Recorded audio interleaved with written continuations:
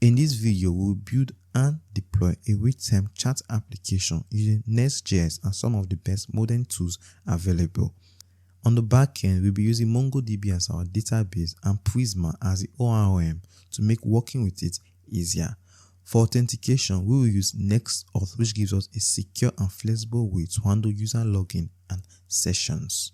On the front end, we'll build with Next.js and React to handle the UI and application logic, while Tailwind CSS takes care of styling so we can quickly create a clean, responsive design. To keep everything type-safe, we write our code in TypeScript, ensuring fewer bugs and smoother developer experience. And for the real-time functionality, we will integrate Pusher so messages can appear instantly without any refresh needed. By the end, you have a full-stack real-time chat app that not only works seamlessly but also looks polished. And at the end of the video, we will deploy the application on Vercel, making it live and production ready. If you are excited by this project, smash on your like button and drop a comment below. 1 like equals to 1 prayer for the YouTube algorithm. It's also a small way to support the channel, and if you haven't subscribed yet, make sure you do so you don't miss the next project. Now let's dive in and build a full stack real-time chat app. So basically, we're going to start this project from absolute scratch. So first of all, we have to actually set up our Next.js application. So I'm going to head over to nextjs.org. I'm going to click on Get Started, and it's going to bring us right here. Then I'm going to click on Installation. And you can see the system requirement that is needed to set up a new Next.js project. Before you begin, make sure your system meets the following requirements: Node.js version 18.18 or above, and you must be operating a macOS, Windows, or Linux system. Okay, great. So if you have that requirement, then you can move on to the next step. We're going to copy this command right here, nps create next at latest. Okay, great. So I'll copy this command. I'm going to head over to my Visual Studio Code. I want to open up a terminal. Then I'll just paste that command right here, nps create next app at latest. Okay, then I'm going to say /, basically telling the command to actually create this project inside this real-time chat app folder right here, this empty folder right here. So I'm going to click on enter. It's going to ask us need to install the following package. Just click on Y, then click on enter. Then it's going to ask us if we want to make use of TypeScript for this project. I'm just going to expand this. Then obviously we want to make use of TypeScript. So I'll click on yes. Which linter would you like to use? I want to make use of ESLint. Then do you want to use Tailwind CSS? I'll click on yes. Obviously we want Tailwind CSS. Would you like your code inside the SRC? Yes, we want our code inside the SRC folder. Would you like to use AppRouter? Yes, we'd like to use AppRouter. Would you like to use Turbo Pack? Yes to that. Would you like to customize the import alias at no? And then it's going to actually start installing the dependency we need to actually set up this project. Now the installation process is going to take some time depending on your network strength, but when it's done, you're going to have this node modules folder right here. Okay, it's going to contain all the packages that's going to come with creating a new Next.js application. So you can actually run this application. Now to do that, we're going to run npm run dev. And this is going to start up a development server at localhost port 3000. So we're just going to follow this link right here. That's going to open up our Next.js application in the web browser. You can see right here. Great. All we have to do now is actually get rid of the files we're not going to need. So I'm going to close this up a bit. Then I'll go to my SRC folder. I'll go to page.css file. Actually get rid of the codes we're not going to need. So I'll just get rid of this. Then instead of outputting this, I want to return a h1 tag that's going to say hello everybody. Then I'm going to go to my globals of CSS file and get rid of all the CSS we're not going to need. Since we are making use of Tailwind, I'll get rid of this. And I'm just going to leave only this import Tailwind CSS. Okay, great. So I head back to the web page and you can see that those codes are actually gone. We have this text, hello everybody. Excellent. So the first feature we're going to implement is going to be the authentication feature. So first of all, we have to create the UI of all the auth pages, the sign-in page, the sign-up page, and the setup profile pages. So let's do that. So basically, the home page is going to be the sign-in page. Let's actually create that. So I'll go back to my Visual Studio Code. First off, I'm going to create some custom colors we're going to use for our application. To do that in the new version of Tailwind, we're going to say add theme. And then we're going to paste in the colors we need right here. Okay, so I just format this. Excellent. So next we're going to start creating the sign-in page. So I'm going to close this up, and the sign-in page is basically going to be the home page of this application. I'll also get rid of this. So we're going to actually create that. Now for the sign-in page, we're going to have this icon that's acting as a logo. Then you have this sign into your account, this input, this button, and this text right here. Okay, so let's actually create that. So I'll go back to my Visual Studio Code. I want to create a div. I'll give this div a Tailwind utility class of HScreen. Now this Tailwind utility class is going to apply a CSS style of height of 100 VH. Now to actually check the CSS style of this utility classes, you just have to hover on this, and then you can see that the CSS prop that we are applying is going to be height of 100 VH. Next, we're going to give this a display of flex, justify of center, then items of center. Then after that, we're going to create a div in here. This div is going to have a Tailwind utility class of maximum width of 250 pixels. Then we're going to give it a width of 95%. Okay, great. Inside this div, we're going to have a h2 tag. This h2 tag is simply going to say sign in to your account. Give it a Tailwind class of text center, text of 3XL, font of bold, margin vertical of 6, and text gray of 300. Okay, I'm going to save this and check out the output. I'll go back to the web page, and we can see that right here, sign into your account, but it's in a white background, so we can't actually see it clearly. So what we are going to do, we're going to add the dark background to our entire web page. So to do that, I'm going to go to the layout file, because the layout file is going to control every page in this application. So whatever background we apply, so this layout file is going to be applied to every page in this application. So we're going to scroll down here. Then right here in this body tab, we're going to add some styles. We're going to give this a BG of slates 950. Okay, BG slates of 950. I'll save that and head back to the web page. You can see that the background is being applied right now. BG slate of 950. Now this is not one of our custom colors. This BG slate 950 is actually built into Tailwind CSS. I'm going to close up this layout file. Now after this h2 tag, I'm going to create another div. I'll give this a Tailwind utility class of padding vertical of 10, padding horizontal of 6, rounded of LG, and shadow of MD. Inside this div, I'm going to create a form tag.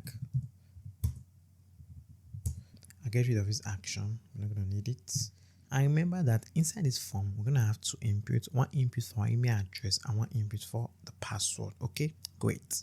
So we're going to create the first input. This is going to be of type text, and it's going to have a placeholder that's going to be email address. I'm going to add some Tailwind classes to this. We'll give this a width of full, a padding horizontal of 4, a padding vertical of 3. I'm going to give the placeholder in there, placeholder of text gray of 400. I give the input a BG of input BG, and this input BG is actually coming from our globals of CSS. These custom colors we create right here, input BG. Now when you are actually applying the colors from our custom colors, you don't have to call the color, okay? Just call the name after the color, input BG, text muted, gray light, like that, okay? So when we are calling the color right here, I say BG, then input BG, just like that. We'll give this a rounded of LG. Outline, I'm going to give it none. A text gray of 100. I'll save that, check out the output, and you can see we have that input right here, email address. Great. So let's do the same thing for the password. So I'll just copy this input, I'll drag this input down, and I'm going to change the name. This one is going to be password. It is going to have a placeholder of password, just like that. I'll save that. Head back to the web page, and you can see we have the password input, but they are too close to each other. So I'm going to add margin vertical to both of these. I'm going to give this a margin vertical of 3. I also give this one a margin vertical of 3. So that's going to add some space between the inputs right here. Excellent. So now I can create the sign in button right here. Very simple. After this input, we're going to create a button. And this button is simply going to say sign in. I'll give it some Tailwind utility class. First of all, I'm going to give it a width of full. I'll give it a BG gradient to right. The gradient is going to go from left to right. So BG gradient to right. It's going to go from blue 500 to purple 600.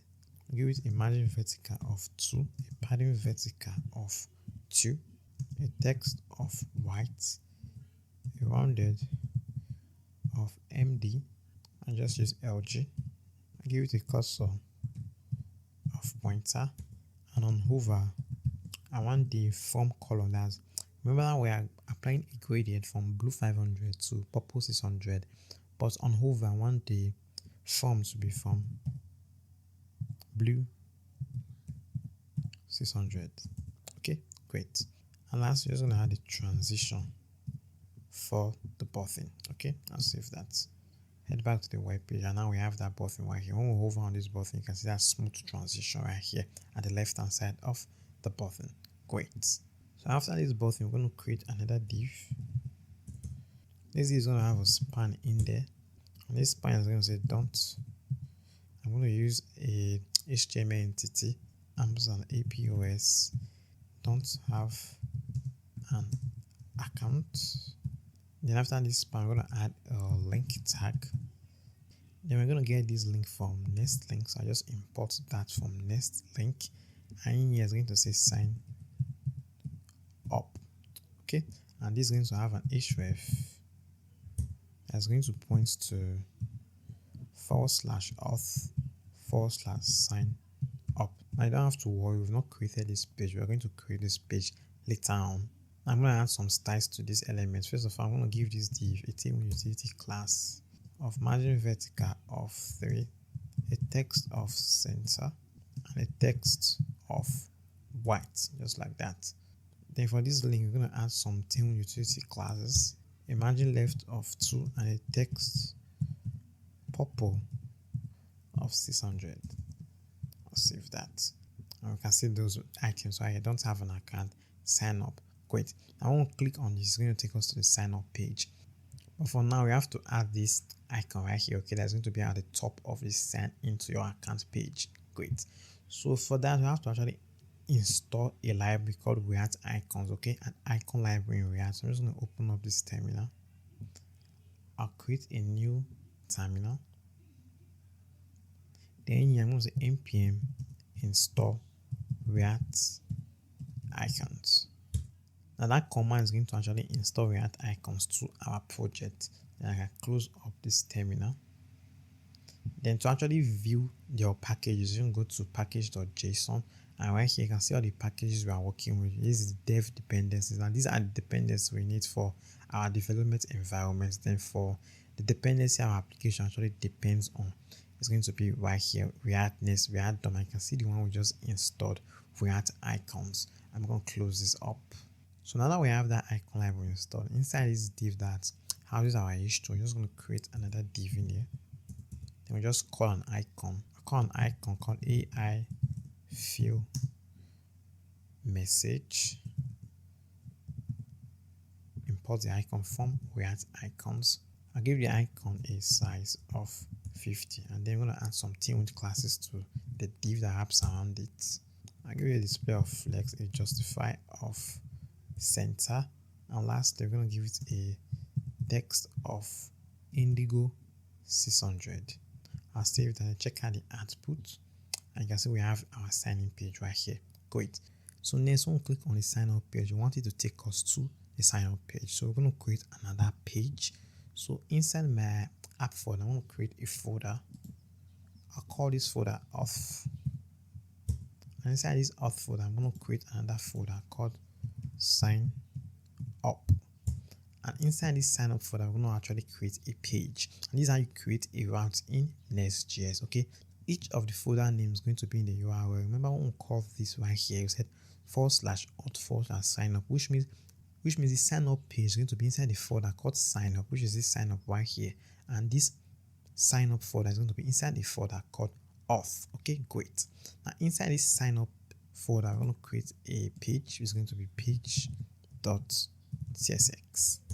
and this sign up page is going to have similar elements with this, so we're just going to copy everything here, then we're just going to paste that right here. But instead of signing to your account, we're going to get rid of this. It's going to be create a new account. Then instead of the submit button to say sign in, it's going to say sign up. Then instead of we say don't have an account, we're going to say already have an account.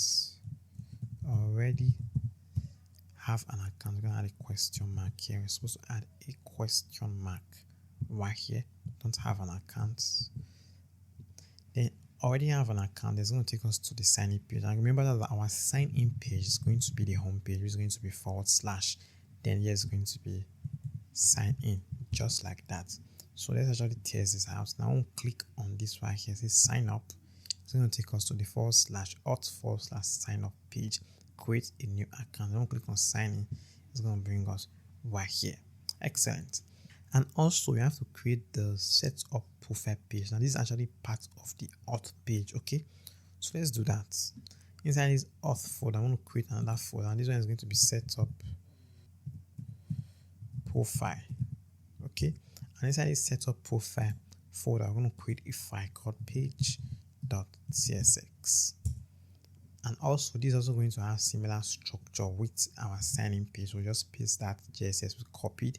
Then we're going to change some things. Instead of we having sign into your account, we're going to have set up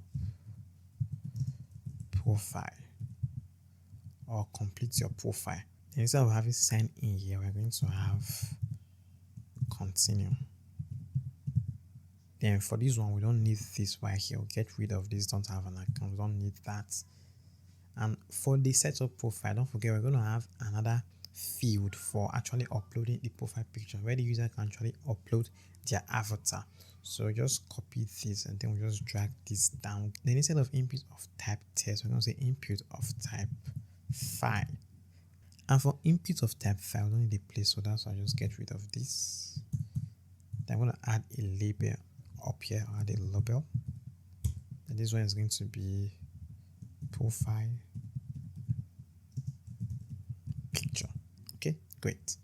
Just get rid of this. Let's actually check out this page. To actually visit this page, it's going to be /auth/setup profile. So we're going to go back here. We're going to say /auth/setup profile. And you can see right here, we have that page right here, setup profile. And we can now actually see the label properly. So we're going to add some styles to it. So give it a Tailwind class of text gray. I'll use 400. I'll save that. And we can actually see it right here, profile picture. Excellent. So now we are done creating all the UI. We've created the UI for our setup profile, our sign in, and also our sign out. So now we can actually set up a new MongoDB project. Okay. So we're going to head over to mongodb.com and actually set up a new MongoDB project. Now, if you don't have any MongoDB account, you can actually create a new account. Click on Get Started and create a new account. It's absolutely free to get started. Wow. Since I already have an account, I've already sent into my MongoDB dashboard. Okay, so up here, we're actually going to create a new project. So I'll click on this. I'll go to New Project. It's going to bring us right here. We can actually create our project. So you have to just specify the project name. For this, I'm going to call this Chat App Tech. Then I'll just scroll down. I think that's basically it. I'll just click on Next. Then I'll just click on Create Project. Now, after we are done creating a new project, it's actually going to open up that project. You can see right now, Chat App Tech. And now we have to actually create a cluster. Now, what's a cluster? A cluster is simply just deploying this project in a live server. Okay, actually creating a live URL for our database. Okay, so I'm going to create a cluster. Click on Create. I'm going to head to free plan, click on free. Then we have to actually specify the cloud provider. We can choose AWS, Google Cloud, or Azure, but I'm going to make use of AWS, and then we can select, and now we have to select the server that is closest to us right now. Okay, and then we can choose between Stockholm, Ireland, Frankfurt, Paris. We have lots of servers. Okay, I want to go with Cape Town because Cape Town is actually closest to me. I'll click on Cape Town. Then I want to click on create deployment. That's actually going to take some time, but when it's done, we're actually going to see this right here. Okay, great. We have actually created a cluster and deployed our project on a live server in AWS. So now we can actually now try to connect to this cluster. Okay, to do that, we're going to click on connect. So first of all, we have to actually create a database user. So I'm going to call this Egbon Tech. And for the password, so we're going to say Egbon Tech. Okay, great. Then I'm going to click on create a database user. So we successfully created a new user in this project. Okay, so now we have to actually set up Prisma so that we can actually connect to this database, so our MongoDB database, using Prisma. So I'm going to head over to prisma.io. Then we can click on docs. Now just scroll down, click on the technology I'm actually using. Right now I'm using Next.js. So I'm going to click on Next.js to actually see how to set this up on Next.js. Now for the prerequisite, you have to have Node.js version 18 and above. So I'm just going to scroll down. Just scroll down. Now this is where we actually have to install Prisma. Okay, you can see the commands we need. First of all, we're going to say npm install Prisma CSS dev. Okay, I'm just going to copy this command. Then I head over to my terminal. I open up my terminal. Then I'll just paste that command right here. Enter. Now after it's done installing, you can check our package.json to actually see those packages. I'm just going to close this up a bit. And you can see right now, I'm going to go to our dev dependency. We have Prisma right here, version 6.16.2. Okay, great. So we're going to head back to Prisma. Next, we're going to copy the next command, which is going to be this npm install and Prisma extension accelerate and at PrismaClient. So I'm just going to copy this command. I'll head back to my terminal and then I'll just paste that command right here. npm install and Prisma extension accelerate and at PrismaClient. I'll click on enter.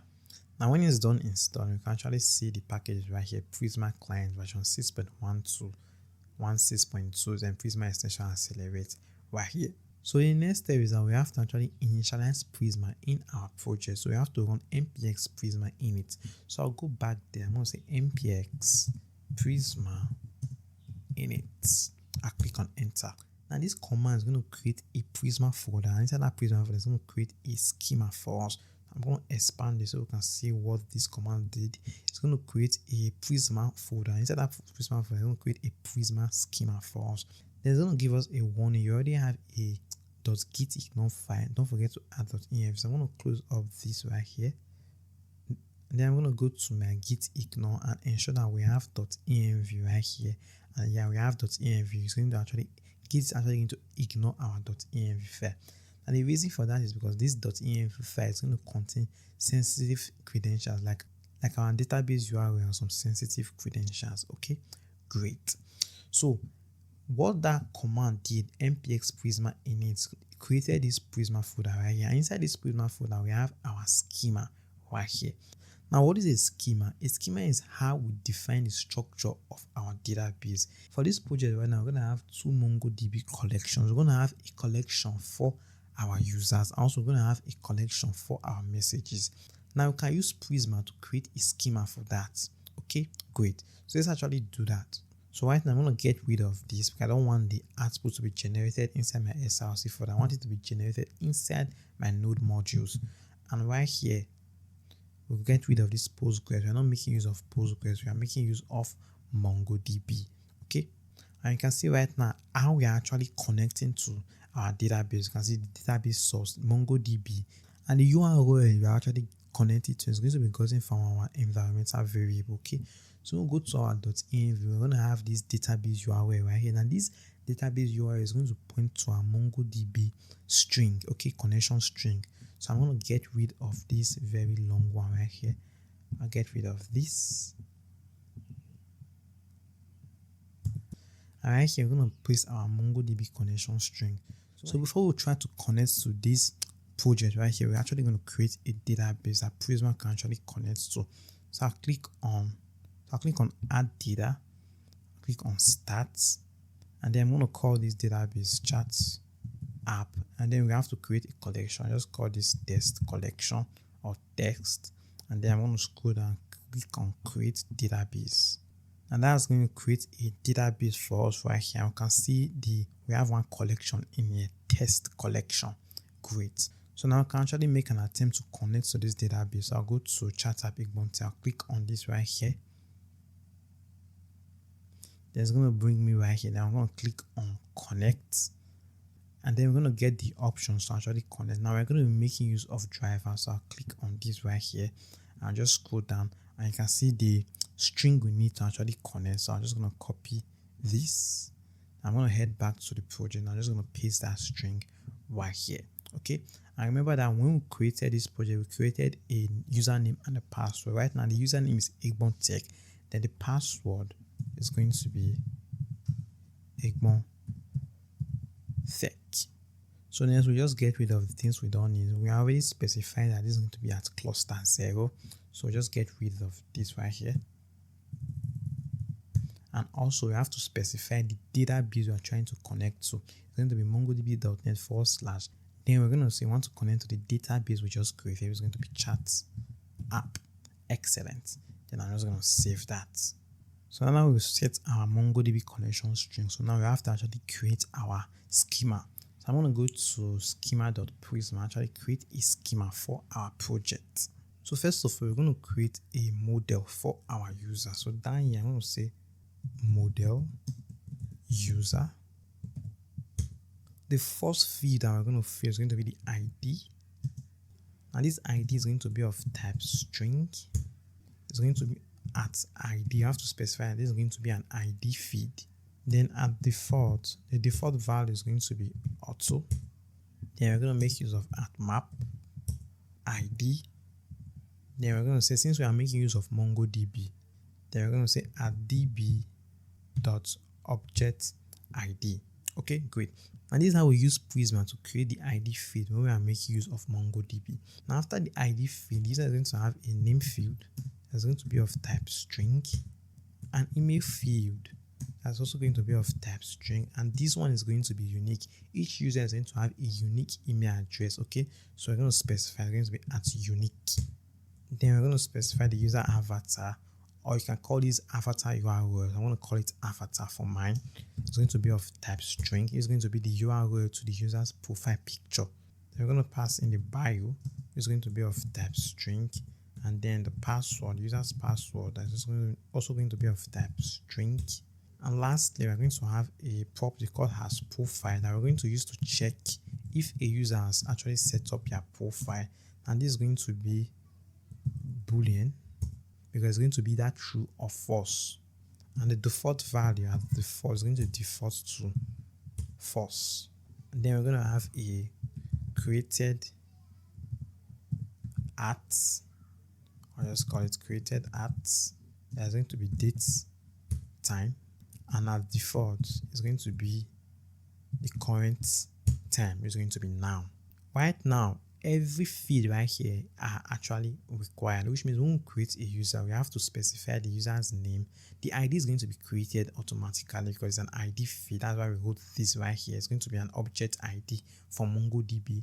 Then we have to specify the name, the email, the avatar, the bio, the password.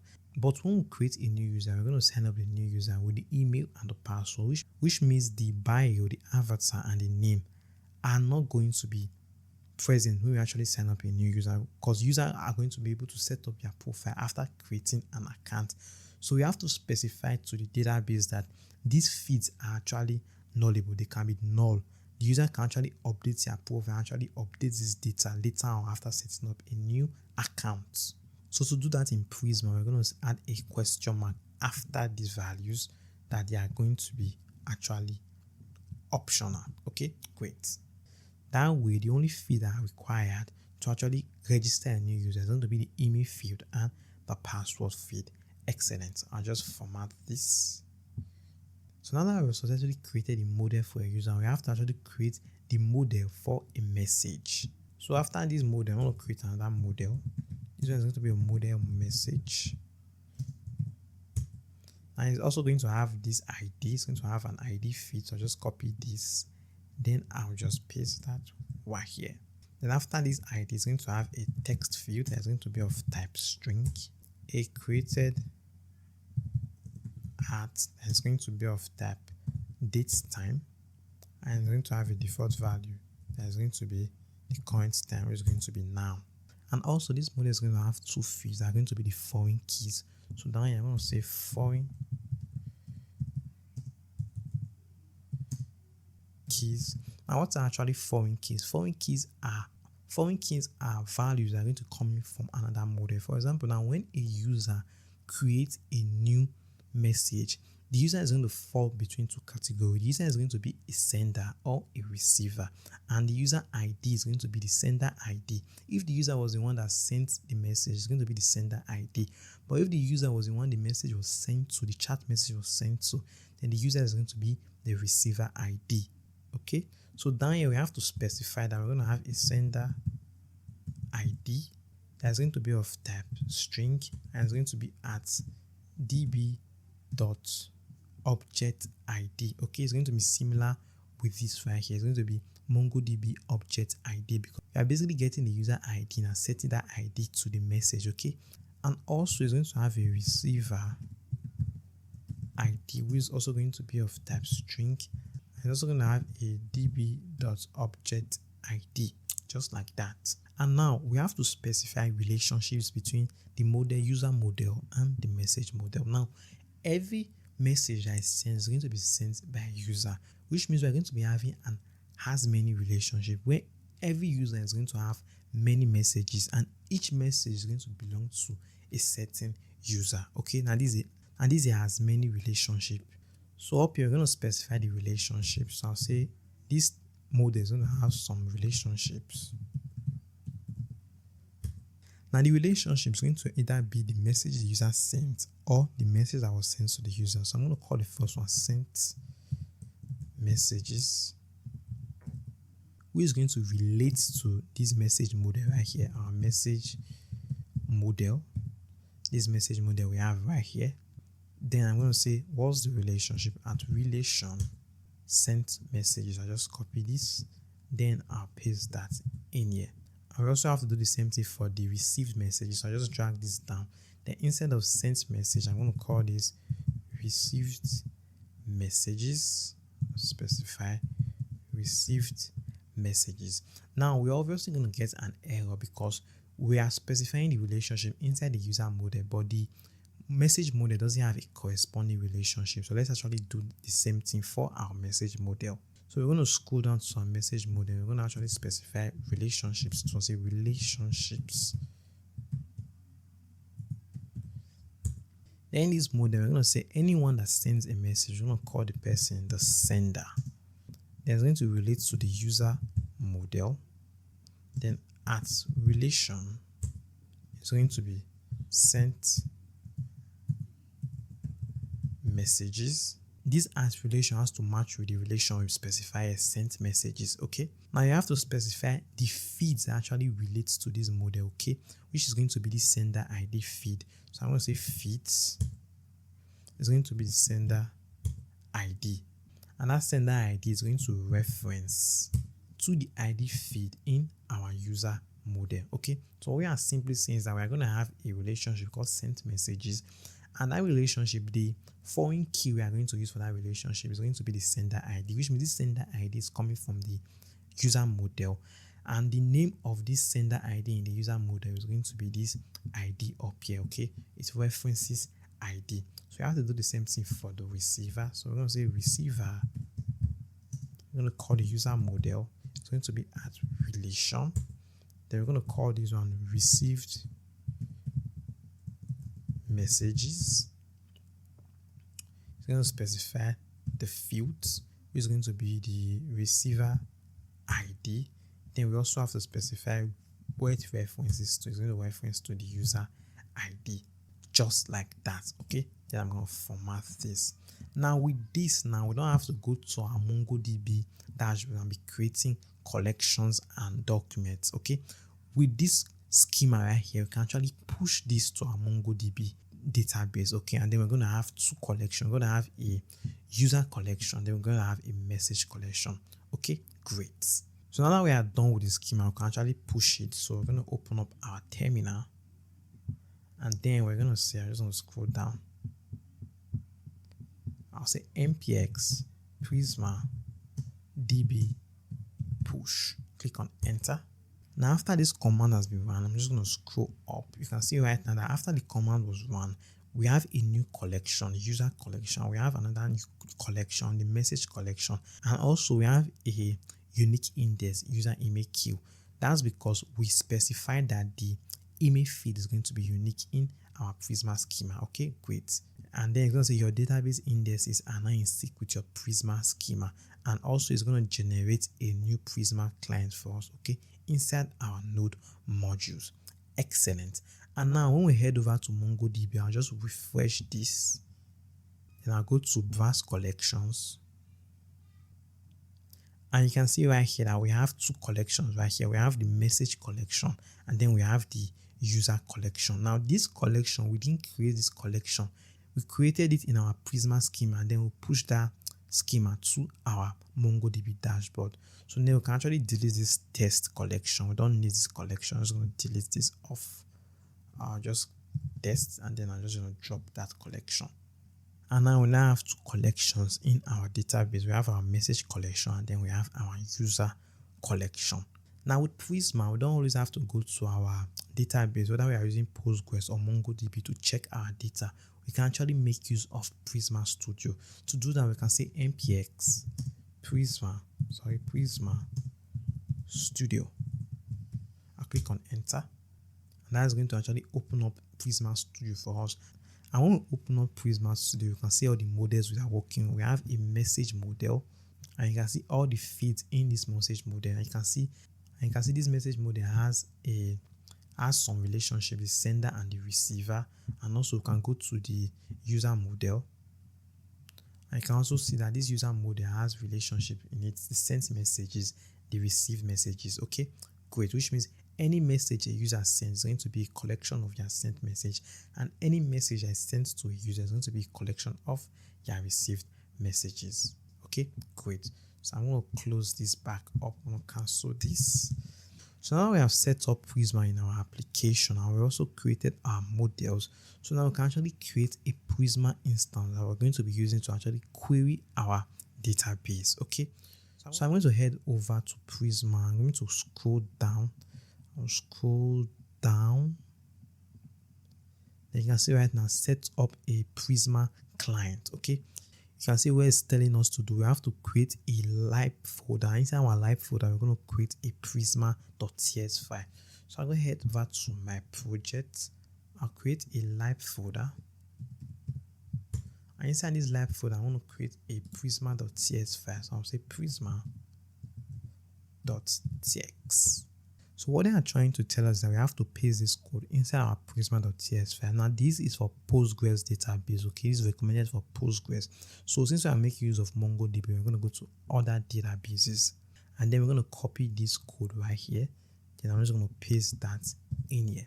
Excellent. Now we don't have our Prisma client right here. We have our Prisma client in our node modules. So I'm just going to import that from Prisma client. Excellent. So now anytime we want to make use of Prisma to actually query our MongoDB database, all we have to do is actually import Prisma from this file right here. Okay, so now that we are done setting up MongoDB, now also setting up Prisma and also connecting Prisma to MongoDB. So now we can actually start working on creating a new user. So we're going to create a folder. Inside our app folder, we'll create another folder. We'll call this folder API. And inside this folder, we're going to create a auth folder, and inside this auth folder we're going to create a register folder. So I'll create a folder for register, and inside this register folder I'm going to create an API route. I'll say route.ts. okay, great. And in here, we're going to say export async function post. Now, this is going to be the route that is going to handle when we actually send a request to create a user, when a user registers, and this is the route that is going to handle actually inserting that user details and credentials into our MongoDB database, okay, so our users collection. So anytime we make a request, it's going to take a request that's going to be of type request. We're going to make use of a try catch block. Now, if there is an error, we're going to log that error to the console.log error. I'll just call this registration error, and then we're going to return a next response.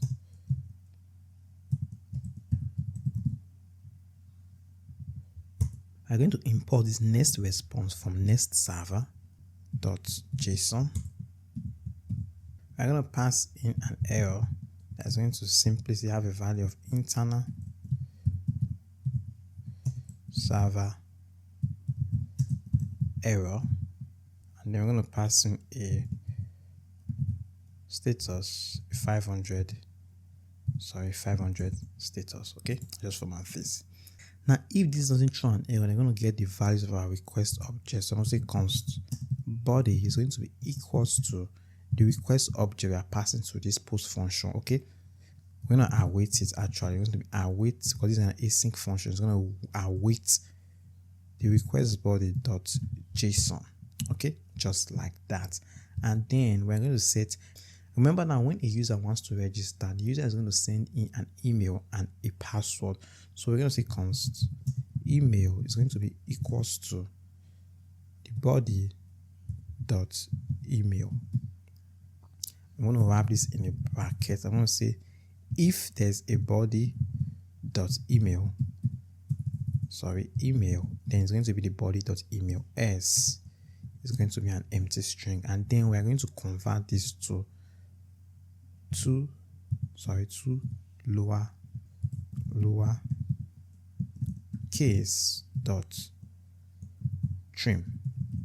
Okay, great.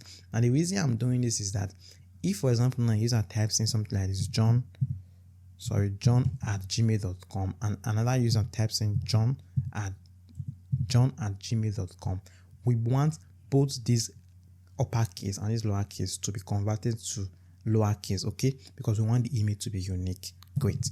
That's why we are converting this email body.email to lowercase.trim. Excellent.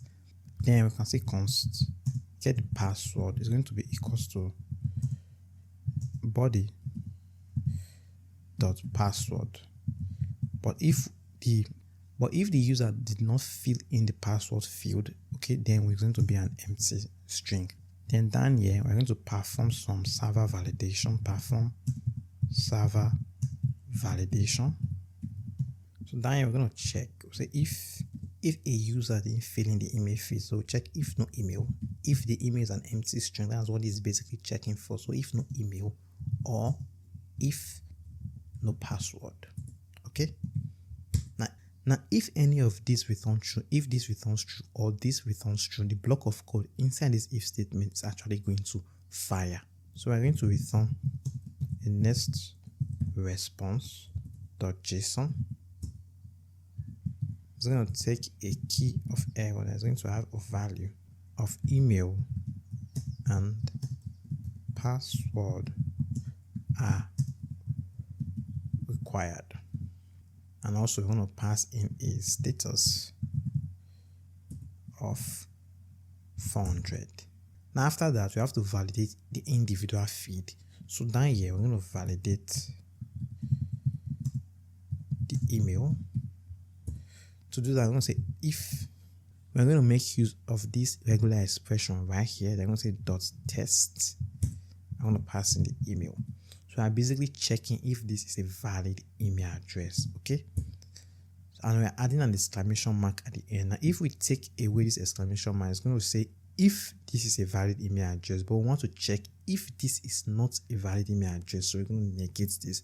If this is not a valid email address, then I'll just copy this response right here. Then I'll just paste that response in here.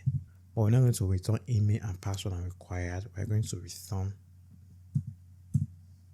please enter a valid email. Okay, great. So after that, we're going to validate the password. We are basically just checking the length of the password. So down here, we're going to say if password dot length is less than 8, then we'll just paste that right here again. But this time around, I'll just get rid of this. It's going to be password must be at least 8 characters long. I'll format this. So after that, we're going to check our database and check if the email already exists, and if this user actually registered before. So down here, we're going to say const existing user is going to be equals to, I'm going to await Prisma. And you can see right now, when we import Prisma, we're going to be importing this Prisma right here from our live Prisma, okay? From this Prisma clients we created right here, this one we created, we got from the official Prisma documentation. Now this way we're going to be importing Prisma from. Okay, great. So after we import the Prisma instance, now after that, click on dot. You can see we have this autocomplete right here. We have access to connect, disconnect, and we can see our message model here, our user model here. Now, when we ran npx prisma db push, it pushed our models to our database, to our MongoDB database, and created new collection for our user and our message models. Okay, and also it created a Prisma client for us. That way we have access to all the values inside these models. So when I click on user and I click on dot, you can see we have access to different Prisma methods right here. Okay, we can do count, create many, delete many. Okay, great. Then we're going to say dot find unique. Okay, we want to find a unique email address. Dot find unique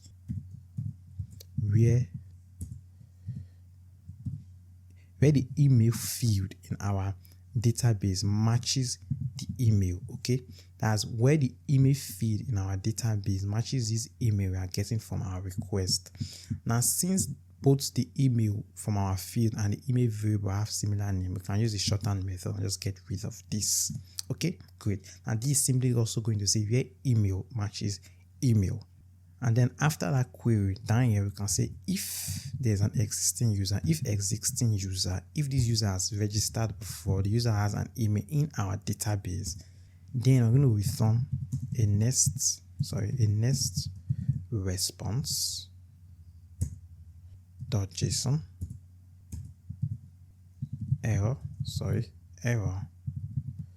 and the error is going to be user with that email already exists, and then we're going to pass in a status of 409. Okay, now if we already have a user with that email, then we're going to return right here. But if we don't, then we're going to continue executing the code. So down here we're going to hash our password, because we don't want to actually insert the password to our database in its raw form. So we're going to hash the password. So to do that, we're going to use a package called bcrypt. So let's actually install that package. So I'm just going to open up my terminal. I'm going to say npm install bcrypt or bcrypt. I'll click on enter, and that command is actually going to install bcrypt to our packages. Okay, so now after installing bcrypt, we have to actually install the types, since we are making use of TypeScript. But we're not going to install it as a dependency, we're going to install it as a dev dependency. Okay, so we're going to say npm install -dev at types bcrypt. I click on enter, and that's going to install that package for us. Okay, so I'm going to close up this terminal. Now when I head over to my package.json, you can see right now we have Bitquit version 6.0.0, and also we have at types Bitquit as a dev dependency version 6.0.0. So I can close this up. So down here you can see const hash. We're going to hash our password. Hash password is going to be equals to await Bitquit dot hash. I'm going to import Bitquit up here. So I'm going to scroll up and say import Bitquit from Bitquit. Okay, great. So down here we're going to say Bitquit dot hash. I'll pass in the password, and then I'm going to pass in the cost factor.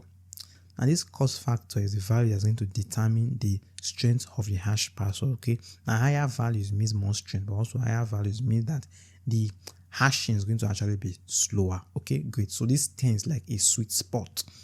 So after that, we're actually going to create the user. So down here we're going to say const user. We're going to create, we're going to set the user to a variable. It's going to be equals to, I'm going to await Prisma dot the user model dot, I want to click on the create method. So I want to create a new user. Then what are the data we are going to pass? The data is going to be, first of all, the email. We're going to do something like email is going to be equals to email. Now since they are similar also, we're going to make use of the shorthand method, and then the password.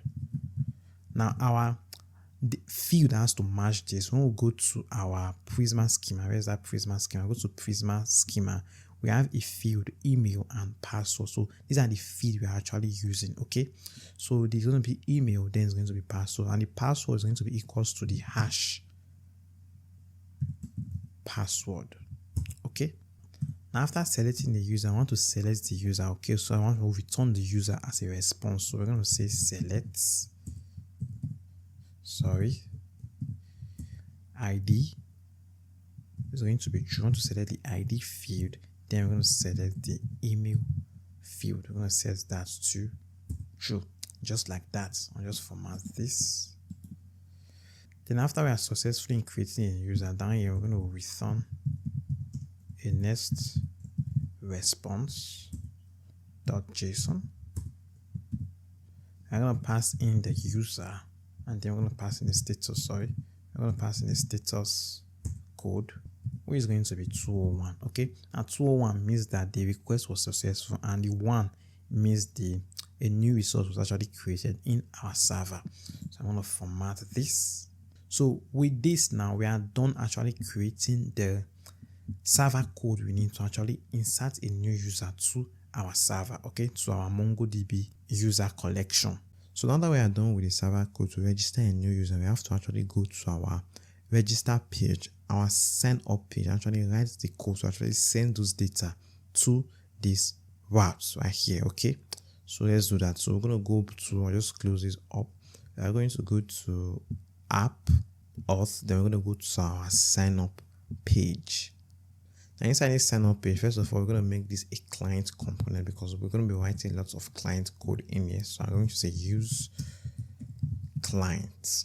Then after that, we have to install a library called Azure that we are going to use for sending get and post requests. So I'm going to open up this terminal. Just open this up. Then down here, I'm going to say npm install Axios. Enter. That command is going to install Axios for us in this project. Okay, so I'm going to close this back up.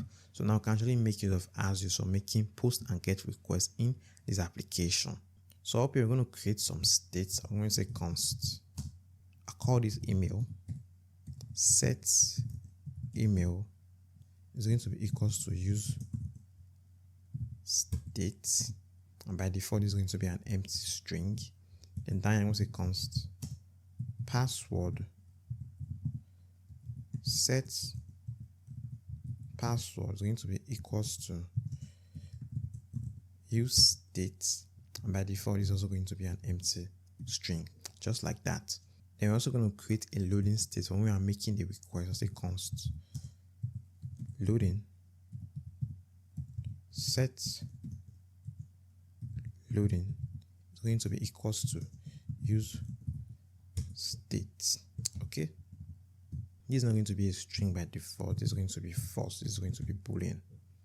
Then after that, we can actually connect this state to the input. To do that, first of all, just format this.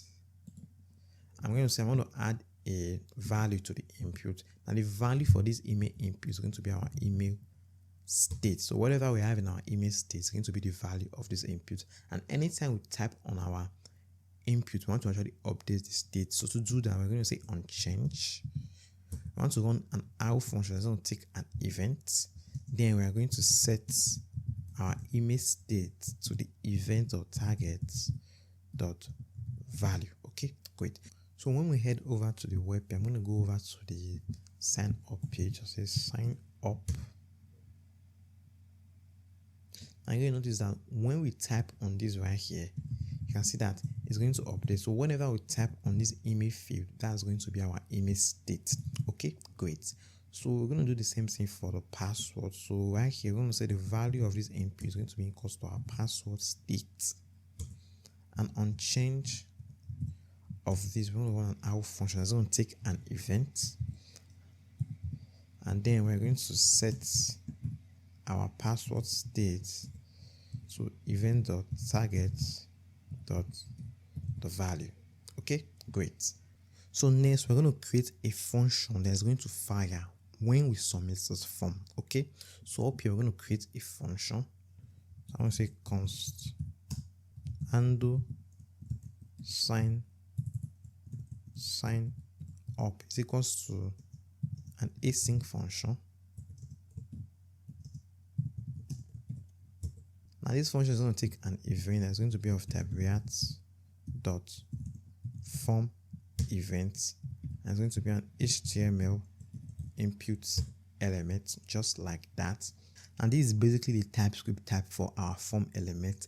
Then in here, we have to prevent default form behavior, because normally when you submit a form, the form is going to get submitted. When we submit this form, we type on this form and submit this form, the form is going to be submitted. And this is the default form behavior in HTML. So we have to prevent that default form submission. So in here, I'm going to say event.prevent the default behavior of the form. So now when we type on this form, I'm just going to hook up this function to the form. So when we submit the form, it's going to fire this function. So I'm going to say on submit of this form, I want to fire this handle sign up. Okay, great. And it's not supposed to be HTML input element. It's supposed to be HTML form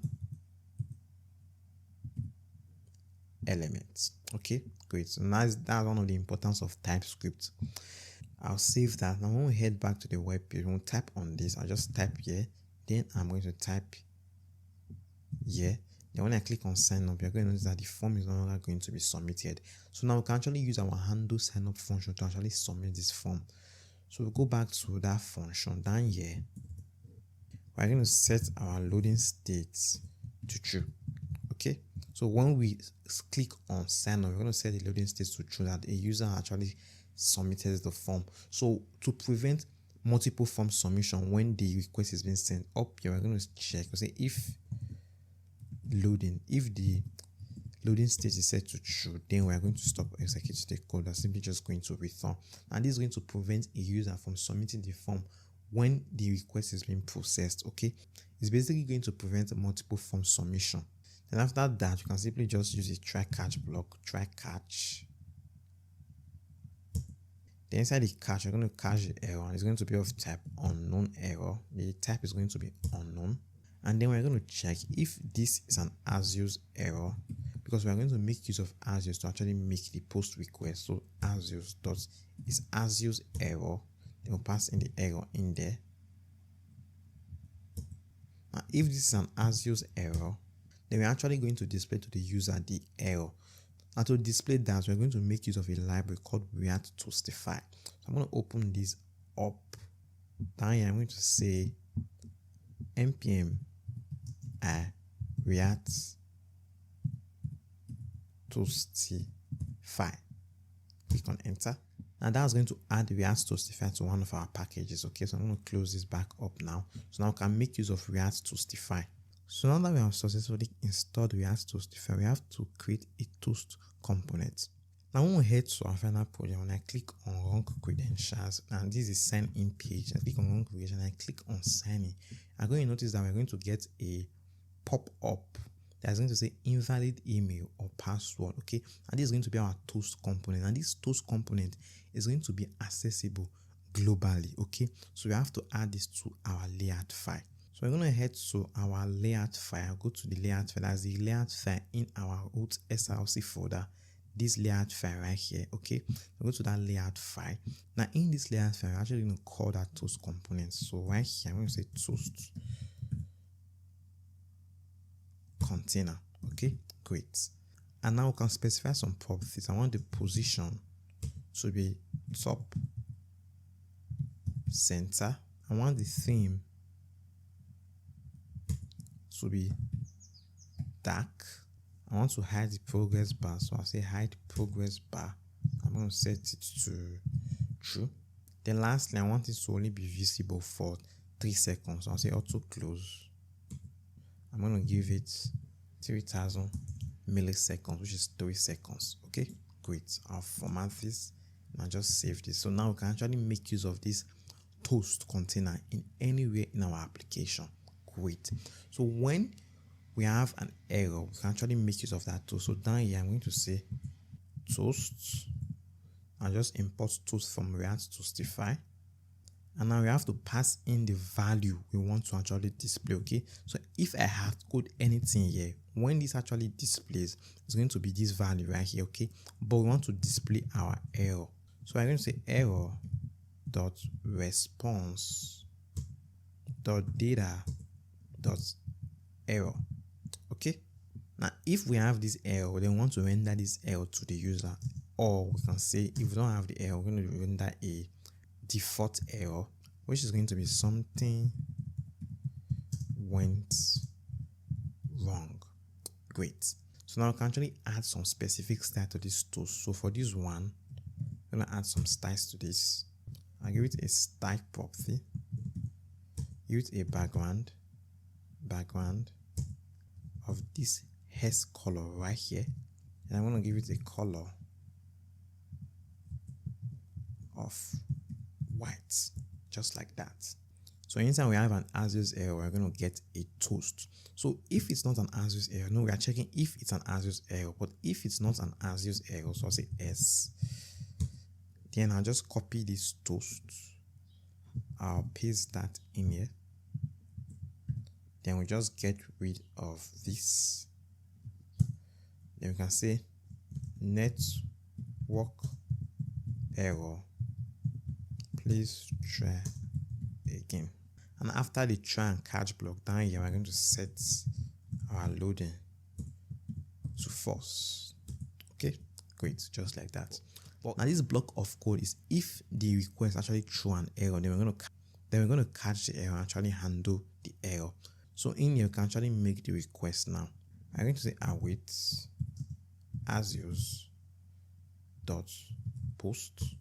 And the post is going to be going to that route we just created. We created a route inside our API folder, and we created a route API/auth/register.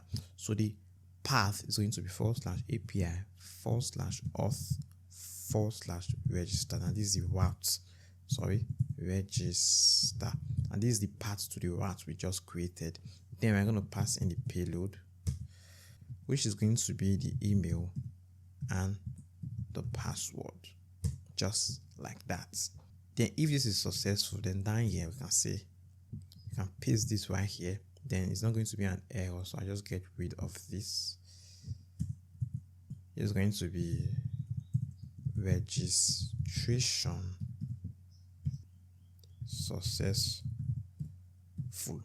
and then we just set our email state to an empty string, then set our password state to an empty string for now. But later on, when we are done with the logic for the signing. When we successfully register a new user, then we're going to sign in the new user, actually start a session for that user.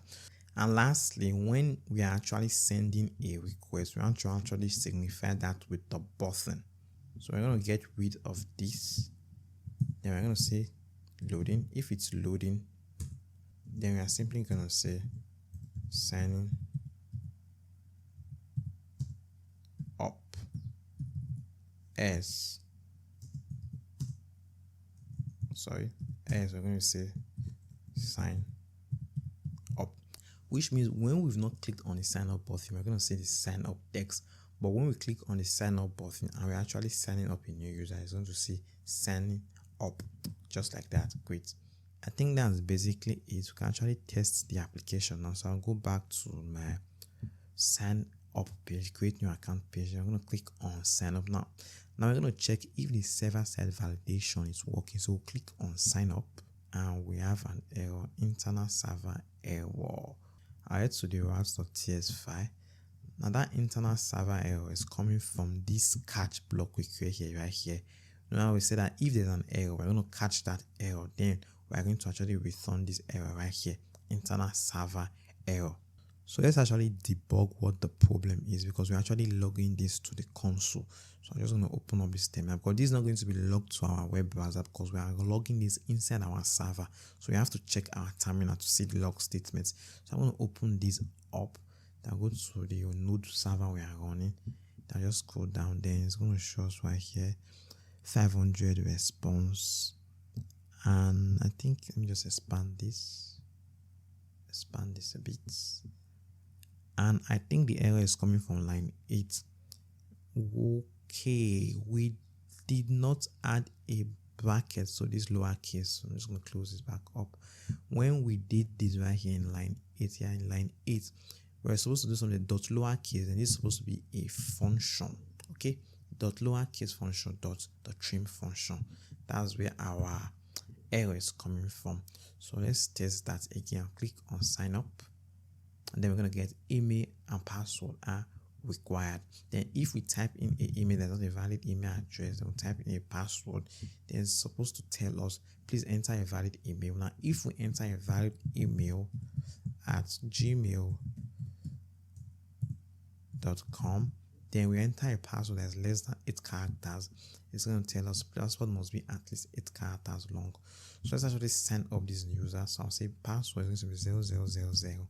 0000. And I'm going to click on sign up, and we get another internal server error. Now this error we are getting now is not coming from our code. The error we are getting is coming from our MongoDB database.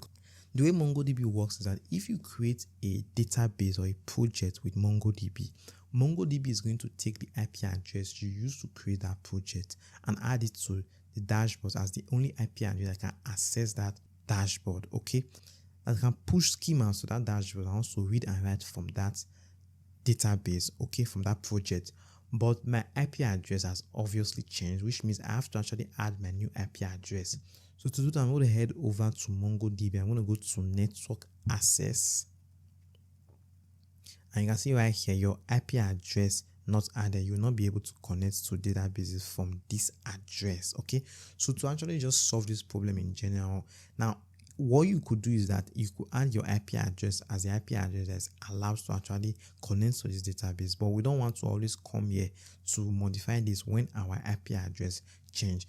So what we are going to do, we're going to add a public access. Okay, so anybody can actually access this regardless of their IP address if they have the connection string.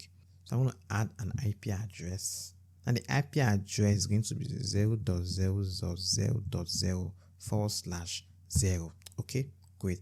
Now this is going to allow access to all IP address, so we don't have to come here and actually set up our IP address every time our IP address changes. So I click on confirm on it. It's going to pen for a while, then it's going to be active. Now when it's active, which means we can connect to this project using any IP address.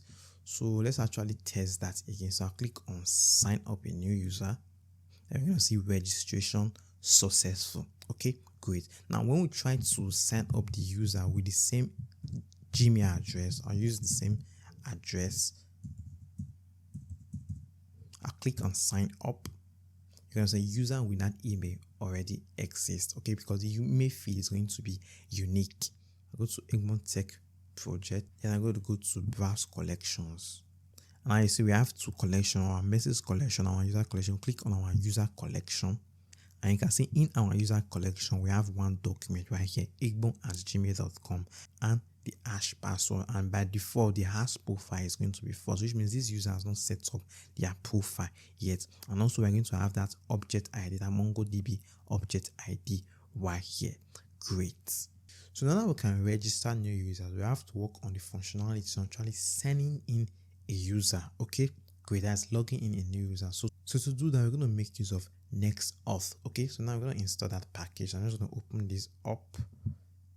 I'll go to this other terminal right here. I'm going to say npm install NextAuth. That command is actually going to install NextAuth for us. So we're going to close up this terminal. So I'm going to head over to package.json, and we can see right here we have NextAuth version 4.2.4.11. I'll close this back up. So now we can actually create a NextAuth route to actually send in a new user. So inside my API, I want to create a folder inside this auth folder.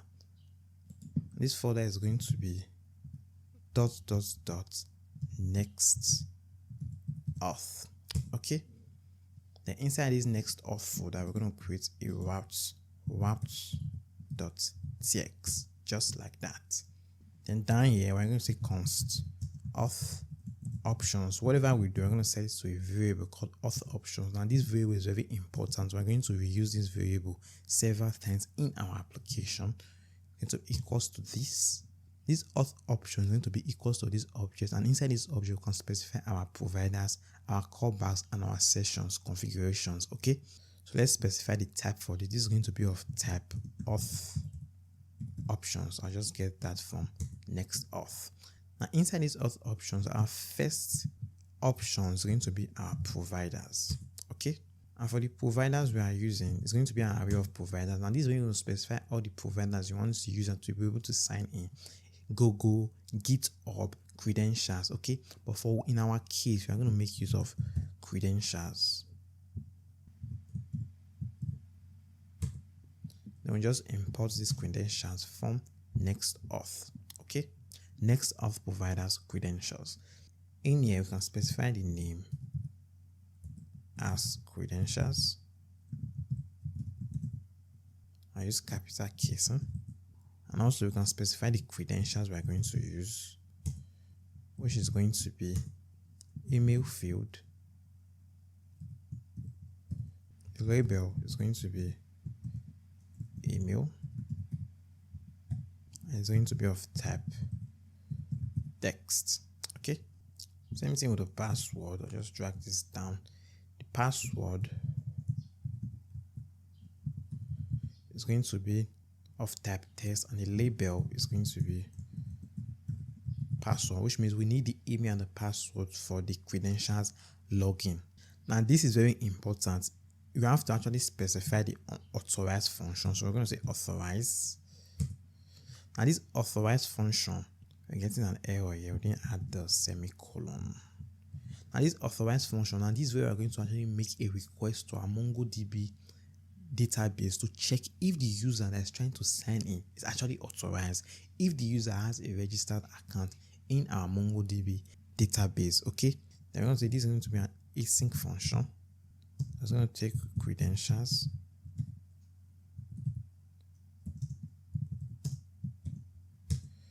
and we're going to check if credentials.email.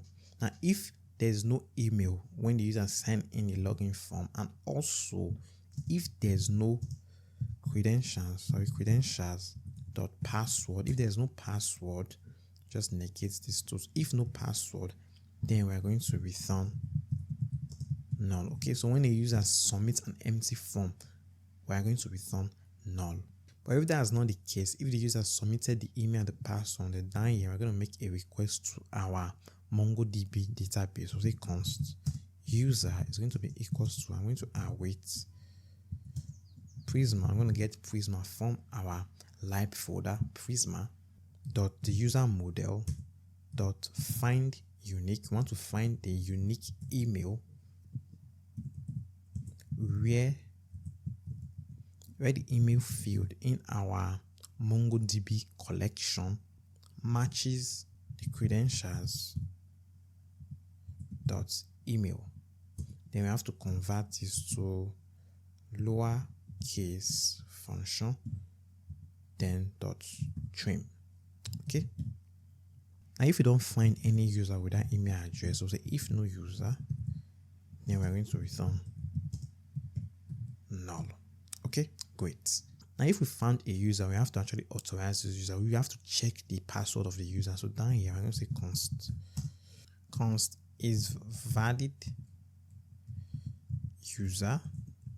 It's going to be equals to, so I spelled out valid correctly. Valid user is going to be equals to await. Remember that we actually hashed our password, so we cannot compare our password directly. So we have to use bcrypt. So say bcrypt. And we have to actually import bcrypt here. So up here, I'm going to say import bcrypt from bcrypt. And down here, you can say bcrypt dot. We want to compare the password. First of all, we're going to pass in the password the user actually typed in, credentials.password. Then we'll pass in the password we are getting from our database, that's user.password. Excellent. Then down here, we're going to say if it's not a valid user, that the password is actually wrong, then we're going to return null. Okay, great. But if it's a valid user and we actually got the user, okay, the password is correct and the email is correct, the user is actually registered and the password is correct, then down here you can just return the user. We basically need the ID of the user. Then we'll say user dot the ID of the user, and also we need the email of the user. So I'll say the email is going to be the user dot the email of the user.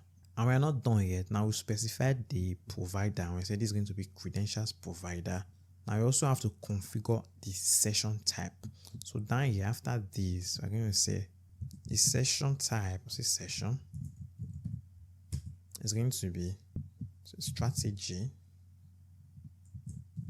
Now we actually have two options. We have database and we have JWT. Now when we make use of database, which means the session is actually going to check our database for the session token and every other thing the user needs to maintain a session. Okay, but in our case we're going to make use of JWT. Okay, because we want this to be a JSON web token, so make use of JWT. And after that we have to specify the callbacks. I'll say callbacks. Now what are callbacks? Now callbacks is the thing, what do we want to do after the user is successfully signed in? Now, when the user is successfully signed in, we want to create a token and also we want to create a session. Now, we need a token when we are pulling the user from the server. Okay, we need that token from when we are actually trying to access the user from the server. And we need a session when we are trying to access the user in the client.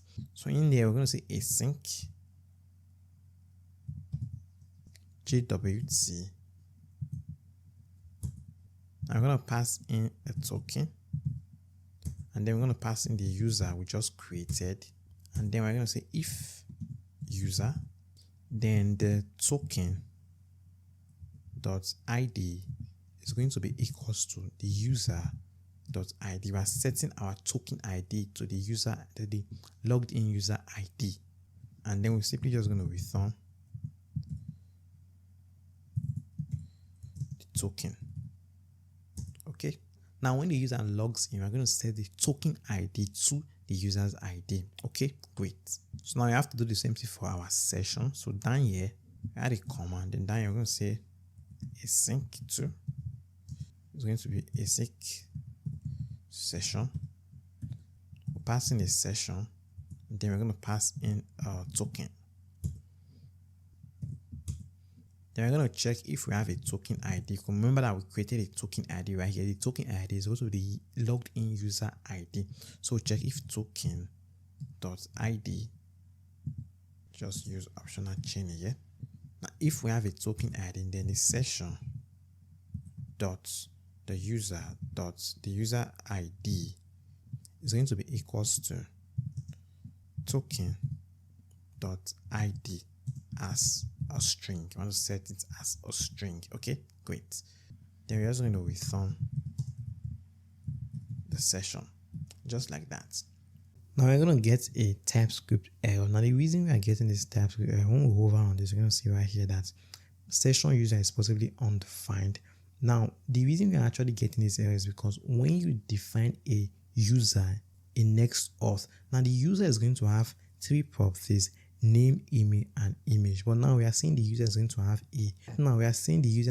an ID property. Okay, now TypeScript doesn't know that.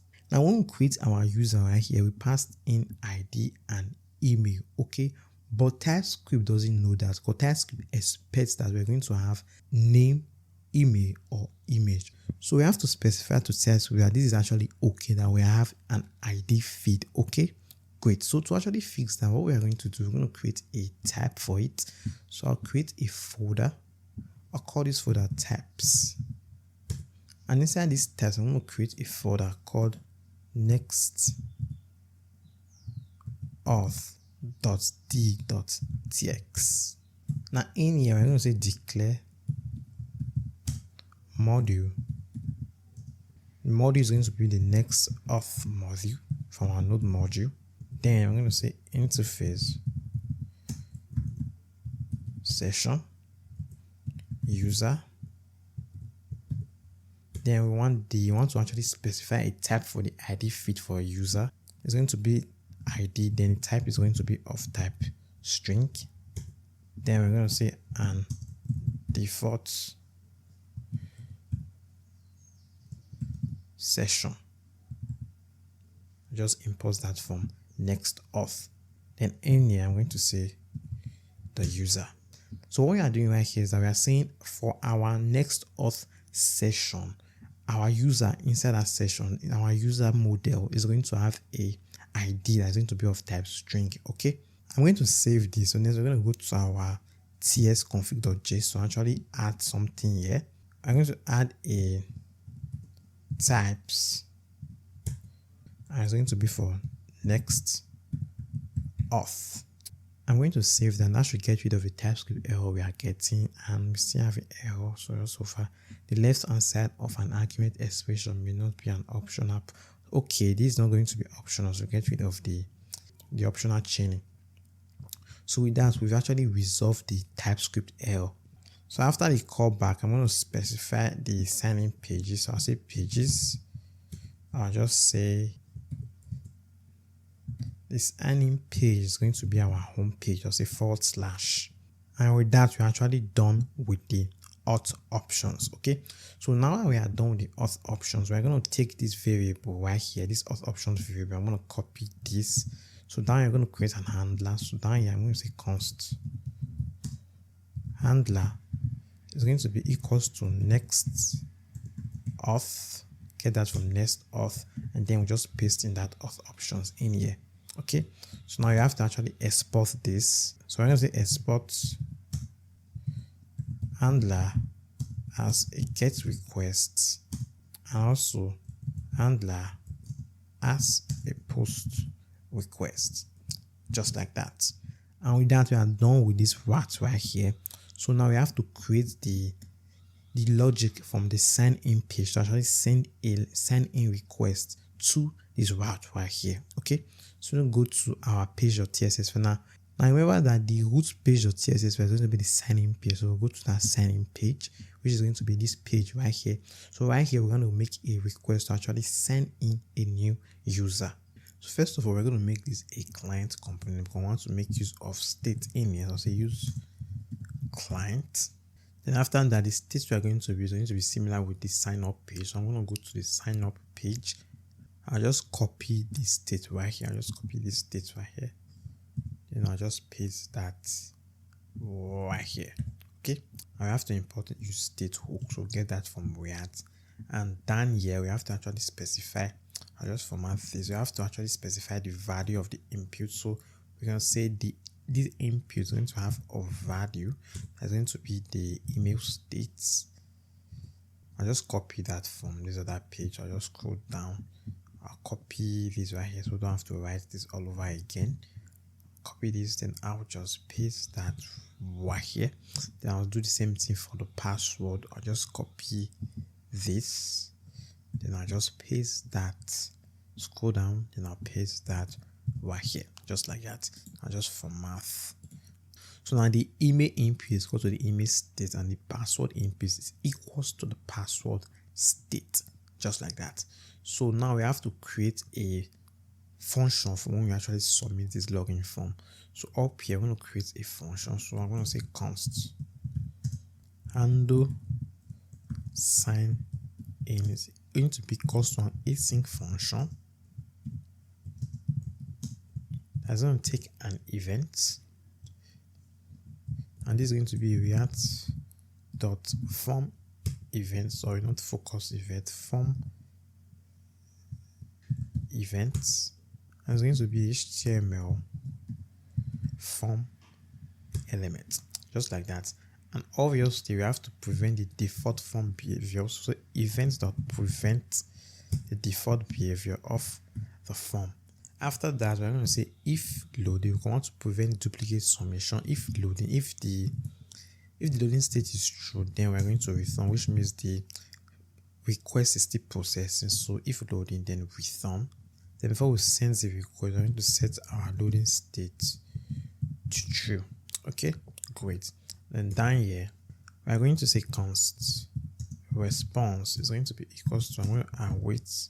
So let me spell that const correctly. Response is going to be equals to await sign in. I'll just get sign in from NextAuth. So I'm going to go get this sign in function from NextAuth. Then we have to specify the sign in method. I'm going to make use of credentials. It's going to be credential signing, okay, which is email and password. And then we have to pass in the credentials. It's going to be email.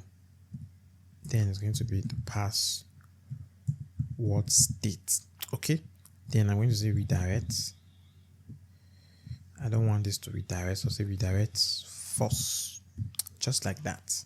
After that, I'm going to say if res.error, if we get an error from this request, then we'll just copy our React toast. So just copy that from here. Just copy React toast, copy this right here.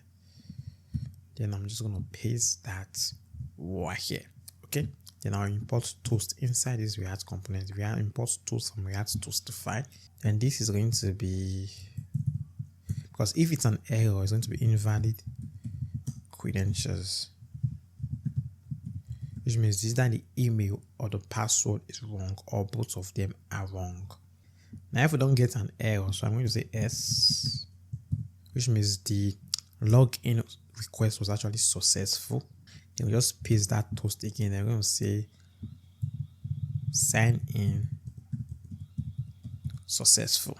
Then finally, we're going to set the loading state back to false. Okay, very important.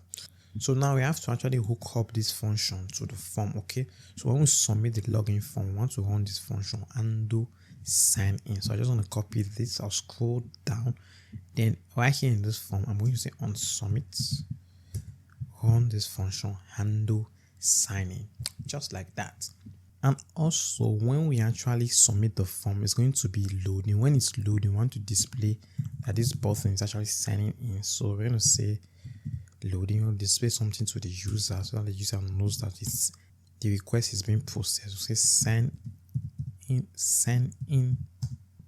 signing in. Okay, S is going to be sign in, just like that. Then when the user submits the form and the request is being processed, it's going to say signing in. Then when the user has not submitted the form, it's going to say sign in. The user is going to add some dot here, dot. Great. So let's actually test this out. So I'll just go back to the sign in page. Now right now I'm in the sign in page.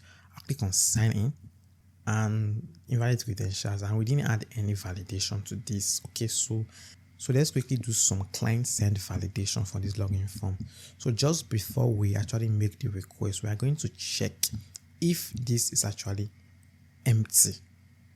So I'm going to say if no email, if the email field is empty, or if the password field is empty, if any of these return true, then we're going to actually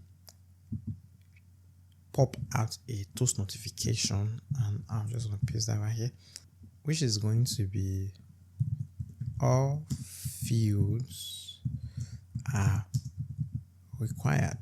Okay. Now, after this notification pops out, we want to stop executing the code. Okay, we don't want to run this block of code right here if the user didn't fill in any email or password. Okay, if one of these fields is empty, so down here we are simply going to say return, just like that. Now we can actually go back to the web page and test this. I won't click on sign in.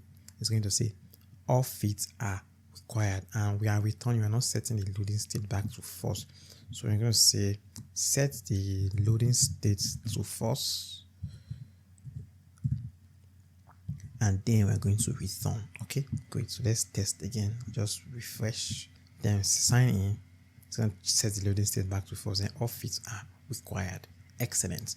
So let's enter a wrong credential. So egbon@gmail.com. Then we're going to add some values to this so that it's wrong on purpose. Then we'll say 00000000. Then I'm going to click on sign in. It's going to return a response from our server, invalid credentials. Okay, so let's actually sign in with the right credentials. So I'll just click on sign in with the right credentials. Then it's going to say sign in successful. Great, which means we have successfully signed in this user using NextAuth. Now, since we are making use of JWT, you can actually check the token. So I'm going to go to inspect. I'll go to application. I'm going to go to, I'm just going to open this up. Right now, I'm in cookies. You can see right now, cookies, localhost 3000. You can see the cookies right here. NextAuth. Okay. And you can see all the token for the authentication right here. And this actually proves that this user is actually logged in now because we have these tokens right here. So now that we've written the code to successfully send in a user with NextAuth, we can actually complete our registration. So we can go back to our sign up page. Now, after a user's registration is successful, we want to send in that user. Okay, so get rid of this right here. So after a user successfully registers, we're going to immediately, so when you create an account, we're immediately going to send in the user. So now I'm going to say const response is going to be equals to await sign in with credentials. I'm going to get that from NextAuth. Then we're going to say we want to make use of credentials method. Then we'll pass in the credential, which is going to be the email state that the user used for registration, and also the password the user used for his or her registration. That's this email and password state right here. Okay, great. I just call this response login response. So now I'm going to check if we have a login error. So I'll say login response.error. If we have an error, then I'm just going to take the user. I'll say router. I'll create a new router instance first. So up here, I'm going to create a router instance. So I'm going to say const router is going to be equals to use router. I'm going to get this router from Nest navigation. So now I'm going to say router.replace. Then I'm going to send the user to the home page. Okay, so if we get an error, okay, we're going to send the user basically to the sign in page. As if we don't get an error and we are successful in sending in the user after registration, we're going to route that user, router.replace, route the user to /setup /auth /setup profile. Okay, take them to the setup profile page because this is going to be the authentication flow. Anytime a user registers or signs in, we're going to take that user to check if the user has set up their profile before. So if the user has not set up their profile, they should not be able to access the chat page. Okay, so we're going to check if there's a login error. We're going to take the user to the home page. So if there's no login error and we are successful in sending the user, we're going to take the user to the setup profile page, just like that. And also, when we actually log in a user in our login page, we also have to take the user to the setup profile page. So we're going to say if login.error, we're going to say invalid credentials, else we're going to say sign up successful. Okay, now inside this else statement, we're also going to route the user. So create a router instance up here. So up here we'll say const router is going to be equals to use router. I'm going to get that from next navigation.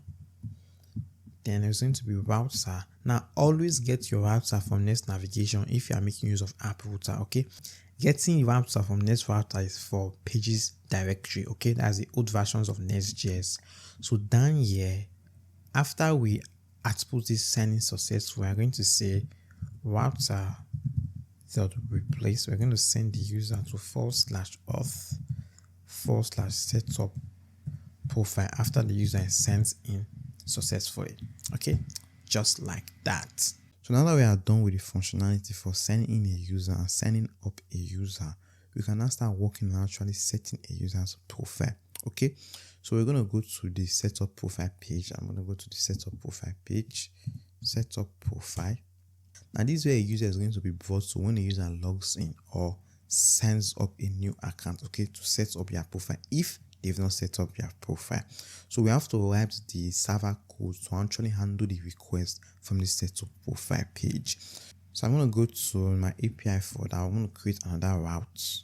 Inside the auth folder in my API route, I'm going to create another folder. I'll call this folder setup profile. And inside the setup profile folder, I'm going to create a route.cs, just like that. In here, I'm simply going to say export async function. The name of the function is going to be post, because this is going to be post request. And this is going to receive a request that's going to be of type request. Then here, we're going to make use of a try catch block.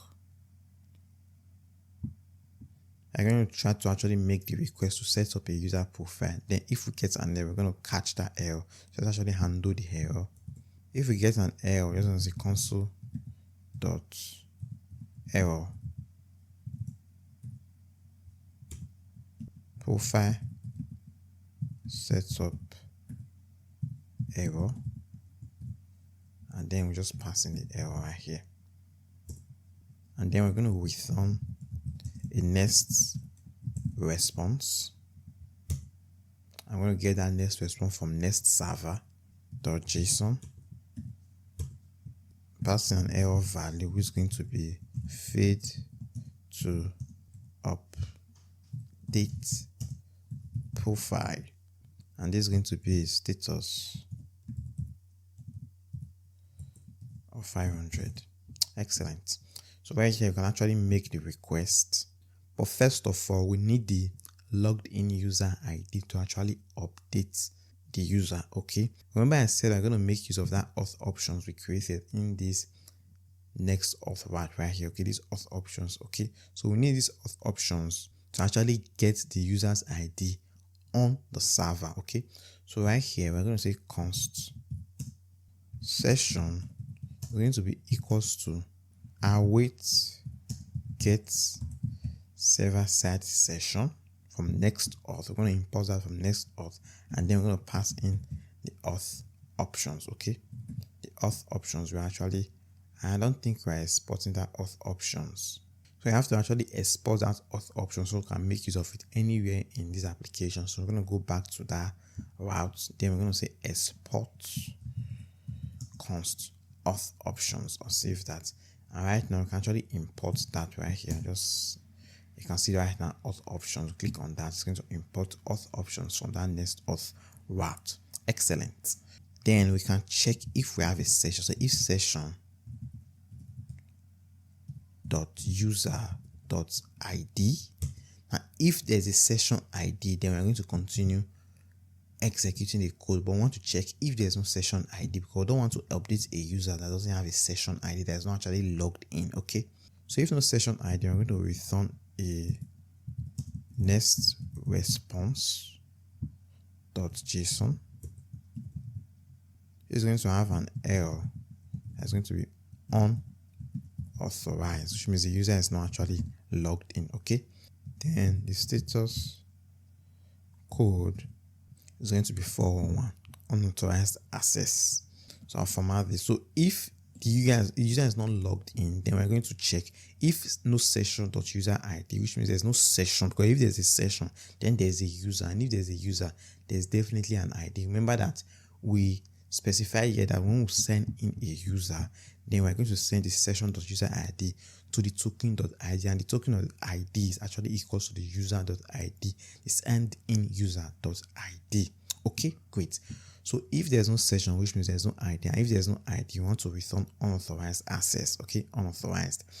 Then now if there's a session ID, then down here we're going to say const form data is going to be equals to await request dot form data. And the reason I'm making use of form data in this case and not JSON is because our request is going to have a file. Remember that when a user sets up their profile, the user is going to upload their image, which means that's going to have a file, which is going to be form data. Okay, great. So that's why we are using form data and not the response.json we used right here.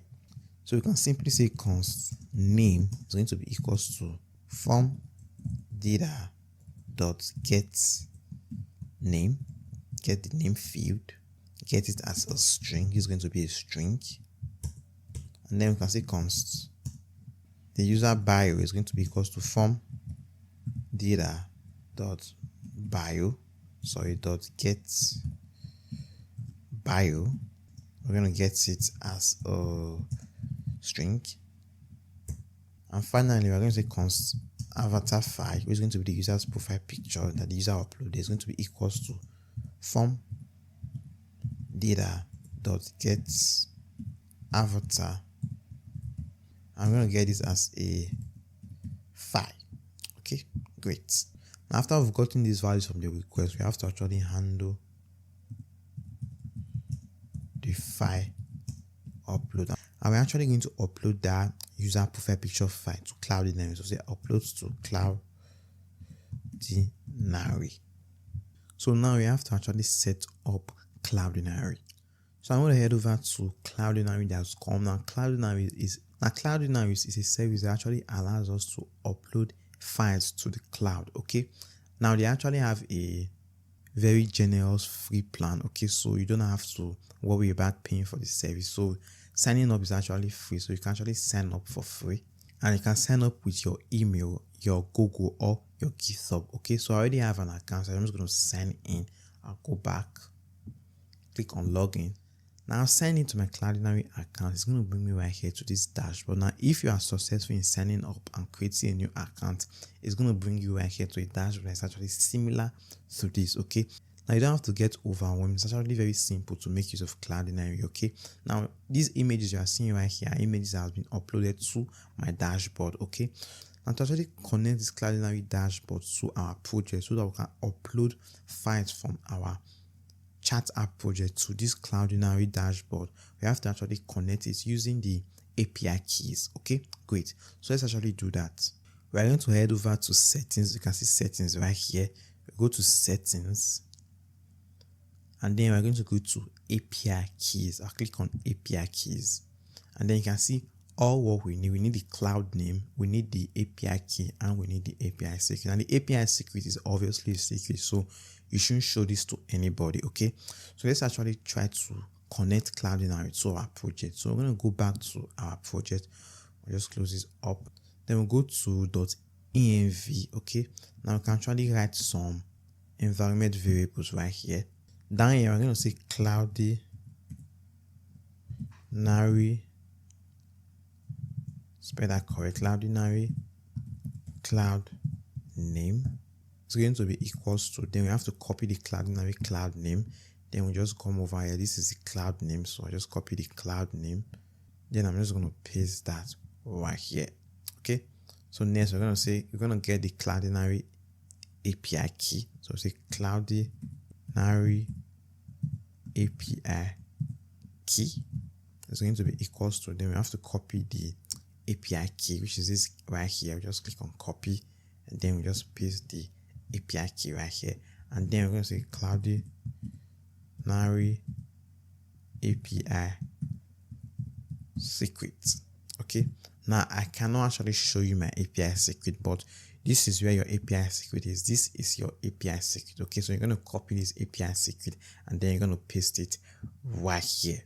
Okay, great. So next we're going to actually now install Cloudinary. Okay, so I'm just going to open up this terminal.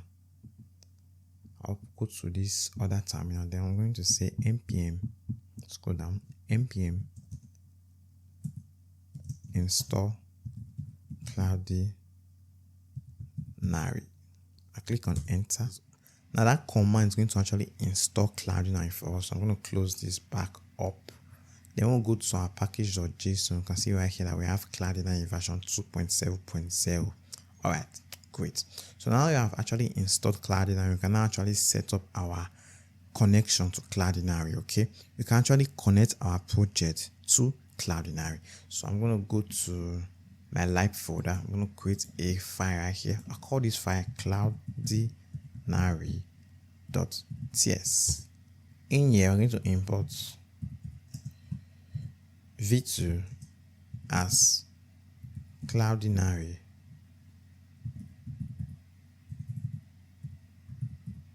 from Cloudinary.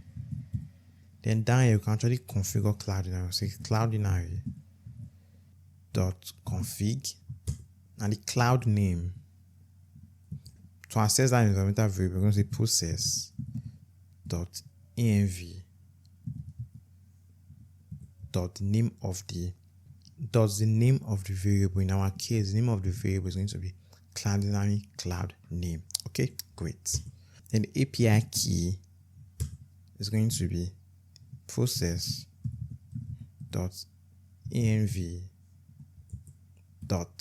The Cloudinary API key environment variable we just created. We'll just paste that right here. Cloudinary API key. Then we have to pass in the API secret. So the API secret is going to be process.env. The Cloudinary API secret, just like that. Then down here, you can simply just export default Cloudinary.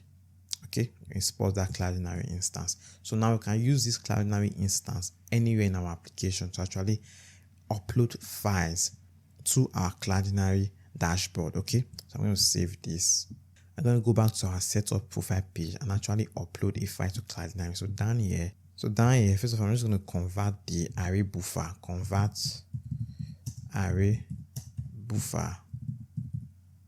Sorry, not buffer. Buffer to Node.js buffer. So down here, I'm going to say const array buffer is going to be equals to. I'm going to await the avatar file dot array buffer.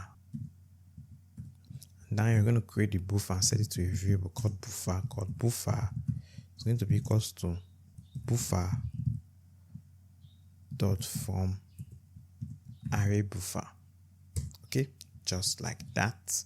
Then down here you can actually upload the file to Cloudinary.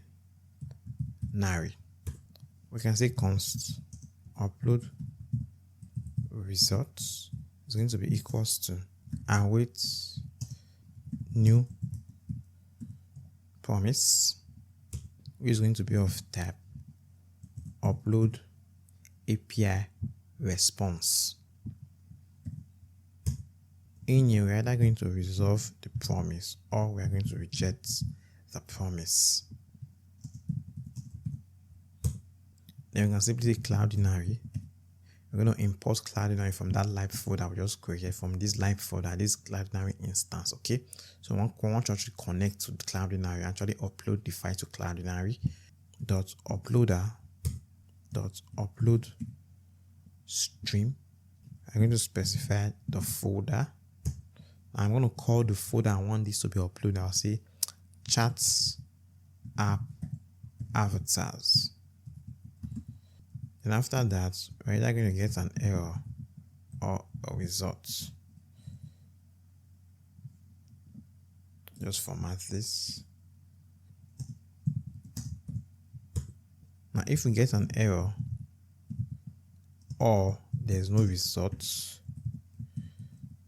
then we're simply just going to reject. I'm going to reject the promise, passing the error, as will resolve the results. Okay, and after all that, right here we're going to just end the buffer. So I'm passing the buffer in here, just like that. Okay, that's this buffer variable right here. Now this block of code right here is actually going to upload our avatar file that the user uploaded to Cloudinary, and this result is going to return the public URL. So down here, after everything, down here we're going to say const the avatar URL is going to be equals to upload results dot secure URL. So now we can actually update the user. We've uploaded the user's avatar to Cloudinary. So down here we can just update the user just like that. Down here I'm going to say await Prisma. I'm going to import Prisma from live Prisma dot the user model dot updates where ID, that is want to update the user where the ID field matches the session dot user dot ID, that is a logged in user. And then we're going to pass in data. The data I want to update are going to be, I want to update the name, I set the name to the name variable. I want to update the bio. I want to update the avatar. I want to set the avatar to the avatar URL variable we just created up here. That's the secure URL of the image we just uploaded. And don't forget, we have to set the has profile to true. Okay, so we know that this user has actually updated their profile, uploaded their profile picture. So I just format this. After this is done, I'm going to return a next response .json with a status of 200, which means it was actually successful. The request was actually successful. So with that, I'm basically done with this route. Okay, so now this is the route that is actually going to handle the request when the user actually send a request to actually update their profile and upload their profile picture or their avatar. So now we have to actually go back to our setup profile page and actually send that request. So I'll go to the setup profile page, which is going to be inside the auth folder, the setup profile. Then go to this page.css file right here. I'll just format this to arrange this a bit. First of all, we're going to update some things right here. So I'm just going to update this. This is not going to be the email address. This is going to be the name of the user. Okay. Then for this one is going to be a test area, because this one is going to be the bio. So instead of imputes, I'm going to make use of text area. Then the placeholder is going to say bio. Okay, great. I'll save that. I'll go back to the web page. Then you can see we have the text area right here, bio, then the name, and we have to get rid of this resize. Okay, so I'll just go to the Tailwind classes. I'm going to say resize. I'll give it none. That way we cannot actually resize the text area. Excellent, just like that. Now we are going to write a lot of client code right here, because we are going to use a lot of states right here to actually handle the input. Okay, and also submit the form to our route. But at the same time, we are going to write server codes in this page right here, because the code we are going to write to actually check if a user already has a profile. Because if a user already has a profile, then there's no need for a user to actually see this page. We're going to route the user to the chat page. Okay, so we're going to be checking that on the server, which means we're going to make use of a React server component, and we cannot write client code inside a server. So what we are going to do is we're going to create a component for this right here, and then we can make this component a client component, thereby preserving the setup profile page as a server component. So inside our SRC folder, we're going to create a folder, and we're going to call this folder components. Spell that correctly, components.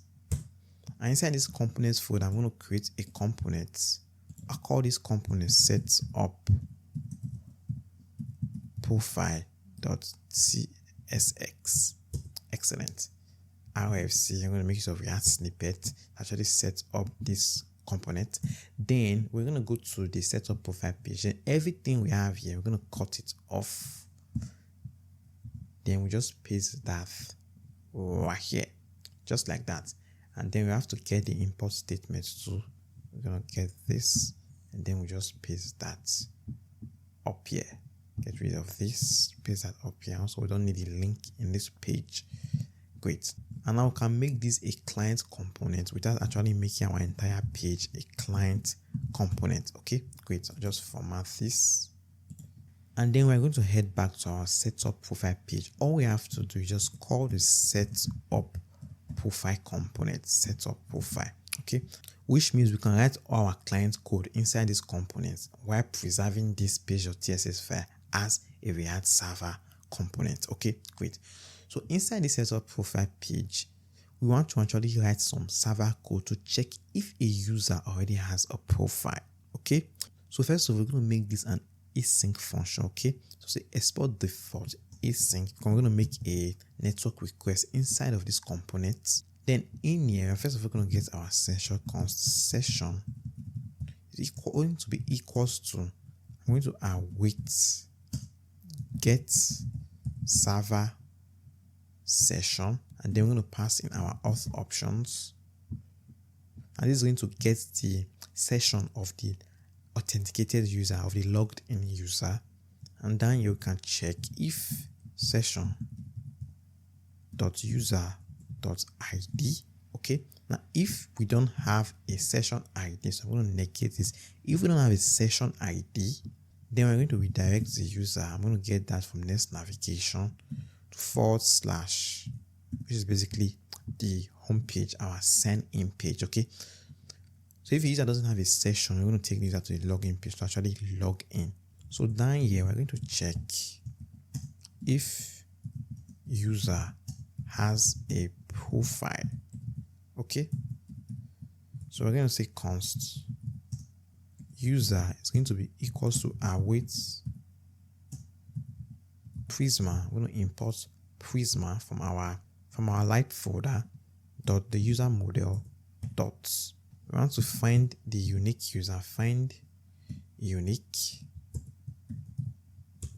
where the ID of the user matches the session dot user dot ID. Okay, so we want to fetch the profile of the user, that the ID of the user in our MongoDB database matches the logged in user, that is the session user. Okay, then we want to say select. We want to select only the has profile. Okay, select has profile is going to be equals to true. We only want to select the has profile because we want to check if the has profile is true or false. So down here, we're going to check if user.has profile, which means if the user has a profile, then we're going to wrap the user. We basically redirect the user to /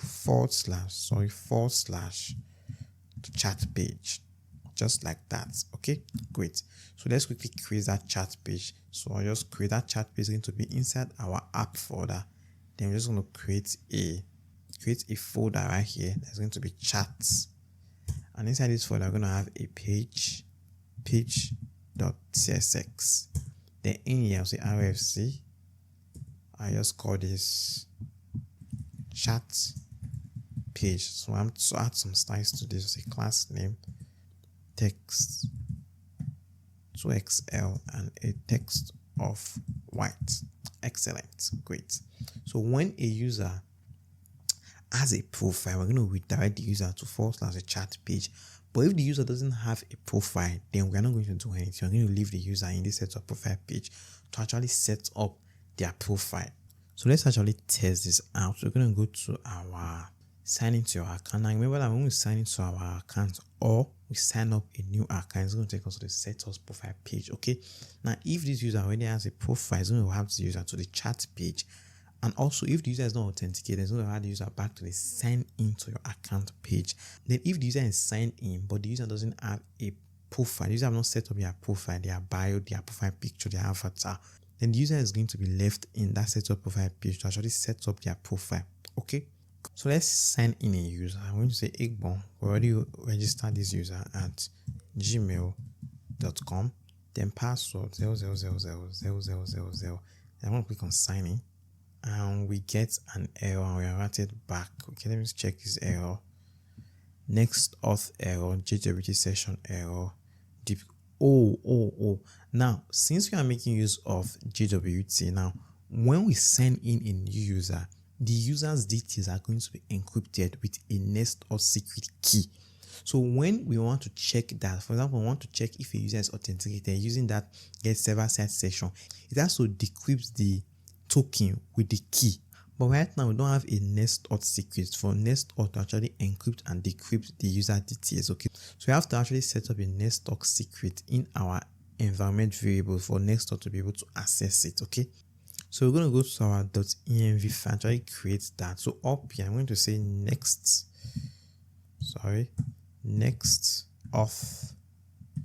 secrets. It's going to be equals to, now you can actually specify anything. I'm going to say super secret string.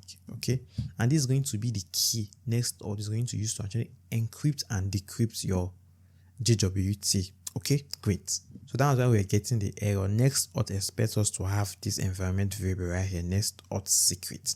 Great. So I'm going to close this back up. Then I'm going to actually try that again. I'm going to first of all delete the tokens we already created when we signed them. I'm going to delete these tokens. Delete, and then we'll delete this one. Okay, great. Let's try that again. So I'll say egbon@gmail.com, then password 00000000. Now click on sign in. Sign in successful, and there's going to bring us right here to the setup profile page. Now the only reason we're able to access the setup profile page is because we are actually authenticated. Now since this user has not set up their profile yet, the user will be able to now set up their profile. But if this user already has a profile, per the code we wrote here, if user has profile, if the has profile is true, then it's going to redirect the user to the chat page. Now since this user doesn't have a profile, the user will not be able to actually set up their profile. So we're going to go to the setup profile component. Okay, we're going to go to that setup profile component. Now in here, we're going to create some states. First of all, I'm going to create a state for the name, const name. Set name is going to be equals to use state hook from React, and by default this is going to be a string.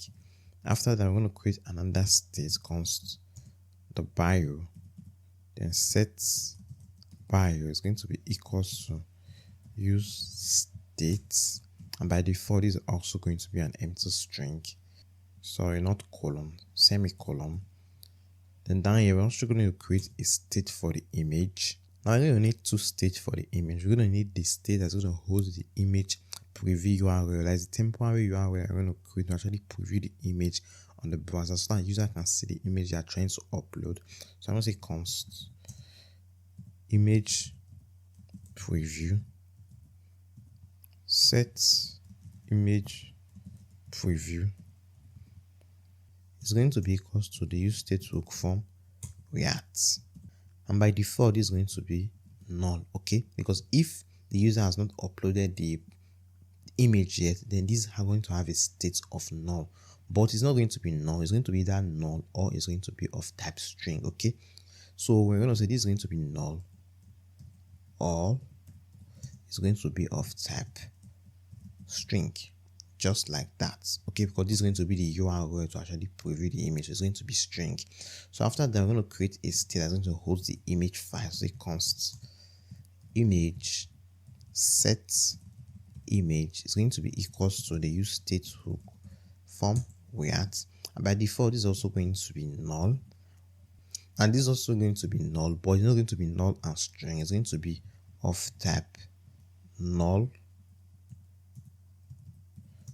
or it's going to be of type file, just like that, which means if a user has not uploaded the image, it's going to be null, but if the user has uploaded the image, it's going to be of type file. Let's actually condense this state to our input. So down here, I'm going to say this name input is going to have a value that's going to be a name state. Then on change of this input, on change, it's going to fire an arrow function to take an event. Then we're going to set our name state to event.target dot the value. Okay, great. So we'll do the same thing for the bio. Paste that right here. Then instead of the name state, we're going to say the value is going to be the bio state, and on change, I'm going to set the bio to event.target.value. Okay, so now we've handled this name input and the text there. So let's actually handle the image. Now when the image is uploaded, we want to run a function called handle image. So up here, I'm going to create a function. Say const handle image is going to be equals to an Auth function. We're going to take an event that's going to be react.change event. There's going to be an HTML input element. Then here we can get the file as a variable. Say const file is going to be equals to event.target.the files. Okay. Now the reason I'm saying event.target.files, even though we're uploading one file, is because this is going to return an array of files. So regardless of if we're actually uploading just one file, it's going to return an array of files. Okay, so let me actually log this to the console. Say console.log. I'm going to log the file variable. Okay, then we have to hook up this function to our file input. So when we upload the file, it's going to fire that function. So the one here, I'm going to say on change, and I'll just paste that function. Right, so anytime this input change, it's going to fire this function handle image. So I want to go to my browser and I'm going to try to upload a file. Let's go to my developer tools. I have my console right here. I'll click on choose file. Then I'll just choose this file right here. I'm going to click on open. You can see we have the file list right here. Okay, now regardless of if we are just uploading one file, it's going to return an array of file. Okay, you can see that we just have that one file in here. Okay, but we obviously want the file at the index of 0, so we're going to say we want the file at the index of 0. Okay, so I'm going to close this back up and go back to the code. Then I'm going to say I want the file. Then I'm going to say I want the file at the index of 0. Okay, just like that. Then after that, we're going to check if file, okay, if we have a file inside this file variable. And if we have a file, then we're going to set our image preview state. I'm going to create a temporary URL that the user can actually use to view this image in the browser. Okay, we'll say url.create object URL. Then we'll just pass in the file in here. Okay, we're going to create an object URL for our file. Then also we're going to set our image state to file. Okay, great. So anytime we upload a file, we should be able to see the file in the browser. So we're going to create an image tag to actually view the image. I'm just going to scroll down. In here, I'm going to create a div. I'll give this div some Tailwind utility classes. Display of flex, justify of center, and in here we're going to add a next image tag image. I'm just going to get that from next image. The src is going to be our image preview state. I'll say image preview state. The auth test, I'll say auth is going to be uploaded image. We have to specify a width and height for Next.js. I'll give it a width, I'll just use 1000. Then I'll give it a height, I'll just use 1000. And obviously, right now, when we hover on this, you're going to see that type string and null is not assignable to type string, because this src pop the next image expects the URL of the image to be of type string. But up here, we are saying that the URL, this image preview state, can either be string or it can be null. So we cannot assign a type of string and null to a type of string. So how do we solve this problem? We are going to ensure that we only render this to the UI when we know that the image has actually been selected. Okay, so to do that, I'm just going to cut this off. Then I'm going to check image preview state if the user has actually selected a file. So if image preview state is set to true, only then do we want to render this image component right here. Okay, and we are still getting the error over on this start type strings now assignment to type string and static imports. But we specified that this is going to be type null or type. Oh, I'm using uppercase. Okay, it's going to be lowercase. Okay, type null or type string. That should get rid of the error. just like that. Okay, great. Now let's actually test this out. So I'm going to save this. I'll go to the web. I'm going to try to upload a file. I'll click on choose file. Choose this file right here. I'll open, and you can see we have that file up here. Okay, let's quickly add some Tailwind classes to this. So I'll just go to that image. I'm going to add some Tailwind classes.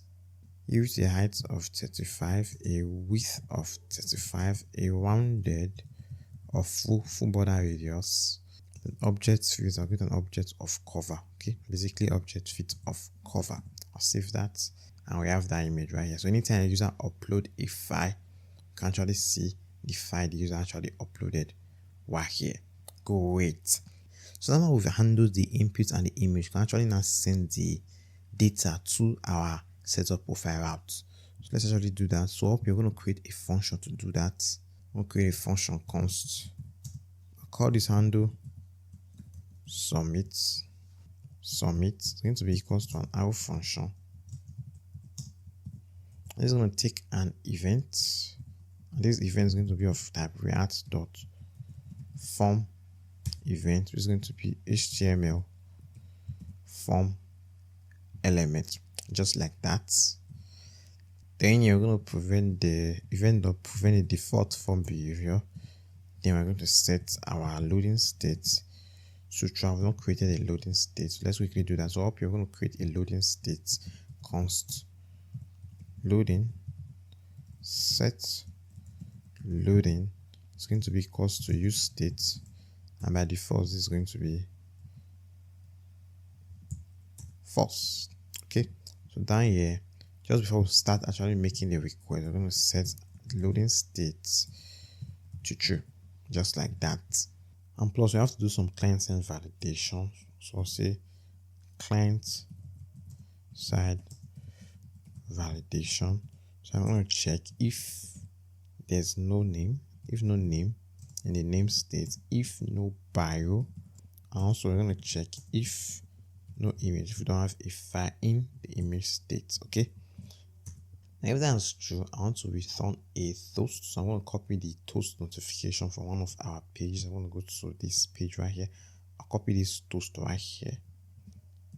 I'll head back to the setup profile component. I'm just going to paste that right here, and we have to import this toast from Toastify. So I'm just going to import that in, format this, arrange this a bit.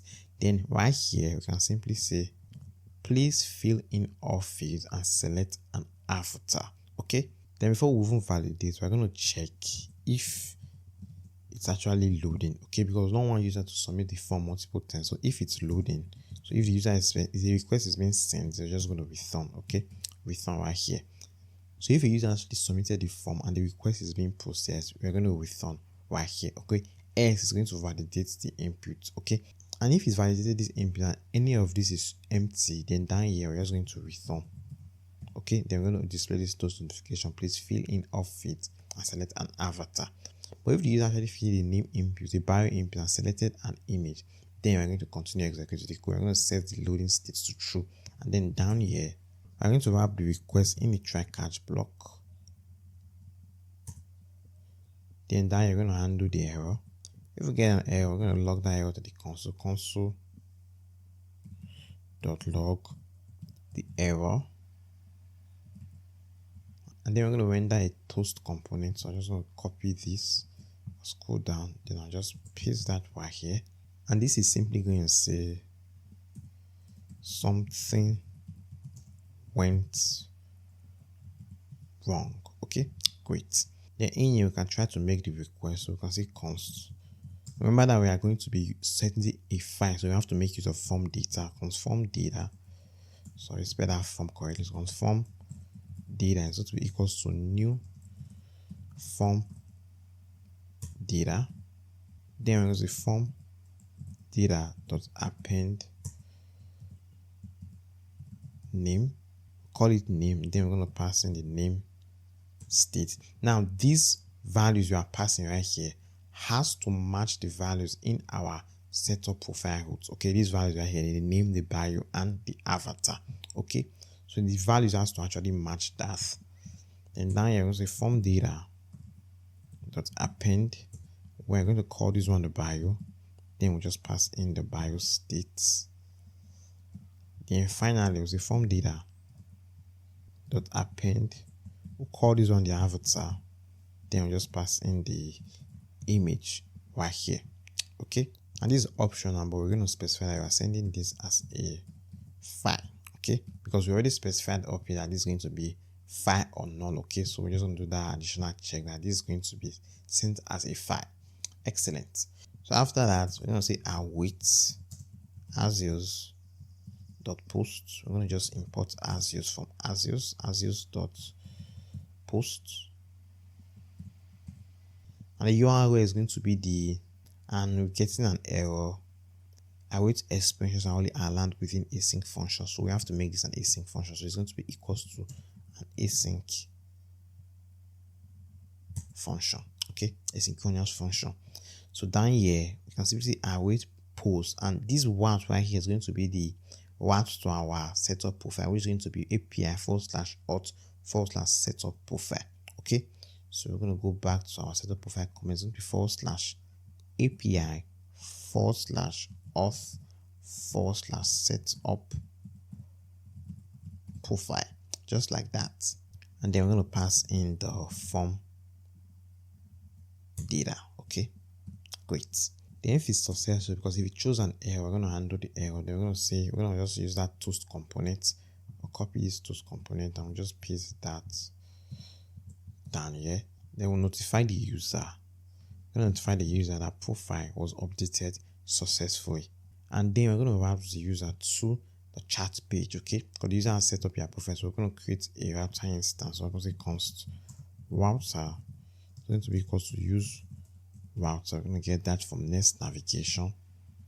So down here we can simply just say after we've notified the user that the profile update was successful, then we're going to route the user router dot replace to / the chat page.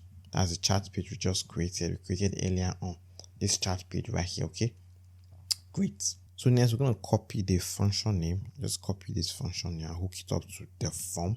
So we're just going to scroll down. Then when we submit this form, so I'm going to say on submit. Then I'm just going to paste that right here. Handle the submit. And also when the loading state is set to true, I'm going to handle that right here. I'm just going to get rid of this. Then I'm going to say loading. If the request is processing, I don't think we set our loading to false. I'm just going to check that. Yeah, after the try catch block, we're just going to set loading. So regardless of whether we get an error or we were successful in processing the request, we're going to set our loading state to false. Then I'm going to scroll down. Then I'm going to say if the request is loading, then we're going to render this text right here. It's going to be updating profile s is going to be continue, just like that. Save that. Now let's actually test this out. So let's actually try to update the logged in user profile. So right here I'm going to say the logged in users, his full name is going to be Emmanuel. Then the bio of this user, I just say my name is Emmanuel. I am fun to chat with. Then for the profile picture, just select the profile picture, select this right here, click on open. Then I'm going to click on, let me check the validation. I just want to call this off for now and check if the validation is working. Please fill in off it. Okay, I select an avatar, so I'll paste that right here. Then I'll click on continue. Profile updated successfully, and it's going to route us to the chat page. Excellent. So let's actually check if the user document was actually updated in our users collection. Okay, so I'm going to head over to MongoDB. I go to browse collections, and we can see our two collections right here, message and user. I go to the user collection, and you can see the user document right here we created initially, igbo@gmail.com, the password. Now initially the ASP profile was false, but now the ASP profile is true because these users updated their profile. They now have a profile. And also you can see the name we just added, Igbo Emmanuel. You can see the Cloudinary URL right here. And also you can see the bio. My name is Emmanuel. I am fun to chat with. Okay, great. And also when we head over to Cloudinary, you can actually see the image we uploaded right here. When we go to folders, you can see that it's going to create a folder for us. the one we called it in our chat app avatars. When we click on this chat app avatars, you can see we have one image right here, the image we just uploaded. Okay, great. Now that this user has a profile, when we try to access the setup profile page, I'll say auth/setup profile. It's going to route the user back to the chat page because this user has already set up their profile. Okay, so it's going to route the user to the chat page. So now we are done with registration, sign in, and also setting up a user's profile. Now we can actually work on protecting routes in our application. Okay, because we don't want a user that is not authenticated, that is a user that is not logged in, to be able to access the chat page and the setup profile page. And also we don't want users that are already logged in to be able to access the login page and also the register page. Okay, so to do that in Next.js, we're going to make use of middleware. So I'm going to create a middleware. I'll go to my, just close everything up, close all. Then I'll go to my SRC folder. Inside this SRC folder, I'm going to create a middleware. I'll call this middleware.txt. And inside this middleware, we can actually specify the routes we actually want to protect. So in here, I'm going to say export async function middleware.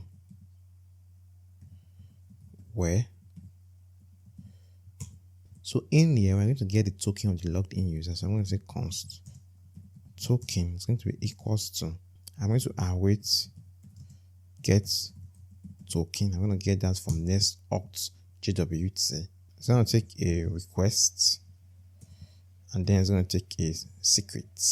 Okay, now this secret is going to be the secret we created in our environment variables. Okay, so I'll say process.env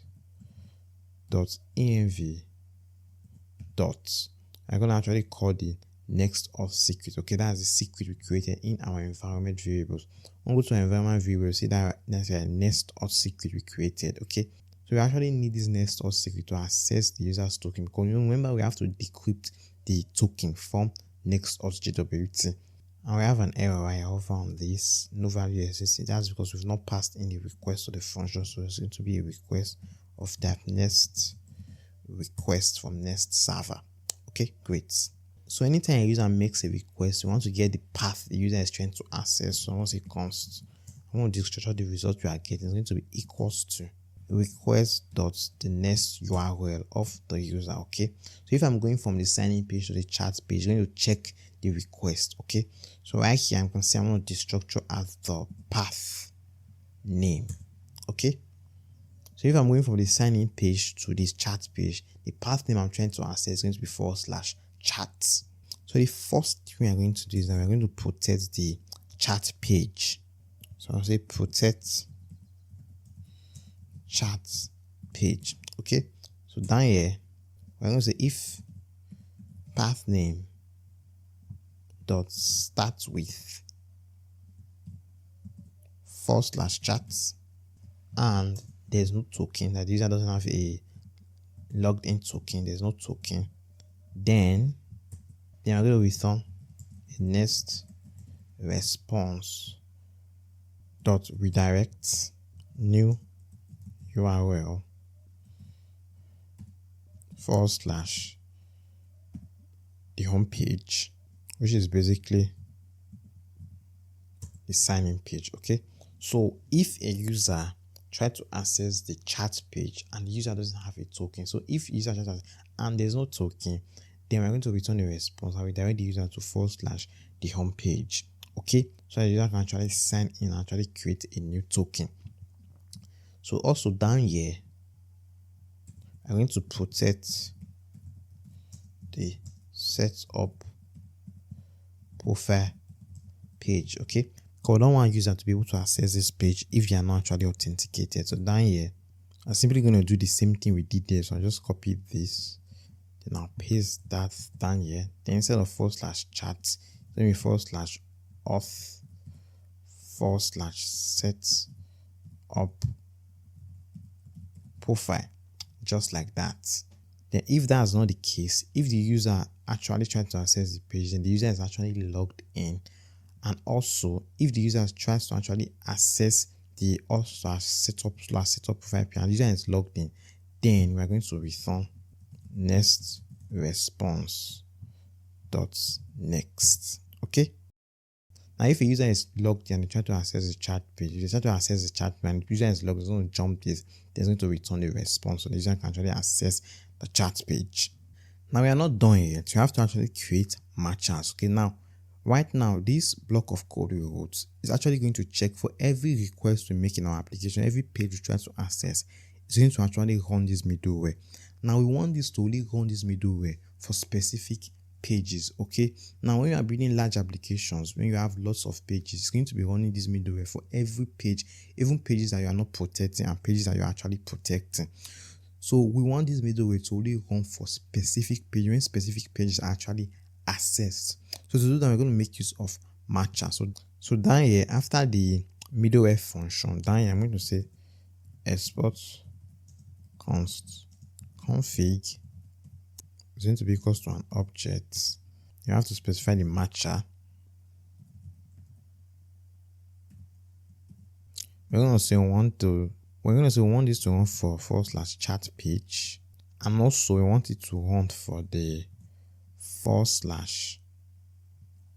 /auth/setup profile. Okay, so anytime a user trying to access these pages, the middleware is actually going to run. So I'm going to save this and go back to the web page. I'm going to refresh this. Then we are still in this page. That's because we actually are logged in. Okay, now if we are not logged in, it's going to take us to the sign in page. Okay, so let's actually do the same thing for the sign up and the sign in page, because when a user is actually logged in, we don't want users to be able to access that page. So let's do the same thing for that. So down here I'm going to say if token, we want to check if a user actually has a token, the user is logged in, and path name is equivalent to /the login page, which is the home page, or path name is equivalent to /the auth /the sign up page. Then we're going to return a next response dot redirect the user to new URL /the chat page. Okay, then we'll say request dot URL, just like that. Okay, so if the user is logged in and the path name the user is trying to access is the home page, that's the sign in page and the sign up page, we're going to redirect the user to the chat page. So let's actually add that matcher. So now I'm going to say add the matcher for the home page. I also want this to also run, this middleware to also run for when the user accesses the auth/sign up page. Sorry, spell that correctly, sign up page. So let's test this out. Now, since this user is actually signed in, the user has a token, when we try to access the sign in page, it's going to redirect the user back to the chat page. So anytime we try to access that, it's going to redirect the user back to the chat page. Okay, and also when the user is not logged in and the user tries to access the chat page, it's going to redirect the user to the login page. Okay, so next we're going to start working on the chat page. Now for the chat page, we're going to have this UI. Now we're going to have a left sidebar, a right sidebar that's going to have this right here, the user's details of the user's profile, this logout button right here, and then we're going to have this chat window right here. Okay, now when you click on a user to chat, when you click on the user to chat, you're going to see the messages you have with that user, and also when you click on another user, you're also going to see the message you have with that user right here. Okay, which means for that chat page, you're going to have a layout, and it's going to be in such a way that we're going to have the left sidebar and the right sidebar. Now it doesn't matter which chat you are actually viewing, you're always going to have the left sidebar and the right sidebar. Okay, so we have to create it in a way that this left hand side and this right hand side are always going to be present. The only part of the UI that's going to actually change when you click on the user is going to be this chat page right here. To achieve that, we're going to use layouts in Next.js. Okay, so we're going to head back to our project. We're going to create a layout file. So I'll go to my SRC app. I'm going to the chat folder. Inside this chat folder, I'm going to create a layout for this chat folder. Okay, so I'll create a new file. I'll call this file layouts.tsx rfc and just create a React snippet right here. Okay, I'll get rid of this. We obviously don't need that. Then what we are going to do is that any page we have inside this directory, so any page we have inside this chat file, since we have a new layout file, any page we have in here, the contents of the page are going to be rendered as a children inside this layout file. Okay, which means this layout file is going to take a prop called children. Okay, I have to specify the type. It's going to be read only. I'm calling the children.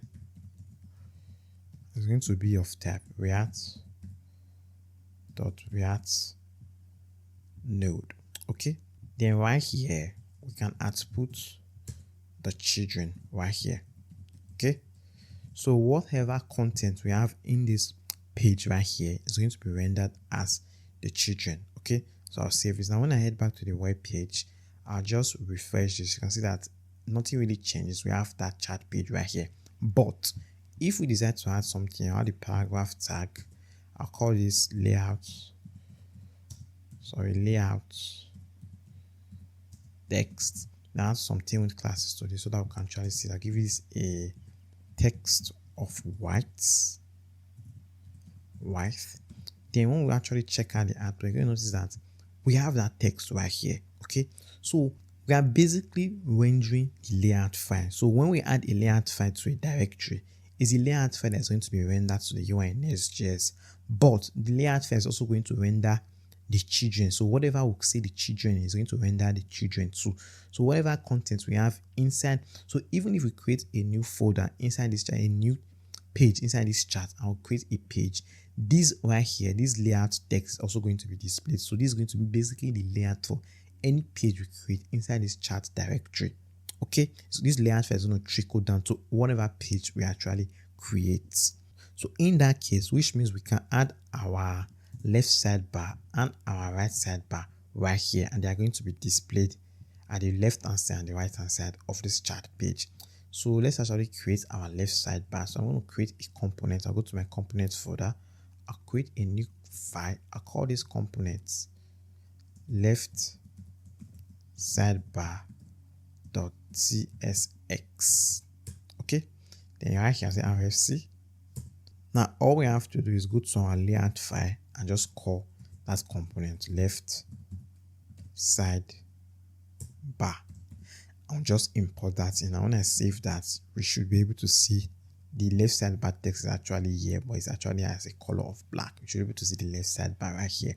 Okay, let's actually add some styles to the chat page because I want the chat page to be at the center. Okay, I'm going to wrap a div around these children right here so that we can add styles to it. So I'm going to give this a height of a screen as height of 100 VH. For last screens, we'll give it a margin right of 90. That's for screens that are 1280 pixels and above. We're going to give it a margin right of 90. But for small screens, we'll give it a margin right of 0 because we want this to be responsive. For medium screens, we'll give it a margin left of 90. Then for small screens, we'll give it a margin left of 0. Okay, I'll save that and check out the output. And you can see we now have that chat page right here. Okay, the chat page is going to start right here and end around here. So we can have our right sidebar and our left sidebar. Great. So now we can actually create the UI of the left sidebar. For the left sidebar, we're simply going to have this right here, this text right here, friends, this icon, and also this right here. Okay, so let's actually start creating that. So I'll go to the left sidebar. I'm going to get rid of this. I'm going to create an aside. I'm going to add some Tailwind classes to this. We'll give it a min height of h screen, a position of fixed, a top of 0, a left of 0, a width of 350 pixels. I'm going to add a border. I want a border at the right hand side. I'll give it a border right. Then the border color is going to be border. It's going to be the border color from our custom color. Okay. Now this border we are getting is going to come from our globals.css. This custom color right here, color border. Okay, great. So I'm going to actually save this and check out what we are getting, and we can actually see the border right here. Excellent. Now after that, we're going to create a div, and this div is going to have a position of relative. I'll give it a position of relative because I want to position the header that's going to be inside this container absolute. Okay, so this has to be relative, so I'll give it a padding of 4. And in here we can create the header, so I'll just say header. Okay, now that header is going to be this header right here, this header right here, and this header is going to be positioned absolute inside that div container. Why? Because if we have lots of charts to actually scroll through, we can scroll through the charts in the left sidebar, but we can always see this header right here. That's why we want to position this absolute up here. So right now we can say it is going to be a header. Let's comment this off. Then down here we can create a div for that. We're gonna give this div a Tailwind class of width of full, height of 15, give it a position of absolute, top of 0, left of 0, padding of 4, display of flex, justify the item in this flex container between, justify between, items of center, align the item vertically center. Then we're going to add a border, and the border color is going to be border, okay, from our variable color, our custom color. I'll save that, and now we can actually see the header up here. Okay, you can see that border around it. Great. So next, we're going to add the content of the header. First of all, we're going to add a span tag. That's simply going to say friends. Okay, so add some Tailwind classes to this. I'll give this a text of 2XL, a font of bold, text gray of 400. Then after that, we're going to create a div. Inside this, we're going to have an icon. I'll call this icon file user. I'm just going to import that from React icons. Then we'll apply some styles to this. We'll give this a Tailwind class. I want this div to have a height of 9, a width of 9, a rounded of full, and we want to add some gradients to this. I'm going to say BG gradient. BG gradient is going to be from left to right. Say BG gradients to right. It's going to go from blue 500 to purple 600, and then we're going to give it a text of white and a text of XL. I'll save that. Let's check out the outputs, and we can actually see the icon right here. But we don't want file user, actually want file users. So instead of file user, say file users. Just import file users in. Get rid of this file user. We want file users, not file user. Yeah, we have file users right here. And now we have to place this icon at the center of this div. To do that, we're going to make use of a grid display. We're going to give this a display of grid. Then we're going to place the items center. Okay, place items at the center. That's going to ensure that the icon is at the absolute center of this div container right here. So now we're going to create the list of users. I'm going to place this in its own component. We're going to make in network request. So I actually first fetch the list of users. So I want this to be in its own component. So I'll create a new component. I'll call this component friends list.tsx, just like that. Then you say RFC. Then I just say friends list. Then I can just import that component. Now after this header, I'll just label it and say this is the friends list. I'll label this out. Then down here you can just import that component in friends list, just like that. So whatever we write inside this component is going to be rendered right here. Okay, I'll just format this. Then I'm going to go into the friends list component and actually add the items of this component. And inside the friends list, we're going to have a div. So I just get rid of this. We're just going to have a Tailwind class of margin top of 15. Okay, remember that the header is position absolute and has a height of 15. So we have to give this a margin top of 15 so we can actually see it. Okay, I'll just save this. We'll give this a margin top of 15 so that it's going to be positioned after this header right here. Okay, so let me add a content so we can actually see why we did that. So add a paragraph tag. I'll give it I'll say friends list. So I'll give it a Tailwind class of text white, I'll save that. Now we should be able to see the friends list right here. You can see right now, if we take off that margin top property, you're going to notice that the friends list is going to be underneath this header right here. Okay, so we have to position it after the header. Okay, great. So I'll get rid of this. In here, we're going to create a div. I'm going to add some Tailwind classes to this div. I'll give it a display of flex, items of center, a gap of 2, padding 3, rounded of LG, cursor of pointer. And when the user hovers on this right here, I want to give it a background color of input BG. Okay, and this input BG is this color right here we're getting it from our global. This input BG right here, the one we use for the background of our input. Okay, great. So in here, we're gonna have an image tag. I'm just gonna get that from next image. It's going to have an src. For now, it's gonna hard code the src. I'm going to use this right here. In my images folder, I have this image right here, profile.jpg. I'm gonna use this, but this is going to be the avatar of the user. I won't fetch the user from the database. Okay, so for now, I'm just gonna hard code this here. Say going to the images folder. Going to the images folder, then access profile.jpg, and I have to specify width and height. I do it with 1000, a height of 1000. Okay, I have to specify auth path there. I'll say this is going to be profile pic, and for the Tailwind class, I add some Tailwind classes to this. Do a width of 12, a height of 12, a rounded of full, then object of cover, just like that. And we should be able to see the profile picture, and you can see if I want to hover on it, you see that input BG right here. Excellent. So I'm going to create the details, the text that's going to be there. So let's do that. So after this image tag, we're going to create a div.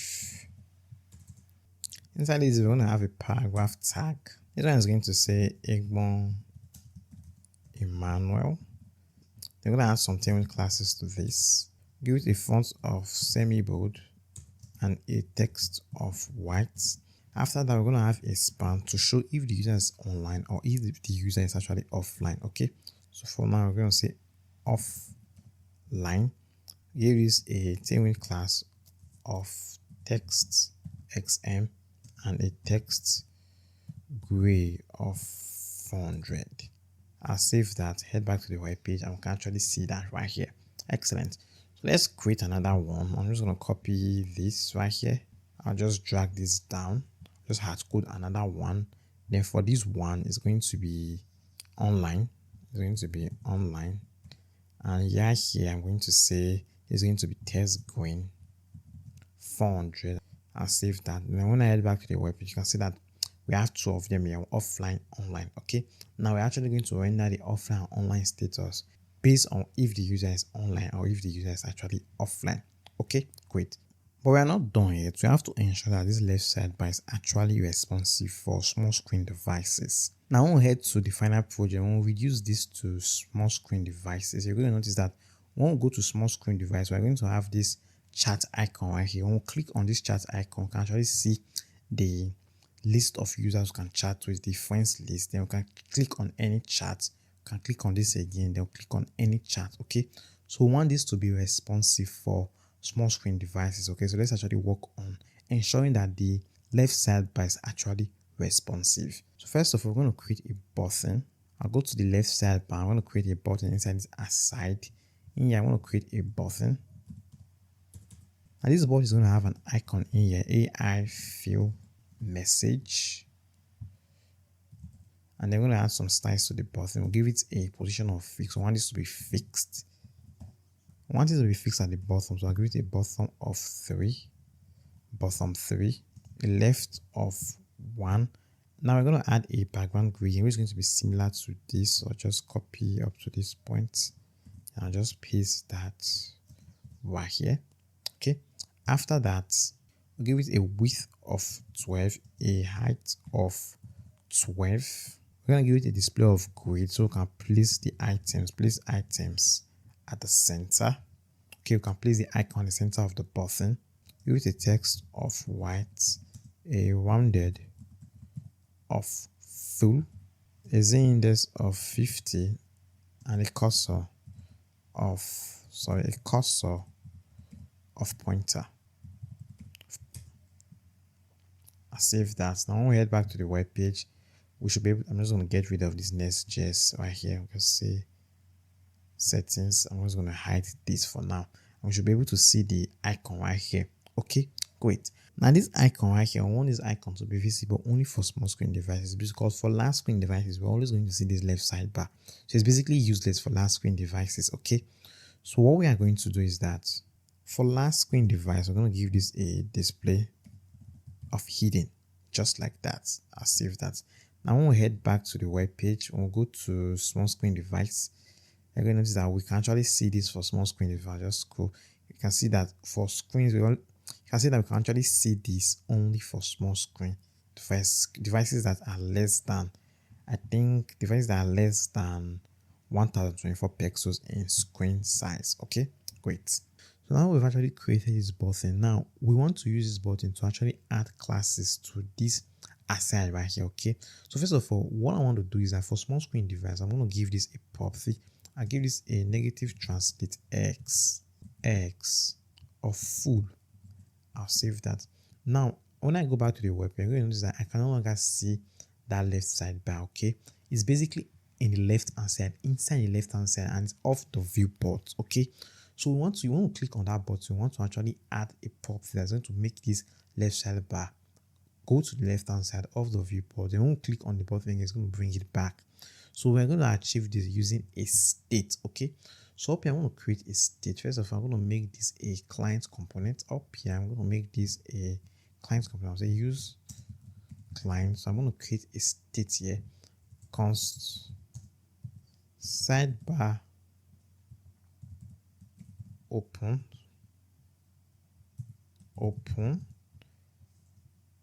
set sidebar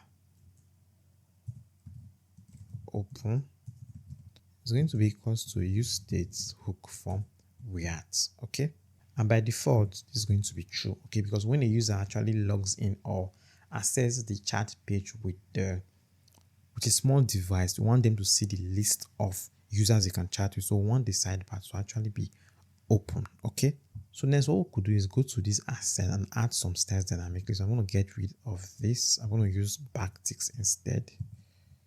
Then I'll paste that right here. Then also we're going to say add some dynamic styles. Sidebar open. If the sidebar is open, then we want to actually add this style right here that give it a negative translate x of full. X, we're going to give it a translate x of 0. Okay, great. So I get rid of this. So now I can write a function to actually toggle between the two states. So up here we're going to create a function that const toggle sidebar. It's going to be equals to an arrow function. I'm simply just going to set sidebar. We're going to get a previous state of the sidebar.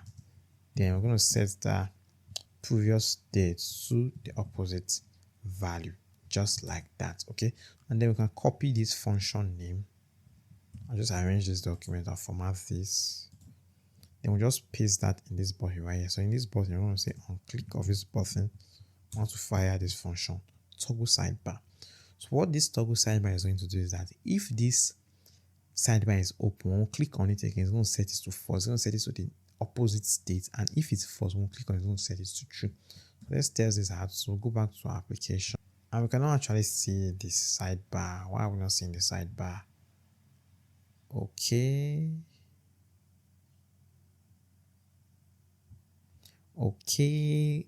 Oh, when it's open, it's supposed to have a negative translate x of 0. Yeah, then when it's closed, it's going to have a negative translate x of full. Sorry for that. I'm just going to close this back up and just go back to the web page, and you can actually see this right here. Great. So now I'm going to go to small screen device. You're going to notice that the sidebar is going to be open by default because the state by default is set to true. Then we can actually close it up. I'll click on this. I'm going to close it up. And when we close it up, we can no longer see that button. Why is that? Oh, that's because the button is inside the aside. Okay, so when we actually place this aside on the left hand side and take it off the viewport, the button itself is going to be off the viewport. So what we are going to do is just create a div here. Create a div. Then we'll place this button inside the div. Place the button inside the div, and also we're going to place the aside inside the div. That way the button is not inside the aside. I'll just format this. I'll save that. Then you can see right here that we can actually see this. We can click on this. We're going to open this up.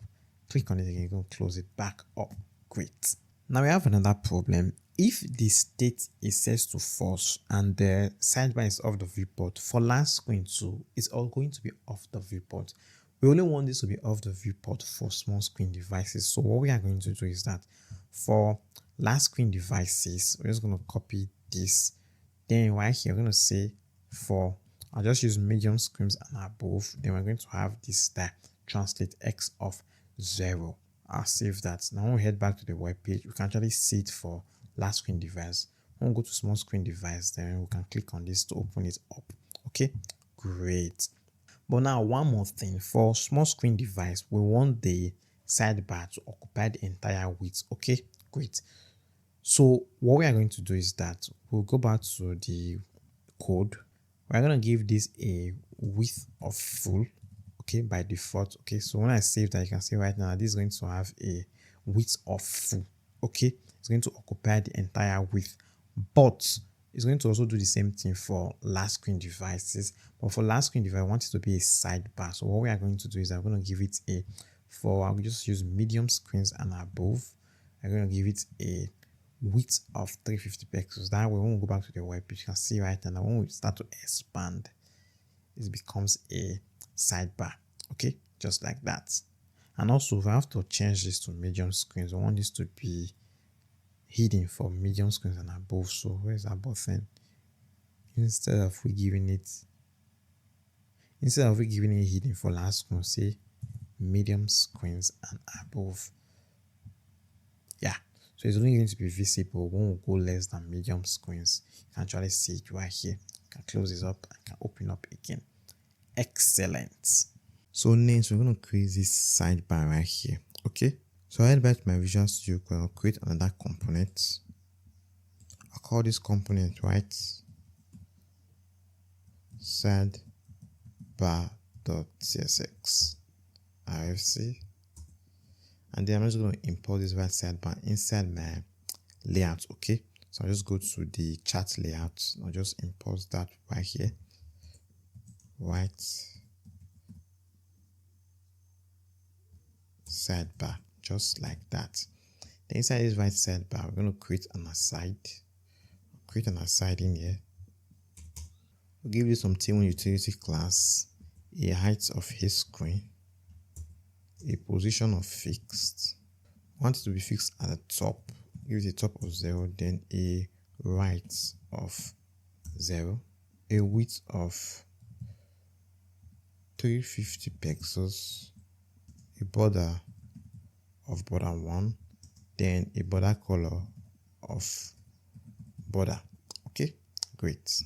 Inside this aside, we're going to create a div in here. And this div, we're going to give it a display of flex, a flex direction of column, a justify of between, height of full, and a padding of 4. Okay, and the reason why I'm giving this a display of flex and a flex direction of column and justify of between is that we want to arrange this in a way that this logout button is going to be at the bottom while these items are going to be at the top. Okay, so give them a display of flex, then the flex direction is going to be column, then we added space between both of these containers. Okay, and after this div, we're going to create another div. We'll give this div a Tailwind utility class of flex items center, margin top of 10, and the flex direction of column. Inside this div, we're going to have an image. So get that from next image. I have an image. Now in this image, we're going to give it I'll give this image an house here. It's going to point to our dummy image in our public folder. I'll say /images /profile.jpg. Then the alt text, simply going to say profile pic. So we're going to add a width and height, so to give it a width of 100, sorry 1000, a height of 1000. We'll add some Tailwind classes to this. We'll give this a width of 35, a height of 35, a rounded of full, an object of cover. Okay, after this image tag, we're going to have a div. We'll give this div a Tailwind class of flex, items, center, gap of 2, margin vertical of 4. Inside this div, we're going to have a span in there. Now this span is going to be that green dot, so we're going to give it a Tailwind utility class, height 3, width of 3, bg of green 500, rounded of full. After that, I'm going to create a paragraph tag. I'll give it a Tailwind utility class of text, white, text XL, font, semi-bold. Then the name is going to be Egbon Emmanuel. Now for now, we're going to hard code these values, but later on, we're going to be pulling the logged in user from the database. Okay, I'll save this so that we'll see what we're actually doing. And we should actually see that right here. We'll see the image right here. We'll see the green dot. Then we'll see the name right here. Okay, great. So after this, we're going to add another div. We'll give this div a Tailwind utility class of bg border, the height of, I'll use 1 pixels, the height of 1 pixels, width of full, and margin vertical of 5. After this, we're going to create a paragraph tag. I'm going to have this in here. Hello everyone, my name is Emmanuel. I'm a full stack developer, which is the user's bio. For now, we're going to hard code this, but we're going to be pulling this from the database. We'll start fetching the user details. I'll give this some Tailwind utility classes. I'll give it a text of center, a text of MD, and the color is going to be text of text multi. I use coming from our custom colors we set in our globals of CSS. I'm going to save that and check out the output.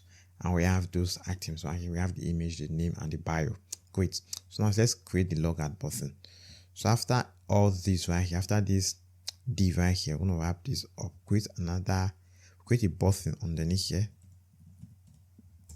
And this button is simply going to say log out. You know what? The logout button is going to have its own functionality. So we're going to just place this in its own component. So I'll create another component. I'll call this component log out button .csx rfc. Then we're just going to copy the button .jsx. Then we'll just paste that. This component is just going to return this button right here. Okay, and then we can just import that button right here, log out button, just like that. Then for this logout button, we're going to add some classes to this. Let me arrange this a bit. We'll add some Tailwind classes to this. Create a BG gradients to right. We want the gradient to start from left to right. Then start from blue 500 to purple 600. Give it a width of 80%. Give it MX of auto, padding vertical of 3, rounded of full, a text of white, and use a cursor of pointer, just like that. Let's check out the output. I actually see the button right here. Great. So with that, we are actually done with creating the UI for the right sidebar. So now we have to actually ensure the right sidebar is responsive. And when we reduce this to small screen device, you can see that the right sidebar is absolutely unresponsive. So what we want to do is that for a certain screen size, we don't want the right sidebar to be here, okay? We want to give it a display of none for small screen device. So let's actually do that. It's very simple. We're going to go over to the aside. Where is that right side? I'll go to the aside. Then we'll simply just save. By default, we're going to give this a display of hidden. Okay, now you're going to notice that we're no longer going to see the right sidebar. Okay, but for last screen, we're going to give it a display of block. Okay, I want to hover on this. You'll notice that for screen size over 1280 pixels, we're going to give the right sidebar a display of block. So when we head back to the web page, you can actually see it, but for small screen devices, we'll start reducing the screen size. We're no longer going to see it there. Great. So now we are done with the left sidebar and the right sidebar. We have the logout button, so we can actually work on actually logging out a user. It's actually very simple. We're going to go to the logout button component. Then right here, we're going to add an onClick event handler to this logout button. So I'm going to say onClick. I want to run a function. I'll run another function that's going to fire sign out. Okay, so I'm going to spell that correctly, sign out. And we're going to get that sign out from NextAuth. Okay, so I just click on that. I'm going to import sign out from NextAuth. Now, all we have to do is specify a callback URL. Now, the callback URL is where the user is going to be redirected to after the sign out or log out. So we're going to say the callback URL is going to simply be / which is going to be our home page. Let's actually test this out. So I'm going to go back here, and event handler is going to be passed to client component. Oh, that's this button is a server component right now, so I have to specify that this is going to be a client component. So up here I'm going to say use clients. Okay, save that. That should get rid of that error. Great. Now let's actually log as the user. Click on logouts. It's going to log as the user. It's going to bring the user back to the sign-in page. Now I want to try to access the chat. Remember we created middlewares. When trying to access the chat page, it's going to redirect us back to the sign-in page. I also want to try to access the setup profile page of / setup profile page. It's going to redirect us back to the sign-in page, just like that. Now let's create a new user. I'm going to click on sign up a new user. It's going to bring me right here. Then this user, I'll say it's going to be jane@gmail.com. Then password 000000000. Okay, click on sign up this user. It's going to take me to the setup profile page, and it brought us to the chat page. Now after registering a user, we are supposed to go to the setup profile page, but it's bringing us to the chat page. That's because our redirect is not working. So I want to go to the sign up page. So I head over to the sign up page. I go to Up Auth sign up page. If there's an error in the response, we're going to go to the login page. So if there's an error of user signing in, if there's an error signing in the user after registration, we're going to go to the login page, and so we're going to add the user to auth/setup profile. Then we're actually doing that. Oh, that's because we didn't add any redirect first. So say redirect. I think it's actually redirecting us back to the sign-in page. And since we're authenticated, the sign-in page is going to redirect us back to the chat page. So we want to say redirect first, okay? Because we want to actually redirect right here on our own. So redirect first. I'll save that. So I'm going to delete that user from my MongoDB dashboard. Now, if you actually register the user again, I'll just refresh. I'll refresh this document. I'll delete this user. Click on delete the user. Delete this user. Then I'll just log out the user. Click on logout. We're going to log out the user and bring us back to the sign into your account page. So I'm going to click on sign up. Then I'm going to say jane@gmail.com. Then password 000000000. Then sign up this user. It's supposed to take us to the setup profile page. And it brings us right here to the setup profile page. Then we can say this user's name is Jane Doe. Then the bio, my name is Jane. I am 21 years old and I am very fun to chat with. Then I'm going to choose a profile picture. So I'll choose a profile picture. I'm going to select this right here. I'll select this right here. Click on open. Then I just click on continue. going to update the user's profile. It's going to bring us right here. Okay, great. So now we've actually created 2 users. So now we can actually start pulling the users from our database. First of all, we're going to pull in the logged in user, okay, and display the logged in user in the right sidebar. So let's do that. First of all, we're going to install a library called SWR, which is a library just like React query used for data fetching. But this one was actually created by the team that created Next.js, okay, and it's optimized for Next.js and it's very, very lightweight. Let's actually install that library. So I'm just going to open this up, then go to PowerShell. I'm going to say npm iswr. I'll click on enter. I'll just close all this up and check my package.json. And I think we actually have that here, SWR version 2.3.6. And one of the advantages of SWR is that it's going to actually help you cache data you're fetching from the database. That way, your application doesn't have to fetch the data every time. If you fetch a data, the data is going to remain there until it becomes stale. Then SWR is actually going to refetch the data and refetch fresh data. Okay, so that way, anytime you visit a page, you go to another page and you return to that same page, it's not going to fetch fresh data for you. It's just going to show you the cache of the previous data. Thereby, it's going to prevent frequent data fetching from your API. So I'm just going to close all this up. I'll go to close all. Then I'm going to create a custom hook. Now I want to create a custom hook to actually fetch the user data. So I'm going to create a custom hook. I'll create a folder first of all. I'm going to call this folder custom hooks. Then inside this custom hooks folder, I'm going to create a hook called use user.txt. Enter.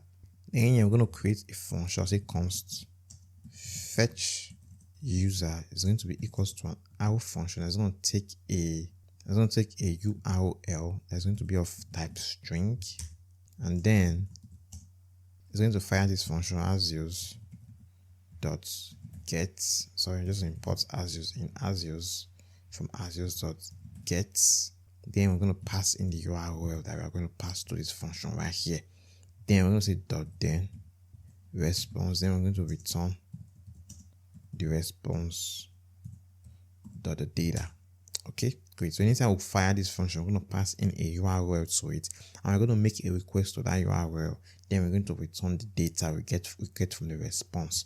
So down here, I'm going to say export const get user, or I'll say response const use, since it's a customer, use get user. It's going to be an arrow function. And you're going to destructure the result you're going to get from the query is going to equals to. Now I'm going to make use of the SWR. I'm going to say use SWR from SWR. Then we have to pass in the URL. Okay. Now we've not created a route for fetching users, so let's actually do that. So I'm going to go to my API folder. Inside my API folder, inside this Auth folder right here, I'm going to create another folder. I'll call this folder user. Okay. Inside this user folder, I'm going to create a route. I'll call this routes.cs. Okay. And now I'm going to say export async function. This is going to be a get request.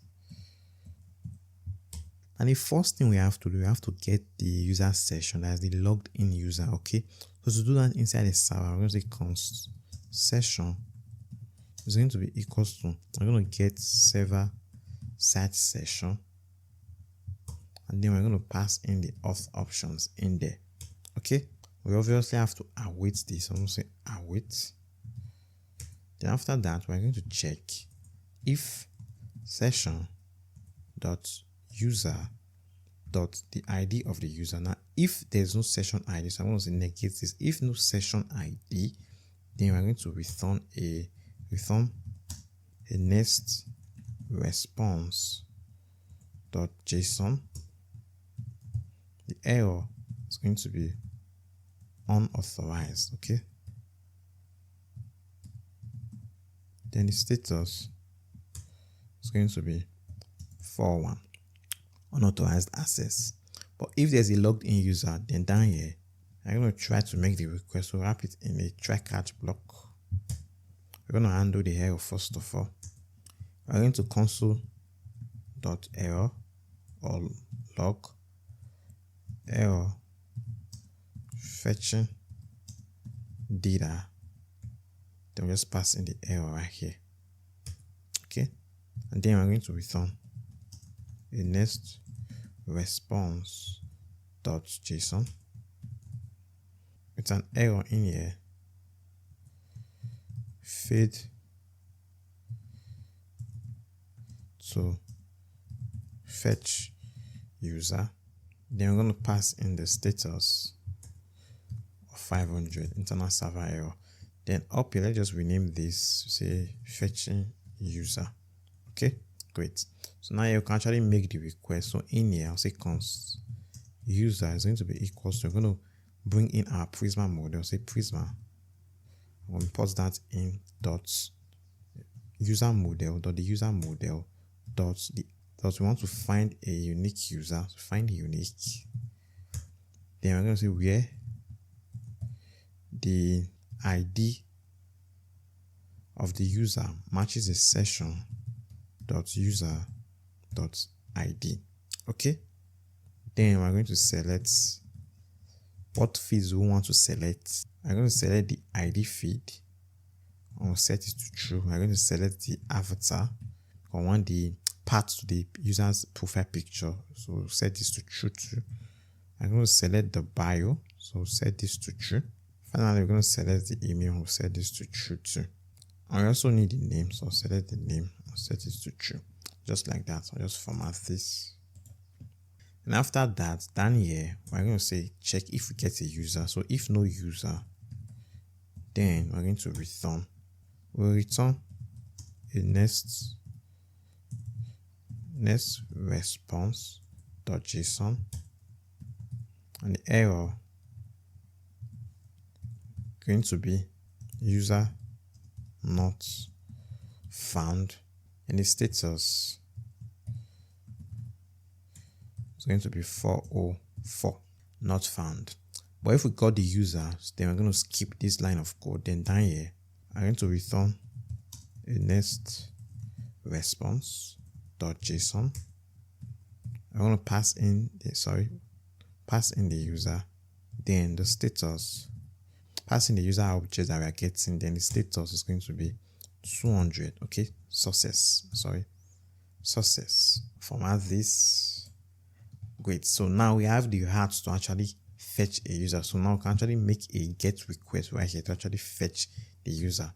So the heart is going to be / the API folder / auth / user.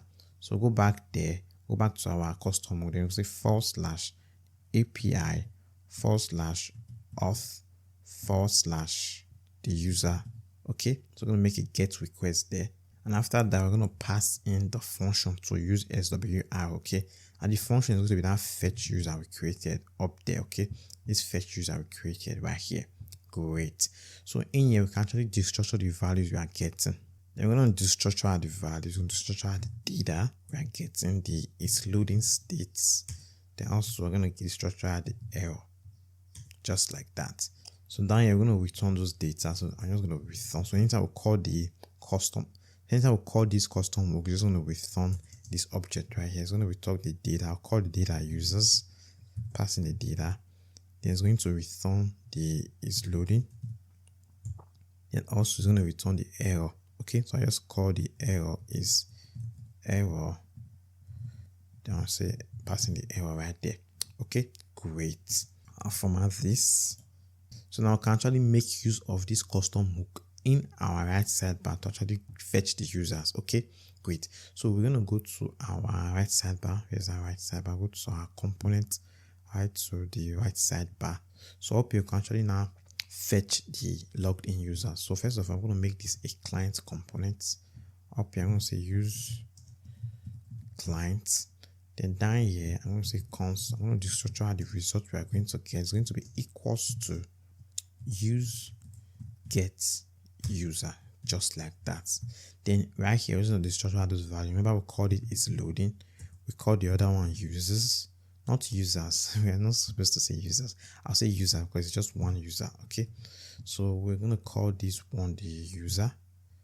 Then also we're going to get the is error. So right here we can check if it's actually loading. If it's loading, we are fetching the user, then we're going to return. We just copy this aside right here and I'll paste that in here. We're going to return this, but we're not going to return any of the content in here. We're simply going to return a paragraph tag that's going to say loading. Then we're going to add some classes to this. I'll give it a text of XL and a text gray of 400, just like that. And also we're going to say if it's error. So I'm just going to drag this down. So I'll say if it's error, if we get an error, then I'm going to say error fetching user. Okay, great. Then down here you can actually output the user details. So down here, instead of output, let me just format this. Instead of outcoding this image, I'm going to use the user's avatar. So I'm going to say user.avatar. Okay. Now remember that we are going to be fetching these from the database. So this might actually throw an error. Okay. So we have to check first if we have a user avatar. Okay. So I'll say user.avatar. If we have a user avatar, only then do we want to render this image right here. Okay. Then right here, we can simply say user optional chaining dot name. Then lastly, right here, we're going to say user dot bio. Okay, great. So I'll save this and actually go back to the web page. Then I'll just cannot read properties of undefined within avatar. Now we are getting this error because we didn't use optional chaining here. So I'm just going to use optional chaining here because now when we are fetching the user from the database, the user object is obviously going to be null. It's going to be empty. Okay, and if it's empty, this avatar is going to be undefined. Okay, now you have to actually use optional chaining. Okay, great. So I'm just going to save that and go back to the web page, and you can see we don't see anything. I'll refresh and we don't see anything. I'm going to check the console for any error. I'm just going to go to that console, go to node. We got a 200 response, API/auth/user. There's a 200 response, which we are getting the user. Let me actually log to the console. So up here, I'm just going to log it to the console. I'll say console.log the user. Okay. We go to the console and we have an object here, and we're getting a spec action find unique model user. And we are getting this in our console. You know what? I'm going to take that URL. I want to go to I want to open a new browser. Since this is a GET request, we can actually view what we are getting. Say localhost port 3000, say /API/auth/user. Go to this route and you can see what we are getting right here. Spec action. We are actually getting our query. We are getting our query. We're not getting the user object from our database. Why is that?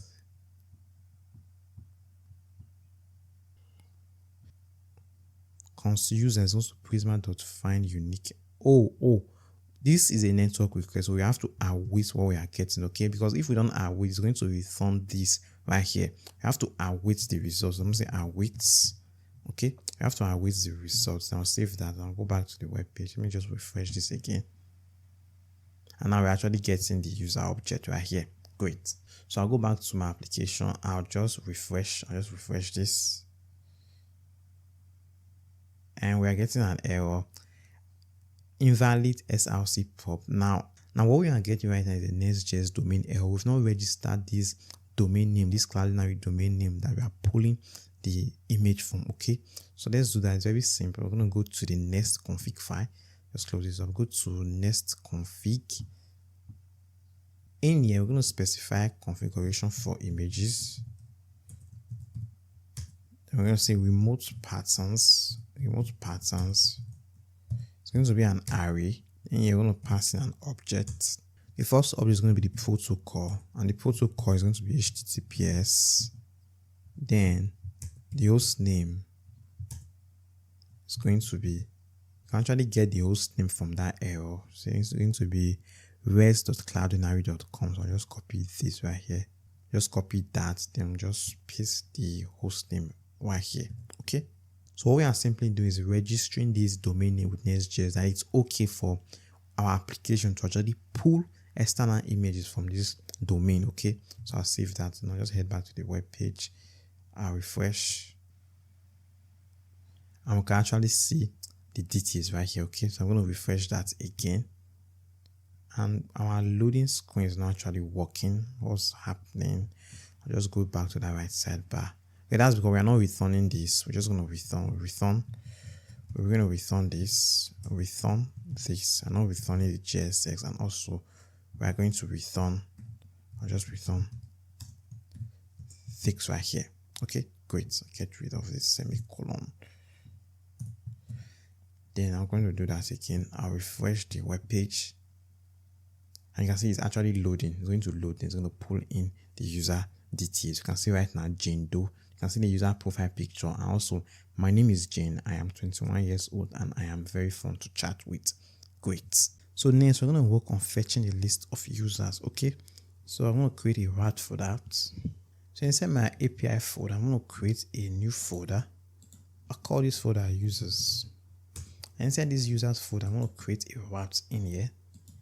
Route.txt. In here, I'm going to say export async function get. First of all, we're going to get the logged in user session. And the reason we need the logged in user session is that we need the user ID, because we don't want to fetch all the users, including the logged in users. We want to fetch the users and exclude the logged in users. Okay. So if we have 3 users, we want to fetch only 2 users. Okay. And also, since we have 2 registered users, we're only going to fetch 1 user. Okay, great. So let's actually do that. So I'm going to say const session is going to be equals to get server-side session. Then we just pass in the auth options in here. I'll pass in our await here. I'm going to await get server-side session. And down here, I'm going to say if session, because I want to check if we have a session ID. So we cannot actually run the query without the logged in session ID. Dot user dot the ID of the user. Okay. So we're going to negate this. If no session ID, then we're going to return. I'm going to return a next response, spell that correctly, a next response dot JSON, which is going to be an error. I'm simply going to say unauthorized. Okay, and then we're going to pass the status as 401, just like that.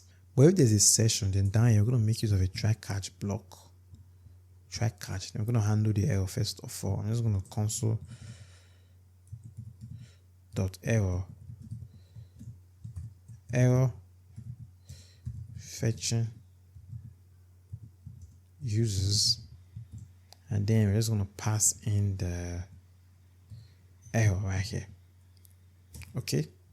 Then down here, you can return a next response dot JSON with the error failed to fetch users. Then this is going to be a status of 500. Okay, internal server error. So inside the try, we're going to make the request. I'm going to say const user is going to be equals to, I'm going to await Prisma. I'm going to get Prisma from my lib folder. Dot the user model. Dot we're going to make use of find many because we want to find many users. We're fetching all the users. Okay. Then we're going to make use of where. And inside the where, we're going to make use of the ID field.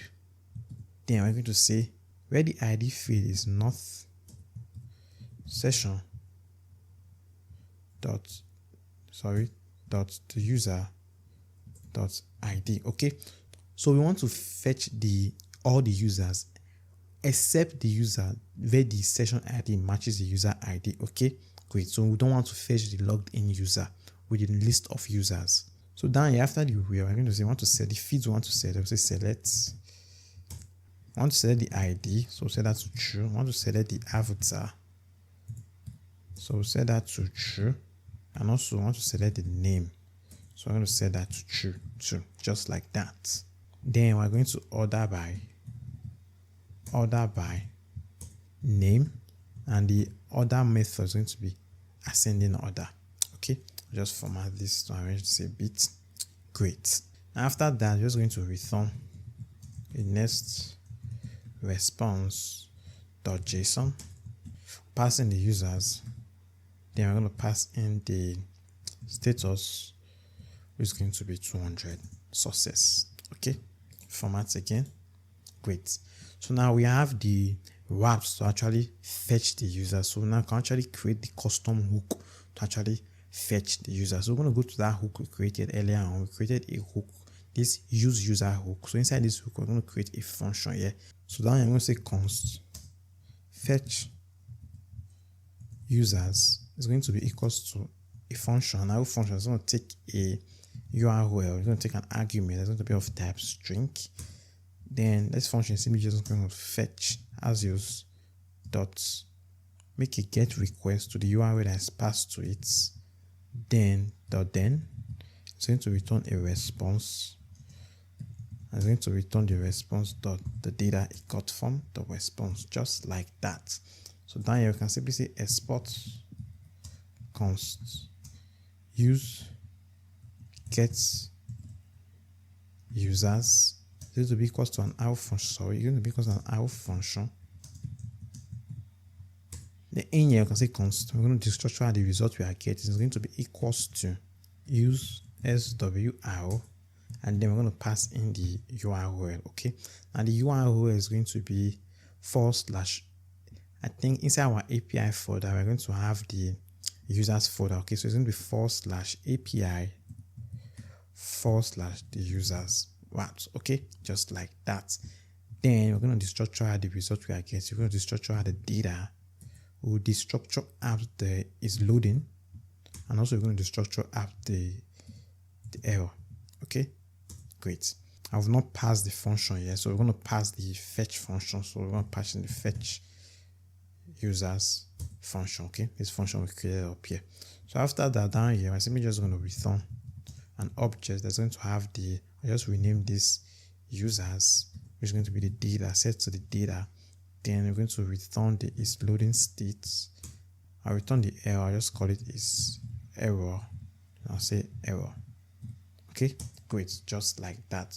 So now I can make use of these fetch users in our left sidebar. So we're going to go to our left sidebar. Particularly, I'm going to go to the friends list. Remember I said that this friends list is where we're going to actually display the list of users. So in here, we're going to make this friends list a client component. So up here, I'm going to make this a client component. I'm going to say use client. So down here, we can simply just say console. I'm going to structure the result we're going to get. Then we're going to say use our custom use get users right here. Okay. So in here, we're going to destructure the values we are returning from the hook. We're going to return the users. We're going to return the is loading, and then we're going to return the is error, just like that.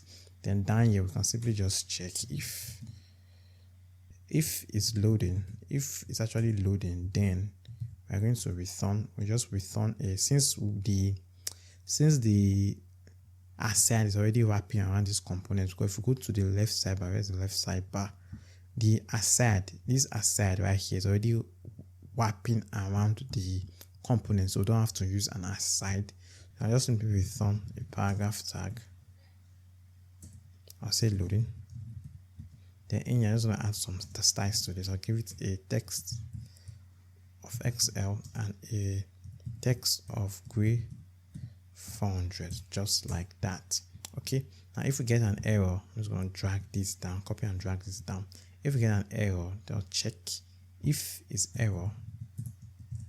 If we get an error, then I'm just going to say error fetching users. Okay, just like that. Now we're going to map through the list of data. Now, anytime we map through the list of data, I'm going to output one of these. Okay, so we're going to get rid of one. We only need one, so just get rid of this very first one. Get rid of this very first one. Let's get rid of this. Now we only need one, so I'm going to say users dot. I'm going to map through the list of users, and every time I map through, I'm going to output a user, and then I'm going to return Next.js right here. I'm going to cut this off, then I'll just paste that in here.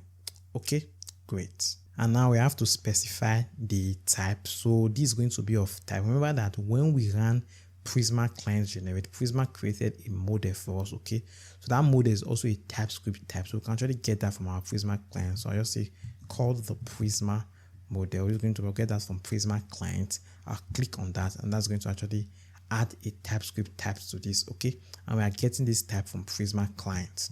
Great. So now anytime we try to access the user, we're going to have access to the ID, the avatar, the name, and all the fields we have from our database.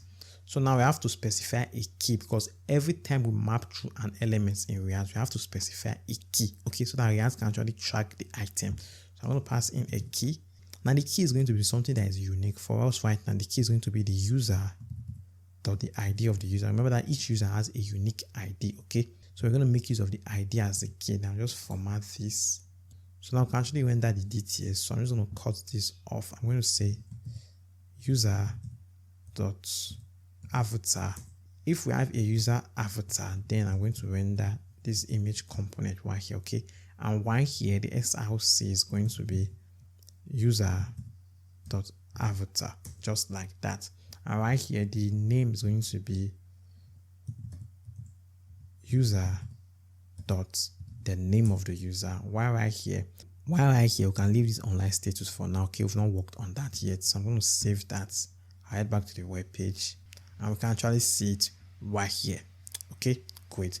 And when we refresh, you'll notice that our loading state is actually underneath the header. Okay, so I'm going to give it a margin top property, so that we can actually see it. I just give it a margin top of 15. Same thing with the loading. I'll give it a margin top. Give it a margin top of 15, just like that. That way, anytime we refresh, you'll be able to see it underneath here, loading. Then it's going to load in the list of users. Now we only have 2 users, and since we are logged in with Jane Doe, we are going to see Egbo Emmanuel. Okay, so what we are going to do, I'm going to create a new user. So I just log out this user. Then I'm going to click on sign up. I want to sign up a new user. Then I'm going to say this user is going to be John at gmail.com. Then the password 00000000. I'm going to sign up the user. Click on sign up. Registration successful. There's going to invite us to the setup profile page. We can set up John's profile. Then John's full name is going to be John Doe. Then for the bio, my name is John. I am from Canada, and I like chatting a lot. Then you can choose a profile picture for John. I'll just select this right here, open, then I can just continue. Profile updated successful. And when we land in the chat page, you can see right now that we have a new user, John. My name is John. I'm from Canada. I like chatting a lot. And then you can see right here that Jane is not listed right here, because now we are logged in as John. Jane is now a user, part of one of the users that John can actually chat with. Okay, so next we're going to work on actually displaying if a user is online or if a user is actually offline. Okay, so for that we're going to make use of global status. Remember that in our final project we're going to have the offline online status right here in this component. Also we're going to have it right here in this chat page. Okay, so we have to actually use global state to actually share state between the left sidebar and this page right here. Okay, now there are several ways to actually manage state in a React application. We can make use of the built-in method, which is the context API. You can make use of Redux toolkit, but in this case right now we're going to make use of Zustand. Okay, so I want to open up my terminal and actually install Zustand. So I'm just going to open this up. Then I'll just go to the second terminal, and then right here I'm going to say npm install Zustand, and that's going to install Zustand for us in our application. Okay, so I'm going to close this back up. I want to go to our package.json. We should be able to see Zustand right here, version 5 right here. Great, close this back up. Inside my lib folder, I want to create a store. I'll create a store.cs file, tx. Okay, first of all, I'm going to create a type. So up here, I'm going to create a type of chat user. It's going to be equals to an object. Now the first type is going to be for our online IDs, which is going to have the IDs of the user that's actually logged in, and this is going to be of type string, and it's going to be an array of string.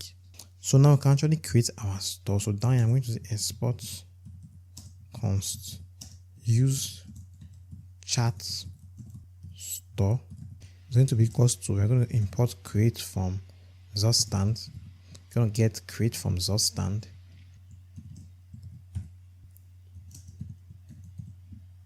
So now we have to actually specify that type we just created. We're going to say this is going to be of type chat user. Okay, and this use chat store now expects at least one state. So we're going to say it's going to have a state called online IDs, which is going to be an array. Okay, great. Now that we've created a store, what we are basically doing is that we are creating a state. This is basically what we're doing when we're using the use state hook. We're creating state, but the difference is that use state hook only work inside a component. We cannot use the use state hook outside of a component. They are component based state. So now I want to share state across our entire application. So we have to make use of global state. That's why we're making use of Zustand. Right now, this online ID is going to be an array. It's going to be the state that's going to have all the IDs. So if we have 5 users, user 1, user 2, user 3, user 4, user 5, and user 1 and 5 are actually online, then user 1 and 5, their IDs are going to be inside these IDs. Okay, great. Which means 2, 3, and 4, their IDs are not going to be here. They're actually offline. Which means we need to actually ensure that the IDs of users that are online are going to be stored in a temporary memory. Okay, they're going to be stored in something like a channel. Okay, normally if we want to create a real-time channel, we're going to make use of WebSocket, socket.io. But in this situation, I actually want to make use of a third-party service called Pusher. Okay, so with Pusher, we can actually use that Pusher service to actually store the IDs of users that are actually online. That way, when any user actually logs in and open up the application, we're going to add the user ID to that channel. Okay, so that way we can actually know which user is actually online every time. So first of all, we actually have to set up Pusher. So we're going to head over to pusher.com and actually sign into our account. Now, if you don't have an account, you can actually sign up a new account. You click on sign up right now and sign up a new account. You can sign up a new account with your email address. You can sign up with Google, or you can sign up with GitHub. Okay, now I already have an account, so I'm just going to sign into my account. Click on sign in. Now, after signing into your account, you're going to see all the channels you already have. I already have one channel here, real-time chat. So we're going to create a channel for this project. Click on manage. Then I'm going to click on create app. Then I'm going to call this channel chat app. Then we have to select a cluster. So I'm going to select a region that's closer to me. Right now, I think Ireland, Europe, Ireland is actually closer to me. Then we have to actually select, I'll just select React for my front end. Now click on create app. And it's very simple. We're actually going to set up our project. Now what we actually need right now is the app keys. Okay, and these are the keys we actually need. Now don't actually use my keys because I'm actually going to delete this app, this Pusher channel, after I'm done with this project. Okay, so you have to actually create your own account and create your own channel so you can actually use your own channel for your project. So what we actually need, we need the app ID, the key, the secret, and also we need the cluster. Okay, great. So now that we have this, we can actually install Pusher. So I'm going to go back to our project. I'm going to open up my terminal.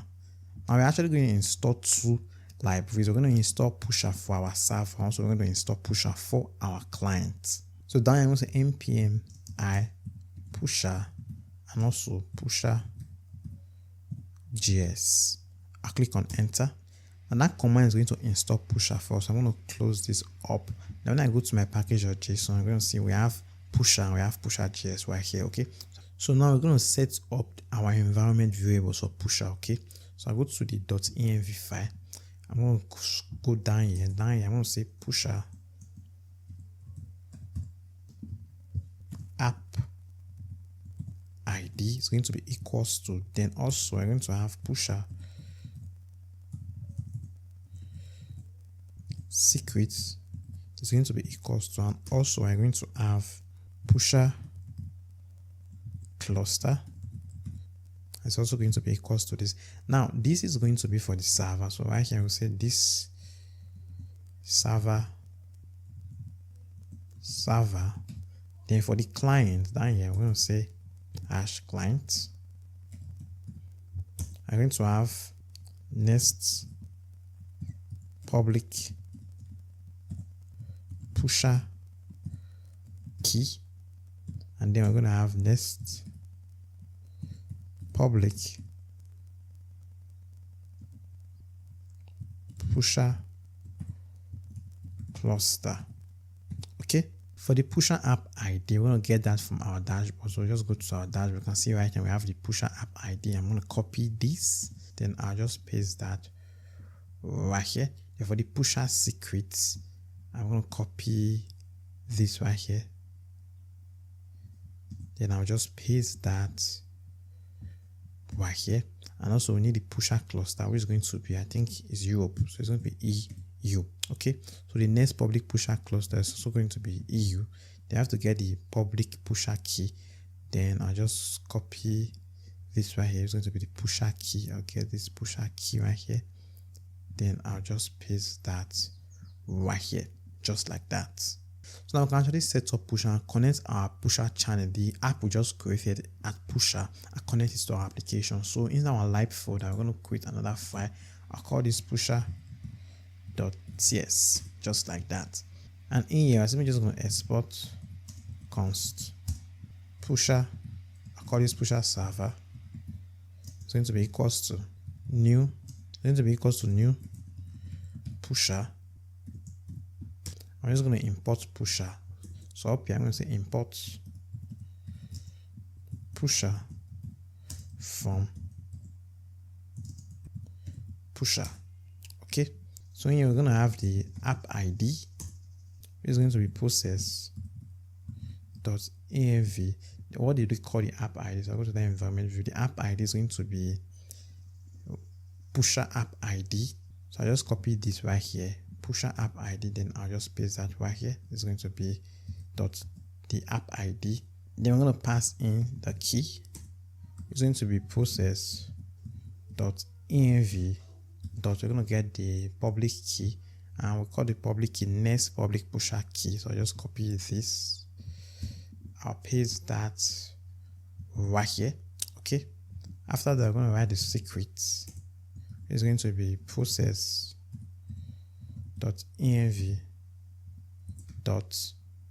Then we just copy that. It's going to be pusher secret. We'll just copy the pusher secret. Then we'll paste that right here. Then after that, we'll specify the cluster. It's going to be process.env.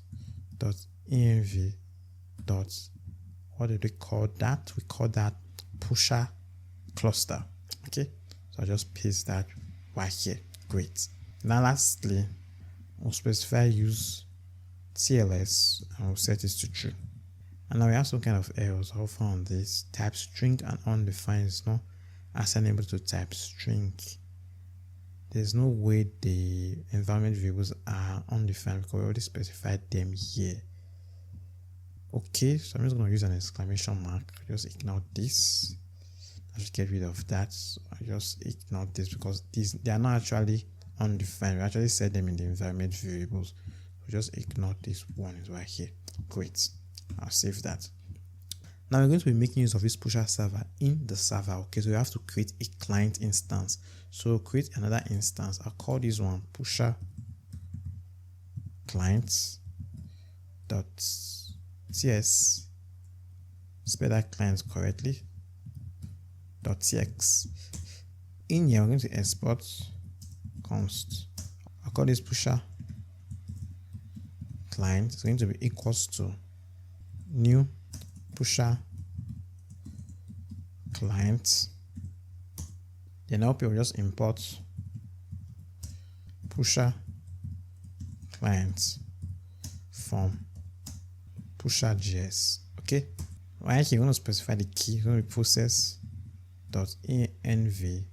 We'll specify the key, so I'll just go up here and just copy this next public pusher key, and I'll just paste that right here. Okay, also just ignore this. Then after that, set the cluster to process.env.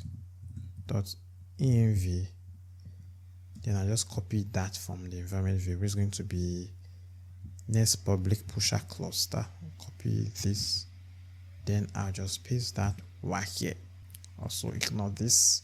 Now we're not actually done yet. Now, since we are going to be doing user presence, because we want to check if a user is actually online and display the list of users that are online, or check if a certain user is online, it's called presence. Okay. Now when we want to do that with pusher, we have to actually specify an auth endpoint. Okay, like a route that pusher can actually use to get the user details, because obviously pusher needs the logged in user ID. Okay, if we have 5 users, we need the user's ID to check if 2 or 3 of those users are actually online. So to do that, we have to specify an auth endpoint in here. Okay, so right now I'm going to say the auth endpoint is going to be this route right here. It's going to be / API folder / I'm going to call this pusher and / auth. Okay, great. So obviously we don't have this route right now, so let's actually create this route. So I go to my API folder. Inside my API folder, I'm going to create a folder called pusher. And inside this pusher folder, I'm going to create another folder. I'll call this folder auth. And inside this auth folder, I'm going to create a route.txt. Okay. And this is why it's going to handle a post request. So I'm going to say export async function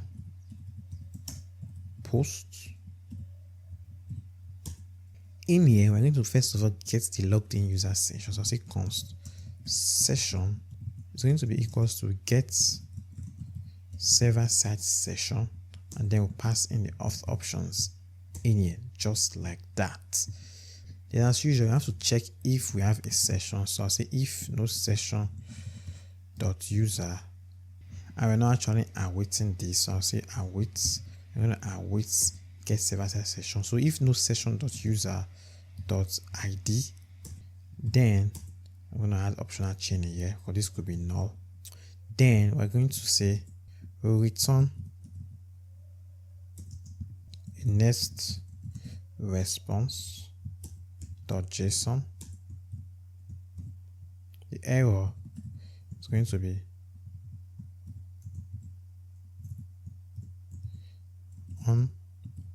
unauthorized. They're going to say the status is going to be 401. Okay. Now anytime we make the request, it's going to take a request. It's going to be of type requests. Then down here, we can say const. I'll call this variable raw body is going to be equals to await requests dot text. Okay. Now we're not saying request.json because pusher doesn't send requests as data. Okay, it sends it as a URL encoded. So down here, I'm going to say const params is going to be equals to new URL search params, and then we'll pass in the raw body variable in there. Okay, so basically we want to extract the params you are getting from this request down here. So I'm going to say, first of all, I'm going to get the socket ID. Const socket ID is going to be equals to params dot get socket ID, then const channel. Sorry, the channel name the user is actually trying to go into, the channel name is going to be equals to params dot get channel name. Then next we're going to check if no socket ID was passed, because anytime user tries to actually join a channel, pusher is actually going to make a request to this route. Okay, and it's going to send the request with the user socket ID that was generated and also the channel name of that the user is actually trying to join. Okay, so it's always going to send the socket ID and the channel name. So we just have to do an additional check to check if it doesn't send this. I'll say if no socket ID or if no channel name was passed, then we return a next response response.json with the error missing socket ID or channel name. Then it's going to be a status of 400. Okay, so I just format this. Great. So if the request doesn't send the socket ID or the channel name, which is very unlikely, then we're just going to return this response right here. Okay, then we're going to continue executing the code. Then we're going to create a variable auth is going to be equals to, we're going to get our pusher server instance we created. Say pusher server, and I didn't save this pusher client file. I'll just save this. Okay, then we're going to get that pusher server instance dot authorize channel. I want to authorize the channel. Then we're going to pass in the socket ID, pass in the channel name. Then we're going to say user ID is going to be equals to the session dot user dot the ID of the user. Okay, then after that we're just going to return a next response.json. I'm just passing the auth variable in here. Okay, great. Basically returning this auth variable right here. Now let me actually break down what we're actually doing right here. Okay, now when a user tries to join a channel, we're going to make use of this pusher client in our client. Okay, and that's going to make a request to this one to actually check if the user is actually authenticated. Now if the user is not authenticated right here, it's going to return right here. Okay, now if the user is actually authenticated, then we're going to get the socket ID and the channel name, because the socket ID of the user is going to be generated, and also the channel name, the name of the channel the user is trying to join. Okay, now we're going to check if the socket ID and the channel name was passed. If they were not passed, we're going to return right here error missing socket ID or channel name, but this is very unlikely. And if they were passed, then down here we're going to actually authorize the user. Call this pusher.server instance we created and authorize this user with this socket ID, also with the channel name. Okay, and then we're going to say the user ID is going to be session.user.id. Okay, that's the ID of the user that is logged in. It's going to be the session ID of the user in our MongoDB database, and then we're just going to return the auth variable right here. Okay, great. So I'm going to save this file. So now we are done with this auth file. We can actually go to our left side and actually make use of our pusher client. So I just close this up. I'm going to go to SRC component. I'm going to go to the left sidebar right here. Okay, so the way we are going to do is that we're going to add subscription to this left sidebar. Okay, and to add subscription to a React application, we make use of side effects, and to actually perform side effects in a React application, we make use of use effect hook. Okay, so now I'm going to make use of a use effect. I'll call a use effect hook from React, use effects. Now I'm going to add an empty dependency array. Now this use effect hook right now is going to run once when the component mounts. Okay, like when the user opens up the application for the first time. So when the user opens up the application for the first time, this sidebar is going to be open for both small screen device and large screen device. Okay, because said by default it's going to be open, it's going to be true for small screen device. So when the user logs in and opens up their chat page, this use effect is going to add a subscription, actually push the user's ID to the channel as a list of IDs of users actually online. Okay, so in here we're going to add the subscription. I'm going to say const channel is going to be equals to pusher clients, because we need the pusher client, so we use pusher on the client, then we need the pusher server to use pusher on the server. So say pusher client dot subscribe. We're going to call this presence online users, just like that. Spell this online correctly. After that, when the component mounts, we want to actually we want to get the current users actually online and set it to our chat store IDs. Okay, remember that we have in our chat store, we have a global state called online IDs. So we want to pull the list of online IDs from the channel from pusher, then actually pass those IDs to this chat user ID. So if we have two users that are online when a certain user logs in, this online ID is going to have, the channel is going to have two IDs. Okay, so it's going to actually set these online IDs to those two IDs. So let's actually do that. So first of all, I'm going to get the initial members list of users that are online.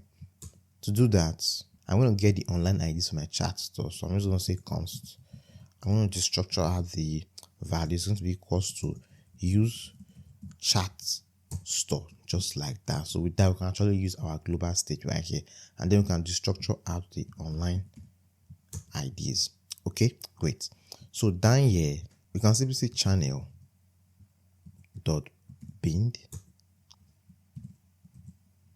pusher. Then we're going to say subscription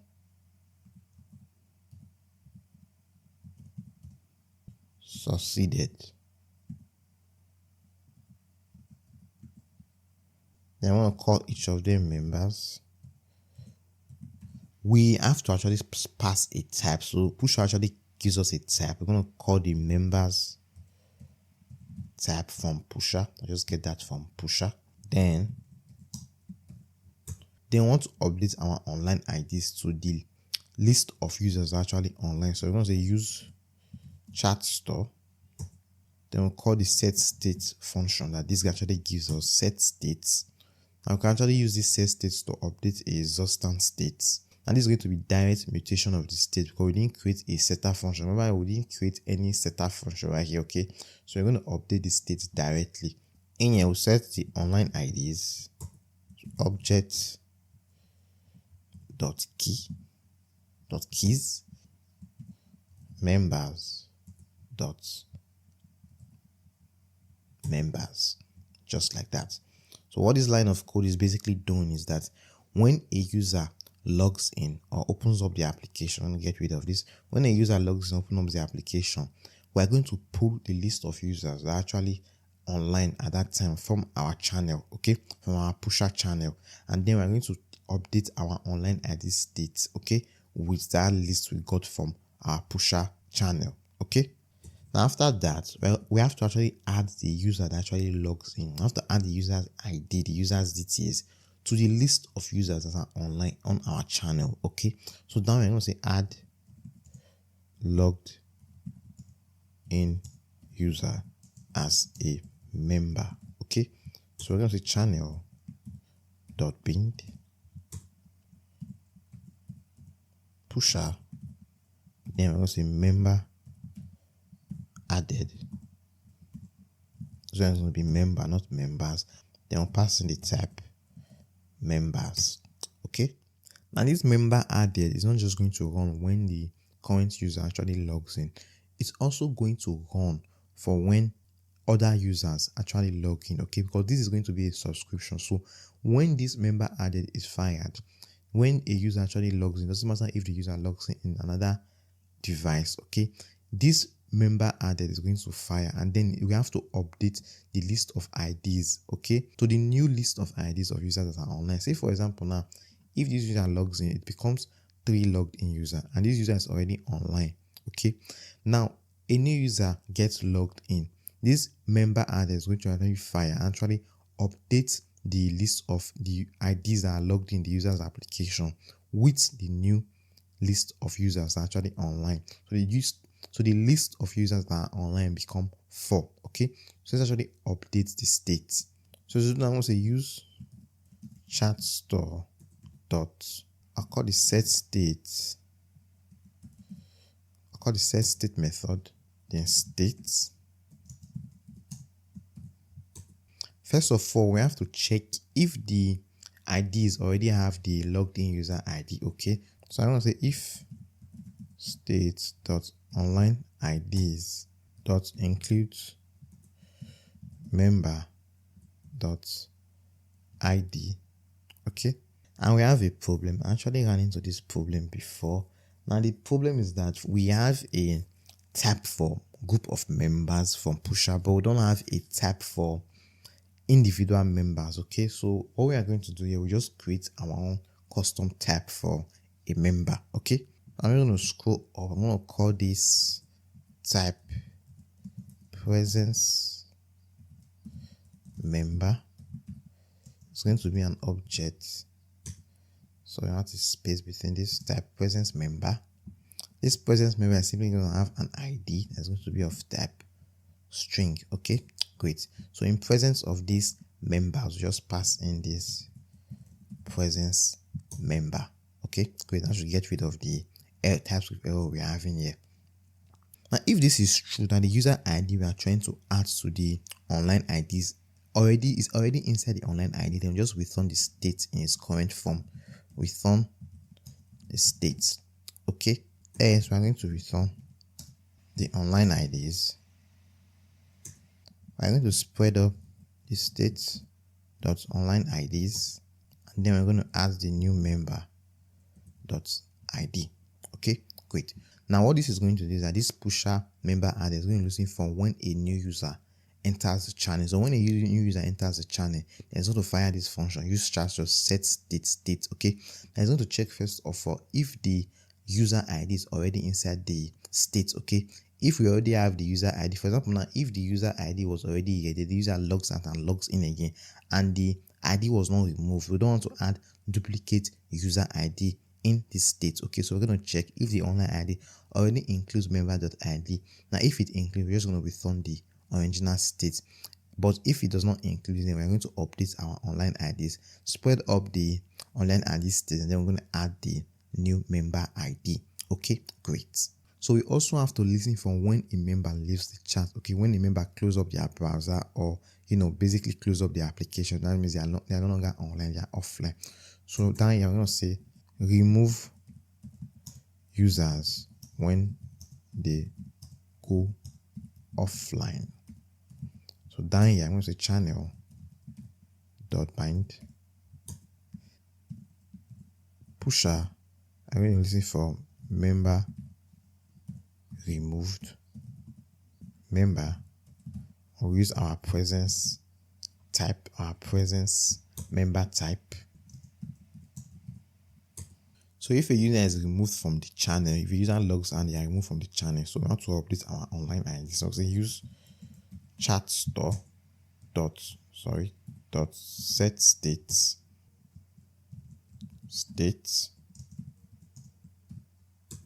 I'm going to say online IDs, then set our online IDs. I'll get the current online IDs, then I'm going to filter it, or filter.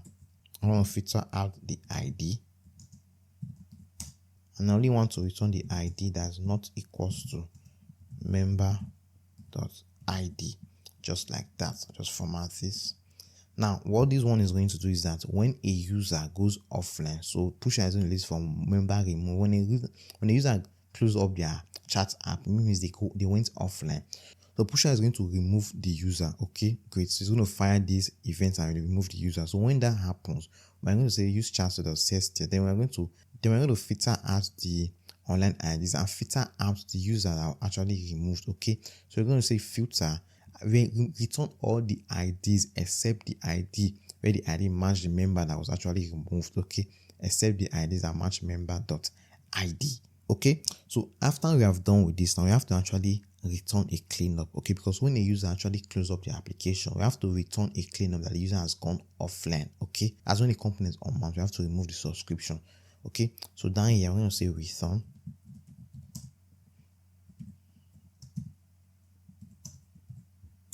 I'm going to say pusher client dot unsubscribe from the channel. So I'm just going to copy the channel name up here, which is going to be presence online. Okay, the channel we created up here, presence online users. So I'll just paste that right here, just like that. Now what's going to happen is that when a user actually close up the application, the user is going to unsubscribe from the channel, which means the user is going to be removed from the channel, and this is actually going to fire. Okay, so any other user that is using the application is going to see that the user has gone offline. Great. So now we have to pass this online ID state right here. We're going to pass it to our friends list components, because we actually need the online IDs in that friends list components. I'm going to pass it down as a prop. I'll just paste it right here. Now say it's also, I'll paste it right here. Great. So now we obviously have to go to our friends list component, actually specify that we expect a prop called online IDs. So I'll just go over there. Then right here, I'm going to say this is going to take a prop called online IDs, and the online ID is going to be of type. It's going to be of type string. Okay. Now we are still actually getting an error. When we go to our left side, we're going to see when we hover on this, we're going to say type string is not assignable to type string. Okay, that's because remember that when we set our online IDs in our store, we said that this is going to be a string of arrays. Okay, we said there's going to be an array of string. Okay, and right here in our for instance, we are specifying that it's going to be a string. Okay, so we have to say it's going to be an array of string. Okay, great. So that's going to get rid of that error. So in here, you can actually make use of this online ID to check if a certain user is actually online. So now you can set a variable. I'm going to say const online, or I just call this is online. Is going to be equals to online IDs dot includes user dot ID. Okay, so what we are doing is that we're creating a variable is online. Then we are checking, we are going through our online IDs state that is coming from our left sidebar. Then we are checking if the user that we are mapping through, if the user's ID is included in the list of users that are actually online. Now, if the user is actually included here, which means the user is online. If else, the user is actually offline. So down here, we are putting this online status. We can actually make use of that variable is online. We can simply just do something like this is online. If it's online, then we're going to render this span tag right here that the user is actually online. I'll just cut this and paste this right here. Else, we're going to render this right here, which is going to be offline. So I'll say offline. Then the text is going to be text gray 400, just like that. I'll format this. Then I'm going to save this and actually check out the output. And we can see that we have Igbo Emmanuel offline, Jane Doe offline. So what we're going to do, we're going to log in a user in another tab. So I'm going to open a private tab, go to a private window, or we're just going to minimize this, just minimize this, then also minimize this, and just drag this over here. Okay, so now we're going to actually log in with another user, say localhost for 3000. We always have to sign in with another account. So let's sign in with Jane. I'll say Jane at gmail.com. Then Jane's password 00000000. I'll click on sign in.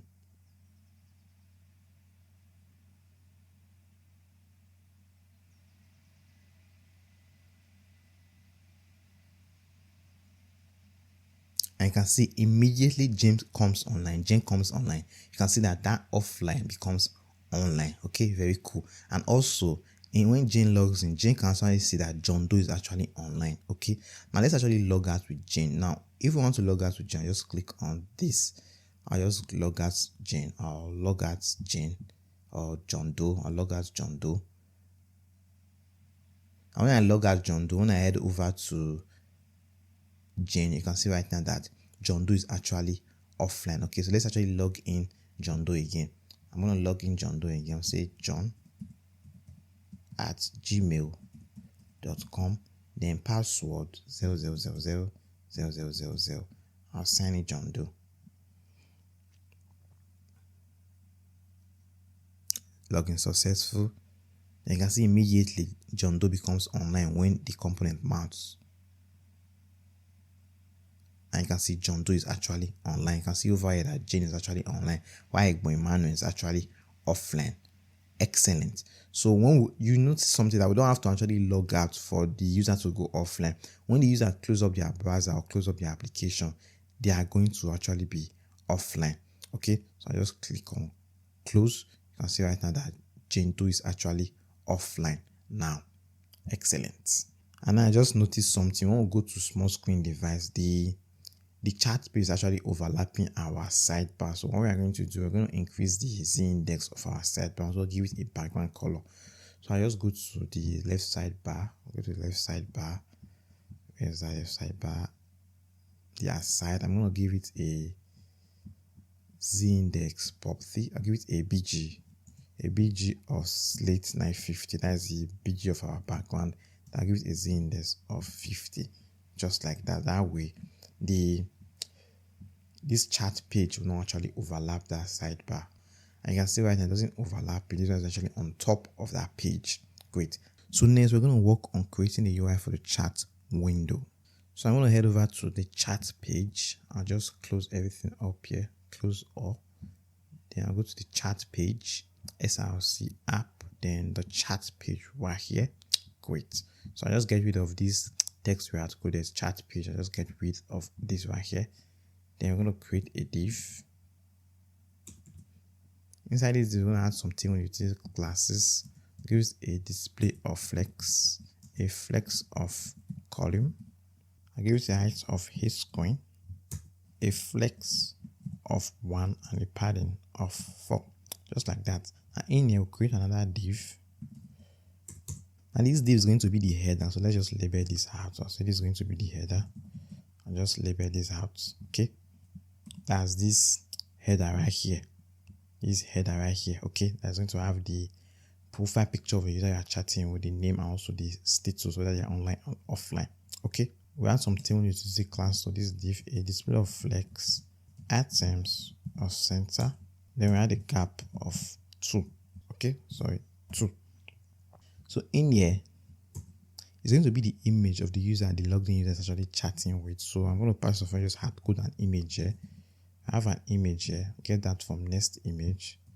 The SRC is going to be, for now, just hard code this. It's going to be / images folder / I think profile.jpg. Then the auth text is going to be profile big. Then for the width and height, we'll specify the width as 1000, the height is 1000. Okay. Then you have to add some Tailwind utility classes to this. Width 10, height 10, rounded of full, and object of cover, just like that. Now after the image, we're going to create a div. This div is going to have 2 paragraph tags in there. And this first one is going to say, just say John Doe. I'm going to hard code this for now. We're going to actually pull this user later on. I'll give it a font of semi-bold and a text of white, just like that. After that, we'll add another paragraph tag. It's going to display the status of the user. For now, I'll say offline. Then the Tailwind utility class is going to be test gray 400 and a text of XX. Okay, just like that. I'll save that, then I'll check out the outputs, and we actually have that right here, John Doe. We just had to code this. Okay, next we're going to create the chat input. It's going to be at the bottom right here. So I just go back, and it's going to be the header. Then down you're going to create the chat input first. I'll say chat input. I'll just comment this as I'm going to place this in its own component. So I just create a new component. I'll create a new component. I'll call this component chat input.csx. Okay, RFC, and then we'll just call that component right here, chat input, just like that. Then we can actually style up this component. In here, I want to create a div. I'll give this div a Tailwind utility class, padding of 4, a border of top, and the border color is going to be border, a display of flex, items of center, gap of 2, and a BG slate of 950. Okay, 950. In here, we're going to create an input. This input is going to be of type test, and the placeholder is going to be write a message. Okay, we're going to add some Tailwind classes to this. We give it a padding horizontal of 4, padding vertical of 2, a flex of 1, rounded of full, BG slate of 800, a text of white, a border, and the border color is going to be border slate. I use 700. And on focus, I want the outline to be none. Okay, I'll save that. Just format this first of all to rearrange this a bit. And then head back to the web page, and we should actually see our input right here. Okay, great. We actually see the input right here. So now we're going to add the button. So let's actually do that. Inside this div, we're going to have a button right here. In here, we're going to have an icon. iOS send. I'll give this a size of 20. Now I'm going to add some classes to the button. I'll give it a width of 10, height of 10. Give it a BG gradient to the right. It's going to start from blue 500 to purple 600. A text of white, on over. I'll give it a BG blue of 700. Okay, then I'm going to add a transition to it, just like that. Let's actually check it out, and we actually see the button here. We see the button over on the button is actually blue, but it's not rounded. Why is it not rounded? Just go there. First of all, I want to add a shrink of 0 to it because I don't want the button to shrink for small screen device. So we add a shrink of 0, then we give it a rounded of full. Did we not? Or we didn't give it a rounded of full, so a rounded of full, just like that. That should ensure that the button is actually circular. So now I want to position the icon at the center of the button. So also give it a cursor of pointer. So give it a cursor of pointer.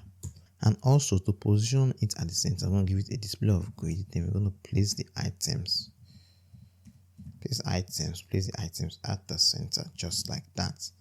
That should actually ensure that we have this right here and we have a cursor of pointer. I want to hover on it, consider that blue background right there. Excellent. But obviously we don't want the input to be up here. We want the input to be at the bottom. So we're going to add the chat interface between the header and the input. So let's do that. So between the, go to the chat page. So between the header and the input, we're going to have a chat interface right here. Okay. So I'll create a div. I'll just call this the chat window. Chat window. I'll just comment that off. And this is where we're going to see the messages between users. So I have some Tailwind classes to this div. I'm going to give it a flex of 1. Overflow wire. Sorry, spell that flow correctly. Overflow wire of auto. So when the messages overflow, can actually scroll through it. A padding of 2. A space wire of 4. And lastly, margin top of 6. Just like that. I'll save that. I'll head back to the web page. You can see right now that that chat window is going to occupy a flex of 1. It's going to occupy as much space as it can get, and then the remaining space is going to be occupied by the header and this input right here. And you can see that the input is at the bottom and this header is up here, just like that. So now I'm going to create the message inside the chat window. So I'm just going to create one. We're going to have 2 versions. We're going to have a version for one when a user actually sends a message, and also the users received messages. Okay. Now the user sent message is going to be at the right hand side. When the users receive messages, it's going to be at the left hand side. So we're going to create a div. And this one is going to be for the messages the user sent. So I'm going to give it a Tailwind utility class of flex, justify end. We're going to justify it to the ending. Then a gap of 2. Okay. In here, we're going to have another div.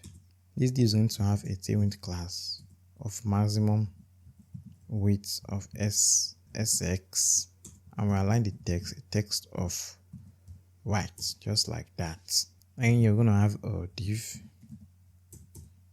Inside this div, just hard code this text for now. Hey there, how are you doing? You're going to add some Tailwind classes to this. I'll give it a BG gradient to the right hand side. I'm going to start from blue 500 to purple 600, padding horizontal of 4, a padding vertical of 2, a text of white, and a rounded border right of 2, XL. Okay, and this is going to be rounded for the bottom right. Okay, the bottom right of the div is going to actually be rounded. Then after this div, we're going to have a span. Give this a Tailwind utility class of text SX, a text of gray 400, a margin right of 2, and in here is going to be the timestamp. So I just do 10:30 a.m. I use capital casing AM. And after this div that wraps around the message and the span, we're going to add an image. So I just copy the image from the header. Where's that image we did in the header? I just copy this image right here. So I don't have to add another image component. I just copy this, close this back up. Then after this div that wraps around both the span and the text, we just paste that right here. Okay, I'm going to save that and I'm going to check out the output, and we actually see the message right here. But from what we are going to do, we're going to give this a rounded of MD. Okay, yes, we want this one to have a rounded of 2XL, the bottom right, but we want all these ones to have a rounded too.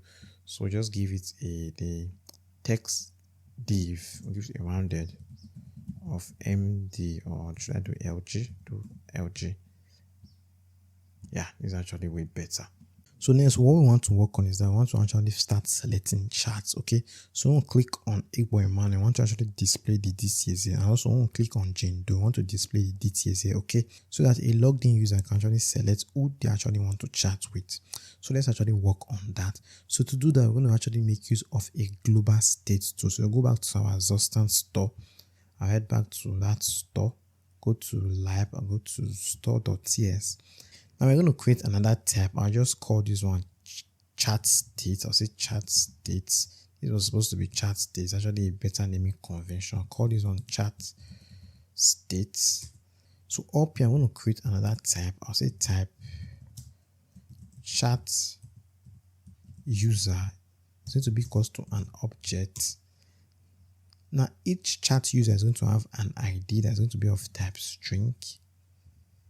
Each chat user is going to have a name that's going to be of type string, and also each chat user is going to have an avatar that's going to be of type string, since this is going to be the URL to the avatar image, the path. Okay, now inside the chat state, now we're going to have another tab called active chat user. Okay, who's going to be the user that the logged in user is actually chatting with at the time. Okay, that the user actually clicked onto chat with. And that is going to be of type chat user, the chat user we created up there, or it's going to be of type null. Okay, now let me explain what we are doing here. Now, when a user actually logs into the application for the first time, the user has not clicked on anybody to chat with. This active chat user is going to be null. Okay, but when the user actually selects somebody to chat with, there's going to be of type chat user, and that person selected is going to have an ID, name, and an avatar. Great. Then we're going to have a setter function to set active chat user. Okay, and this setter function is going to take a user that's going to be of type chat user, and then it's going to return void. It's not going to return, the function is going to return void. Okay, so now you have to pass those states right here. We're going to pass in an active user. This is going to have an active user. By default, is going to be null. There's going to have a setter function, set active chat user, which is going to take a user, and then it's going to set active chat user to the user. Okay, so this is going to be the setter function to actually select a new user to chat with. So we want to actually click on a new user. This is going to be the function we're going to be calling. Great. So now we have this global state. We can actually make use of this global state. Okay, so I'm going to go back to the friends list. So when we actually click on any of those friends lists, we are going to set the friends list, the user we actually click on, to the active chat user. So I'll go to that friends list. So we're going to add a click event listener on this div. Okay, so when the user clicks on any user, we're going to set the active chat user to that user the user actually clicked on. But first of all, up here, we have to get our global state. So up here, I'm going to say const. I'm going to destructure what we are getting is going to be equals to use chat store. Okay. And then when we actually want the setter function, we want to actually use the setter function. As I say, set active chat user. Okay, so now when the user clicks on a user, I'm going to say on click. I'm going to fire an IO function that's going to set active chat user to this user object right here. Okay, and this user object is going to, I remember that the chat user is going to have an ID property, and that ID is going to be the user dot ID, the ID of the user. It's going to have a name property, and that name property is going to be the user dot the name of the user.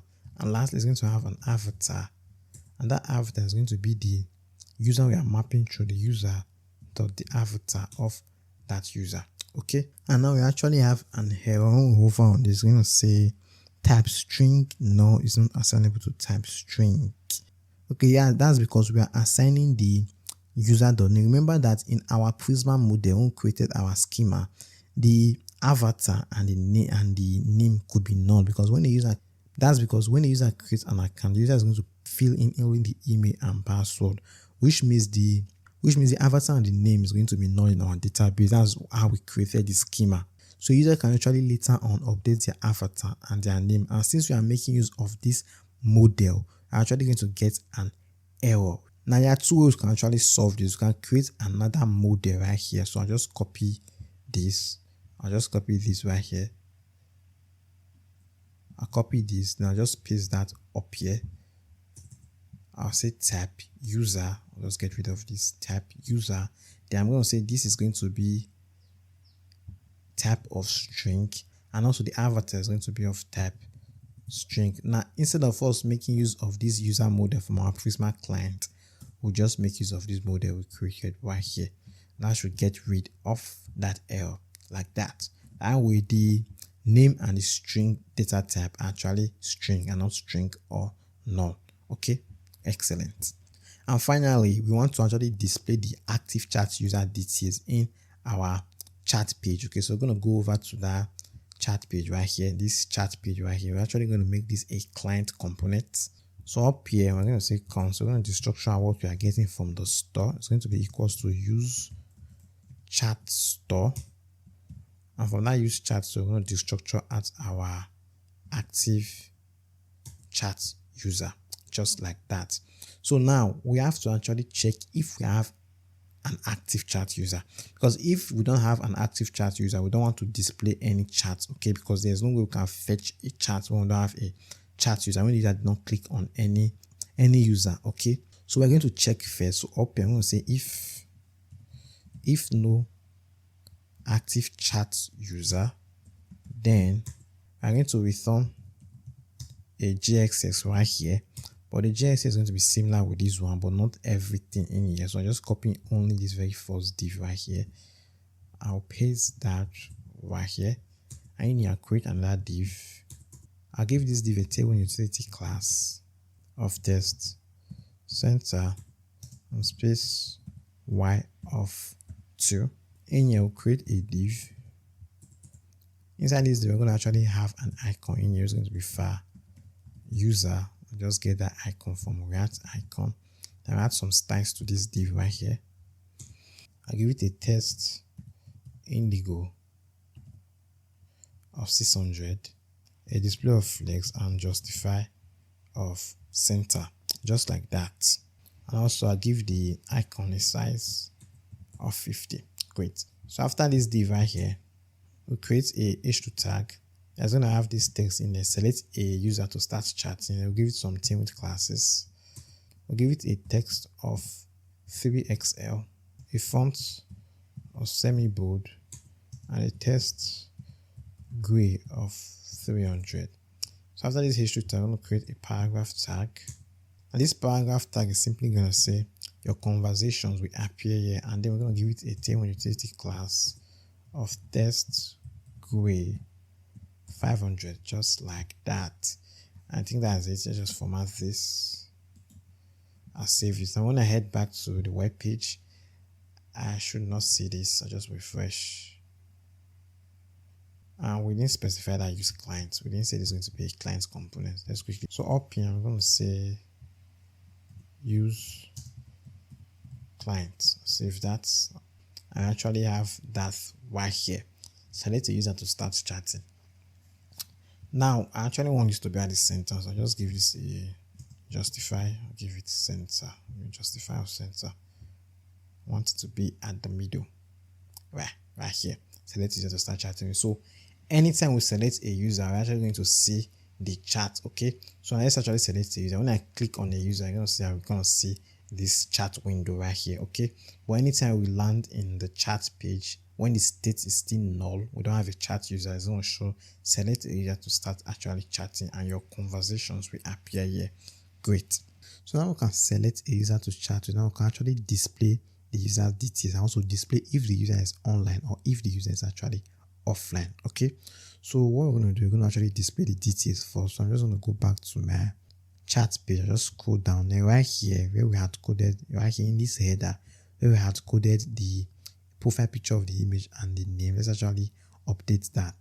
Instead of this John Doe right here, we'll just get rid of this. Then we're going to say the active chat user dot the name of the user. Okay. And also we're going to actually display the user's image. So I'll just get rid of this. Then I'm going to say if active chat user dot avatar, if this is set, only then do we want to render this image component right here, and the SRC is going to be the avatar.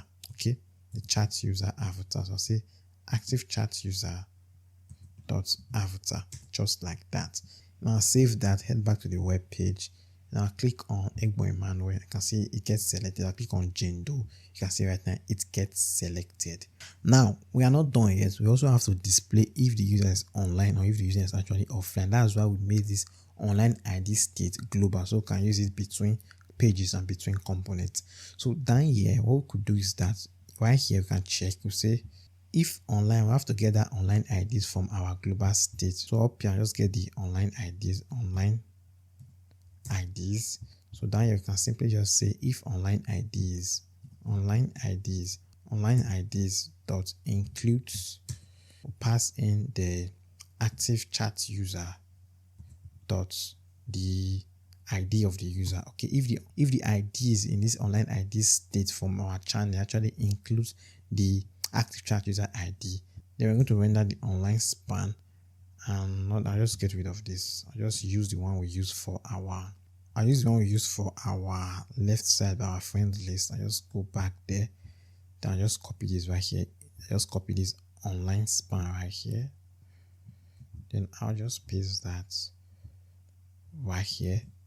As I'll copy the offline. Where's that? I'll go back to the friends list.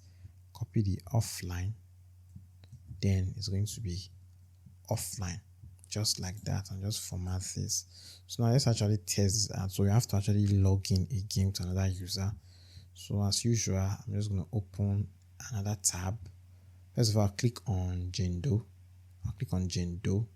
And we have a problem. For small screen device, when we click on the active chat user, we cannot see the chat page. So what we are going to do is very simple.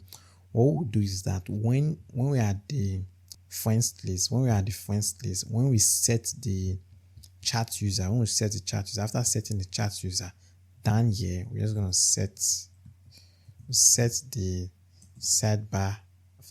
And we don't actually have the set sidebar state inside this component. Remember that we created the set sidebar state in its parent component, which is the left sidebar. Okay, this is where we actually created the state. So we're just going to pass the set sidebar open function as a prop, okay, to the child. So I'll just copy this. I'll go to the friends list components. I'll just paste that right here as a prop. Okay, so now you have to tell the friends list component that it actually expects a prop. So I'll go back there. I'll just get rid of this first. I'll go back there. Then up here, I'm going to say this is going to expect a prop. I'll just say it's going to expect a prop called set sidebar open. Okay, so now we obviously have to specify a type for this. So up here, I just create a type for this component. A type friend list props. It's going to be equals to, an object. So the first prop we actually want to pass is going to be this right here. Okay, so just cut this off, then pass this in right here. Then we don't have to actually pass it here, then we just call the friend list props. Okay, so now you actually have to add the type for the sidebar open because we need that. So we have to tell TypeScript the type. Then it's going to be, I'll just copy this, set sidebar open. It's going to be set sidebar open. It's going to be a function. It's going to take a value, and the value is going to be a boolean, and it's going to return void, just like that. It's not going to return anything. Great. So down here, when we actually click on a new user, we'll click on the user to chat with them. We're going to set the sidebar open to false, just like that. So now I can actually test this out. So I just go back there and I click on Gendo. It's going to set it back up. Then I can open it again. I click on Egboiman. It's going to set it to false. Excellent. So now let's actually log in a new user. So I just go to create a new tab, create a private window, drag this over here. Then I can say localhost port 3000. Then I'm going to log in as Egboiman. I'll say egbon@gmail.com, then password 00000000. Click on sign in. Sign in successful. It's going to take us to the chat page. Loading chat page. And you can see immediately that Emmanuel is actually now online. And also Emmanuel can see that John Doe is actually online. When Emmanuel clicks on John Doe, Emmanuel is going to see that John Doe is actually online up here. Great. I want to close up this. I want to close all this tab right now. I can see that immediately Emmanuel is actually offline. Great. So next we're going to work on the functionality of actually sending new messages. So first of all, we have to actually create a route for that. So I'll go back to my application. In the API folder, I want to create a new route. I'll call these routes send message. And inside this folder, I want to create a route.txt, just like that. In here, I'm simply going to say export async function post. And it's going to take a request. It's going to be of type request. Okay. And as usual, first of all, we have to check if the user is logged in. So we're going to say const session, get the user session. It's going to be equals to get server side session, and then pass in the auth options in there, just like that. We're obviously going to await this. I'm going to say await. Then down here, we're going to check if no session dot user dot id. If no session id, then we're going to return a next response dot json with this error right here, unauthorized.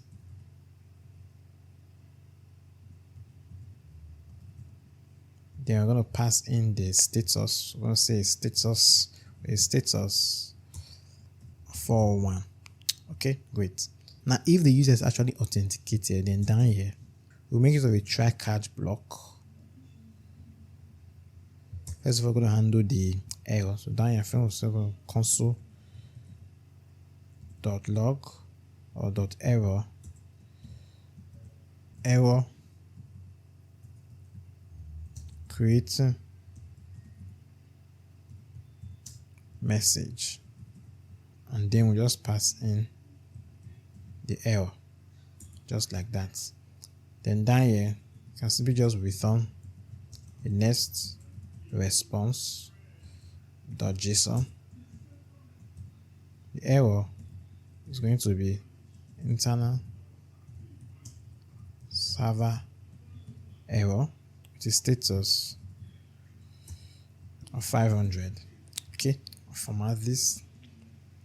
So now that we've handled if we get an error, so let's actually make the request. So in here, I'm going to say const. I'm going to set the body to await request.json. Now this body is going to come with two values. I'm going to destructure other values. Then it's going to be equals to the body. Okay. I'm going to destructure add the text because we are going to send a text. It's going to be the actual text we're trying to send to the database, and also we have to send in the receiver that the user the message is being sent to the receiver ID. Okay. And down here we're going to check if no tests, or if any of this is actually empty, or if no receiver ID, then we're going to return a next response .json passing an error is going to be test and receiver ID are required. Then the status is going to be 400. Okay, just like that. Then if it's not empty, then now here we can save the message to DB, to the database. Then you're going to create a variable const new message is going to be equals to, I'm going to await Prisma dot, this time I'm going to make use of the message model dot create. The data we want to add is going to be, first of all, I'm going to add in the text. We actually have to know the name of this in our Prisma schema. Okay, so let's go to that Prisma schema. Let's go to that Prisma schema. We are going to have a test, a sender ID, and a receiver ID. Okay, those are the three fields we actually need: test, sender ID, and receiver ID. Okay, so we're going to have a add the test, and down here I'm going to add the receiver ID. And since the receiver ID of this variable matches with the one in our database, you can just use a shorthand method with the test too. And then you're going to add the sender ID, which is going to be session.user.the ID of the user. Okay, because the logged in user actually sent the message. Great. Then after that, we can simply just return a next response.json. For now, you're just going to send the new message back, and then we're going to pass in a status of 200. Okay, of 201 actually, because 200 means it was successful and 201 means it was successful and a new resource was actually created. And then we can format this. So for now, we're going to send this response, but later on we're going to actually use pusher to actually push the message back in real time, so that the user that sends the message and the user the message was sent to can actually see the message in real time. Okay, so I want to save this for now. So now we have the route to actually create a new message. So what we are going to do now, we're going to create a function to actually send this message. Okay, great. So I'm going to go to my custom hooks. I'll create another hook. I'll call this hook use message.ts. Okay, and I want to create a function, export async function use send message. In here, we're going to wrap the request in a try catch block. First of all, handle the error. Console.log failed to send message. Then we'll just pass in the error right here. Okay. Then inside the try, we're going to make a request. I'm going to call this request rest. Okay, so this is a variable. It's going to be equals to, I'm going to await Azios. I'm going to get Azios from Azios. I'm going to make a post request to the route we just created, /API/send message. Then we're going to pass in the payload, pass in a text, and also we're going to pass in a receiver ID, just like that. And we're obviously going to get an error because we're not specifying that any argument is going to be passed to this function. So up here, we're going to say, when we call this use send message, we're going to pass in a text that's going to be of type string, and also we're going to pass in a receiver ID that's going to be of type string, just like that. Okay, and then this function is just going to return the response dot data. It's going to return the data that this request is going to get. Okay, I'll just format this. Great. So now we are done writing the function to actually send the message to our API route. Now we actually have to send the message to this function, okay? So you're going to go to our chat input. I'll just go to this chat input component right here. Just format this. And inside this chat component right here, we're actually going to first of all make this a client component. We want to make use of states in here. Up here, I'm going to say use client. Then I'm going to create a state.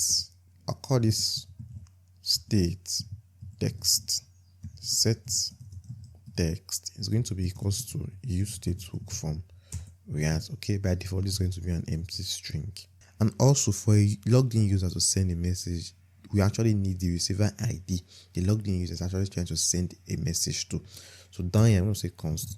I'm going to get our active user from our use chat store. So use chat store, okay, from our Zustand store. Then you just get the active chat user, and then we're going to get the ID. Remember that this active chat user has the ID, the name, and also the avatar of the user, the logged in user is trying to chat with. So down here, I'm going to say const receiver ID. It's going to be equals to active chat user dot the ID of that chat user, just like that. Then down here, you can simply just create a function const undo send. It's going to be equals to an async function.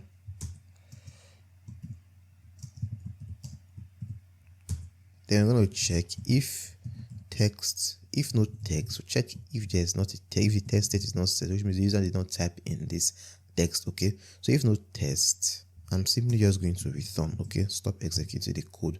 And also I'm going to add an extra validation. So I'm just going to go down here. Then I'm going to say I only want this button to be shown to the user. Say text.throwing, trim out the white spaces, dot length is greater than 0. Only then do we want to render this button. Okay, so if user does not type on the input, the user should not see the submit button. So let's actually test that out. So I'll click on a user to chat with, I'll just type here. You can see that we cannot actually see the submit button. We only see the submit button, and we cannot see the submit button. That's because we've not connected the state to the input. Let's quickly do that. Up here, I'm going to say the value of this input is going to be the test state, and also on change of this input, we're going to find an arrow function. I'll take an event, and then we're going to set our text state. So event or target dot the value, okay, just like that. And then when we type here, you can see right now that we actually see the button anytime we actually type in the input. That's only when we're going to see the submit button. Great. And also we have to check, I'll say if no receiver ID, because obviously we need the receiver ID to send a message. Then we're going to stop executing the code. So I'll just return right here too, okay, just a safe check. Then we're going to await send message or use send message, okay. And then remember that this function expects two arguments. It expects the text, and also it expects the receiver ID. So I'm going to pass in the text, and also I'm going to pass in the receiver ID, just like that.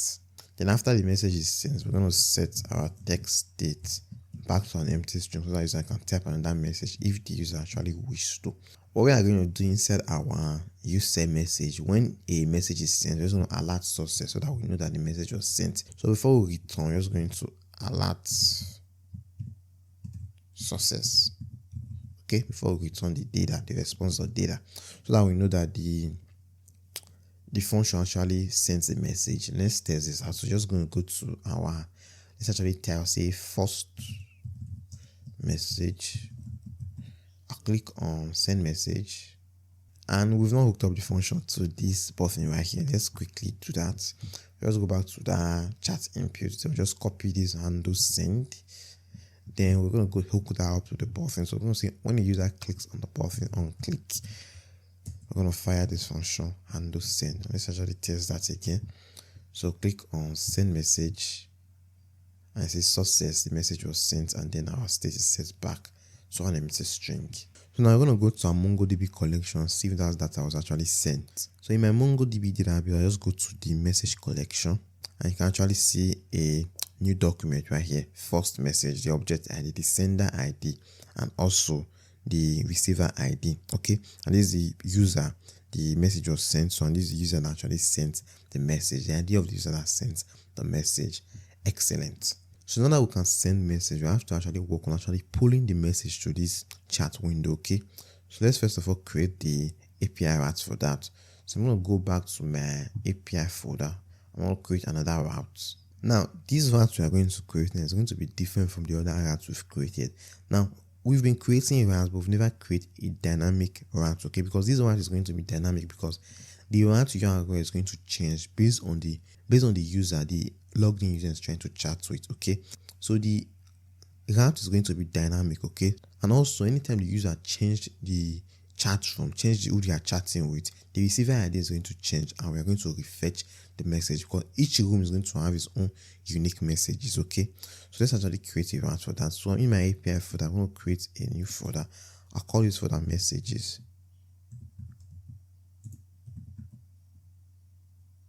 And inside this folder, I'll create a dynamic route. To do that, I'm going to create a folder, and we're going to create a folder. I'm going to use square bracket, and inside the square bracket, I'm going to specify this is going to be the, I'll just call this receiver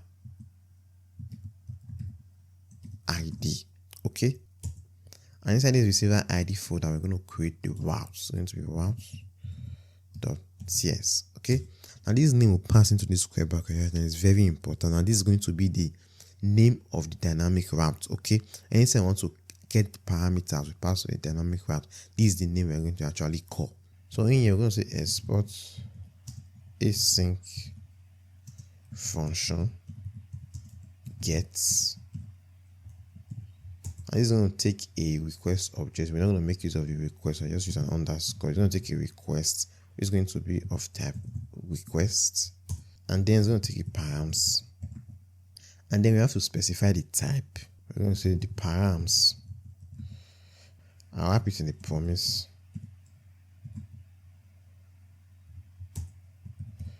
Then in here, we're going to have the receiver ID, which is going to be of type string, just like that. I'll format this. Now, what we are doing right here is that anytime we make, I said that this is going to be a dynamic URL. So anytime we make a request to this URL, it's going to have our API is going to be something like this: API / the messages folder / whatever the receiver ID is. Okay, so anytime the receiver ID change, the ND of the URL, this last part of the URL is going to change. Now this last part of the URL, that's what we're going to call the receiver ID in the dynamic folder. Okay, and to get that from our request, we're going to actually pass in a params, and the structure is out from that params, which is going to be called the receiver ID, the name of the dynamic folder. Okay, that's why I said the dynamic folder is going to be very important. So I'll get rid of this. Now in here, we first of all have to get the session of the logged in user. Second session is going to be equals to await get server side session, and then I'm passing the auth options in there, just like that. And then I'm going to check if no session dot user dot ID. If no session user ID, then we're going to return a next response dot JSON with the error message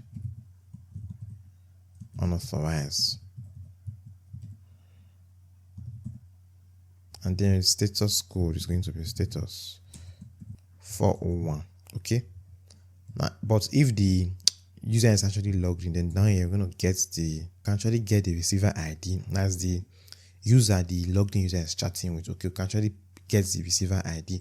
Now remember that we pass the receiver ID as a dynamic parameters in the URL, so we can say const the receiver ID is going to be equals to, I'm going to await params dot receiver ID, just like that. Okay, and then down here you can get the sender ID, which is the logged in user. Sender ID is going to be equals to session dot user dot the ID, just like that. And down here you have the request and the try catch block. First of all, we're going to handle the error. So down here I'm going to say console.error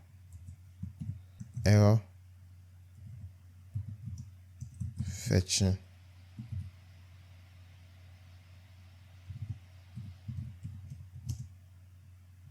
messages. They'll pass in the error here, and then we just return a next response.json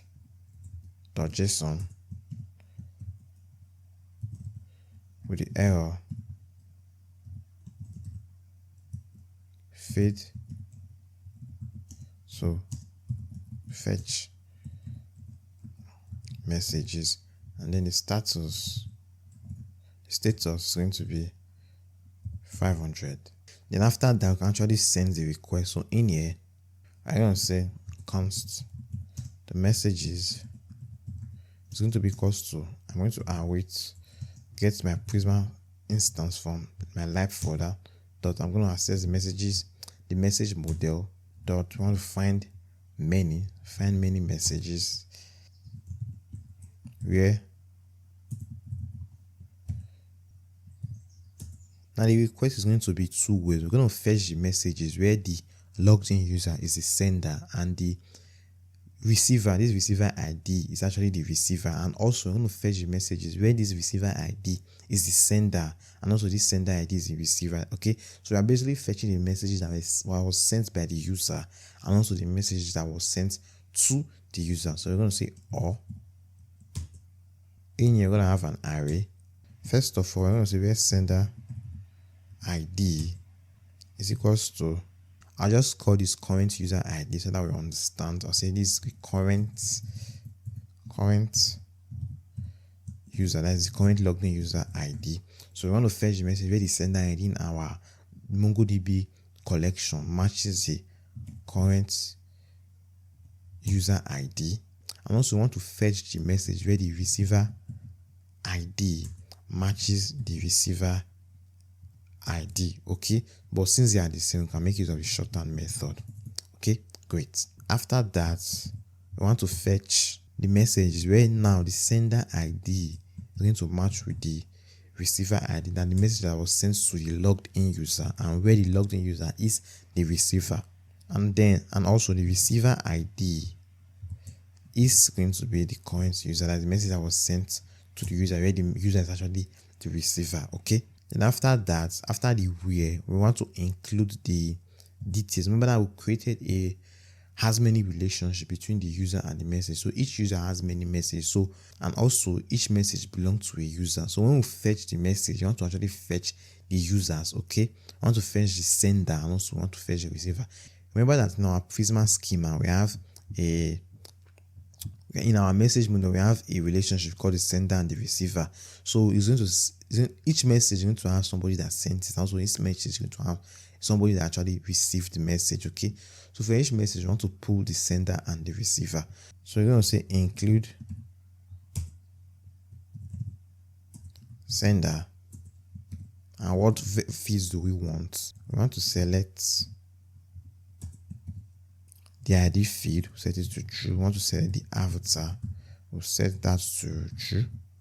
And last, we want to select the name of the user, so we'll set that to true too. Also, we want to get the receiver for each message. I'll say receiver. We'll select the ID, set that to true. Then we're going to select the avatar, set that to true, and then last we'll select the name. Then we're also going to set that to true, just like that. Then after that, we are going to order the message, order by created at, and the other method is going to be ascending order, just like that. So we can actually format this now. Great. So what we are doing is that we are setting a messages variable, and then we are accessing our Prisma model. Then we want to find many. We want to find the message where the receiver, where the sender ID, the user that sends the message, matches with the current user ID, and also the messages where the person that received the message matches with the receiver ID, and also want to fetch the messages where the receiver ID matches with the user that sent the message, that's the message that was sent to the current logged in user, and also where the receiver ID in the message match with the current user ID. Okay. Then part the relationship we have in our Prisma schema, we're going to include the sender and the receiver, which means anytime we fetch a message, we're going to actually auto load the sender of the message, also the receiver of the message, and then we're going to order the message by the by the date they were created in ascending order. Okay. Then down here we can return the next response.json, and then we're passing our messages variable in there. Okay, great. Just passing the message object in there. Great. So now that we have this, we're going to create a function to actually fetch the messages. Okay, so we're going to go back to our use message hook right here. We're going to create a function in here. Then I'm going to say export function use get message, and then we're going to pass in the receiver ID. Now you have to specify the type. This is going to be of type string, or it's going to be of type null. Okay. And the reason it's going to be of type string and null is because normally when the user clicks on a receiver to chat with a user to chat with, it's going to be of type string. Okay, because we have the receiver ID in our global state. Okay, inside our active chat user state. Okay, global state. But if the user just lands in the application, the user have not clicked on anybody to chat with, it's going to be null, and we don't want to fire this get request when it is null. Okay, we don't want to waste server resources actually making get requests when we don't have a receiver ID. So you're going to create some state, say const messages set messages is going to be equals to the use state hook from React, and by default this is going to be an array.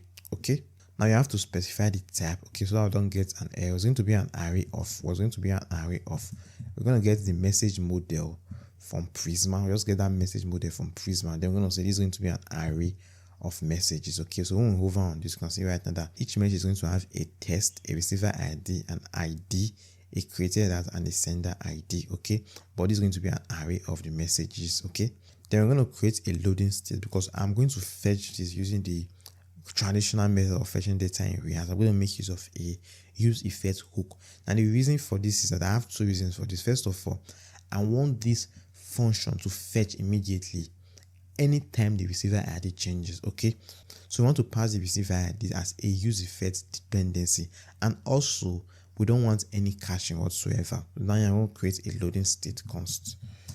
I'll call this is loading set is loading is going to be equals to the use state hook from React. Okay, by default this is going to be set to false. After that, I'll create another state const is error set is error is going to be equals to use state. This is going to be null, and it's going to be of type either null or it's going to be of type error. Okay, great. And down here we're going to create a use effect hook. Now fetching data in a React application is a side effect. Okay, just like adding subscription, adding event listener. So we are going to make use of the use effect hook. Okay, remember that I said we use the use effect hook for side effects. So I'm going to say use effects. Now, like I said, the use effect hook, we want it to depend on the receiver ID. We want it to run when the component matters, and also we want it to run when the receiver ID actually changes. Okay, when the receiver ID we pass to the use get message function changes. Okay, so in here, first of all, we're going to check if we have a receiver ID. If we have a receiver ID, then we're simply just going to return. Okay, then I'm going to say let is mounted equals to true. Okay, now I'm going to actually explain why I'm doing this. And after that, I'm going to set the loading state to true. I want to start data fetch. I'll set the loading state to true. I'll set error is error to null. So then we just create a function outside this use get message to actually fetch the message. So up here, I'm going to say async function fetch message is going to be, it's going to take a receiver ID that's going to be of type string. I just pass that in here. Then inside this function, you can simply say const where it's going to be equal to, I'm going to await asios.get. I'm going to make the request to the API folder we created. So it's going to be /API /messages. Then / is going to be, remember that the route is going to be dynamic. Okay, it's going to change every time the receiver ID change. It's going to be / the receiver ID, just like that. And after we fetch, you can simply just return res.data. And in there, you can make use of that function. You can say fetch messages, and then we're going to pass in the receiver ID. We expect an argument, passing that receiver ID dot then data. Then we're going to check if it's still mounted. If it's still mounted, that's only we want to set the message state to the data. Okay, I'm getting an error. Argument of type string, and no, it's not assignment of parameter of type string. I think we've already checked that. Oh, we didn't check it. We said if receiver ID return, we were supposed to check if no receiver ID. Okay, so we don't get this error. Okay, because we only want to run this block of code if there's a receiver ID. Then we'll say dot catch if we get an error. So we're going to say if it's still mounted, if it's mounted, only then do we want to set error, set is 0 to the error. Okay, format this. Then finally, we're going to say dot finally.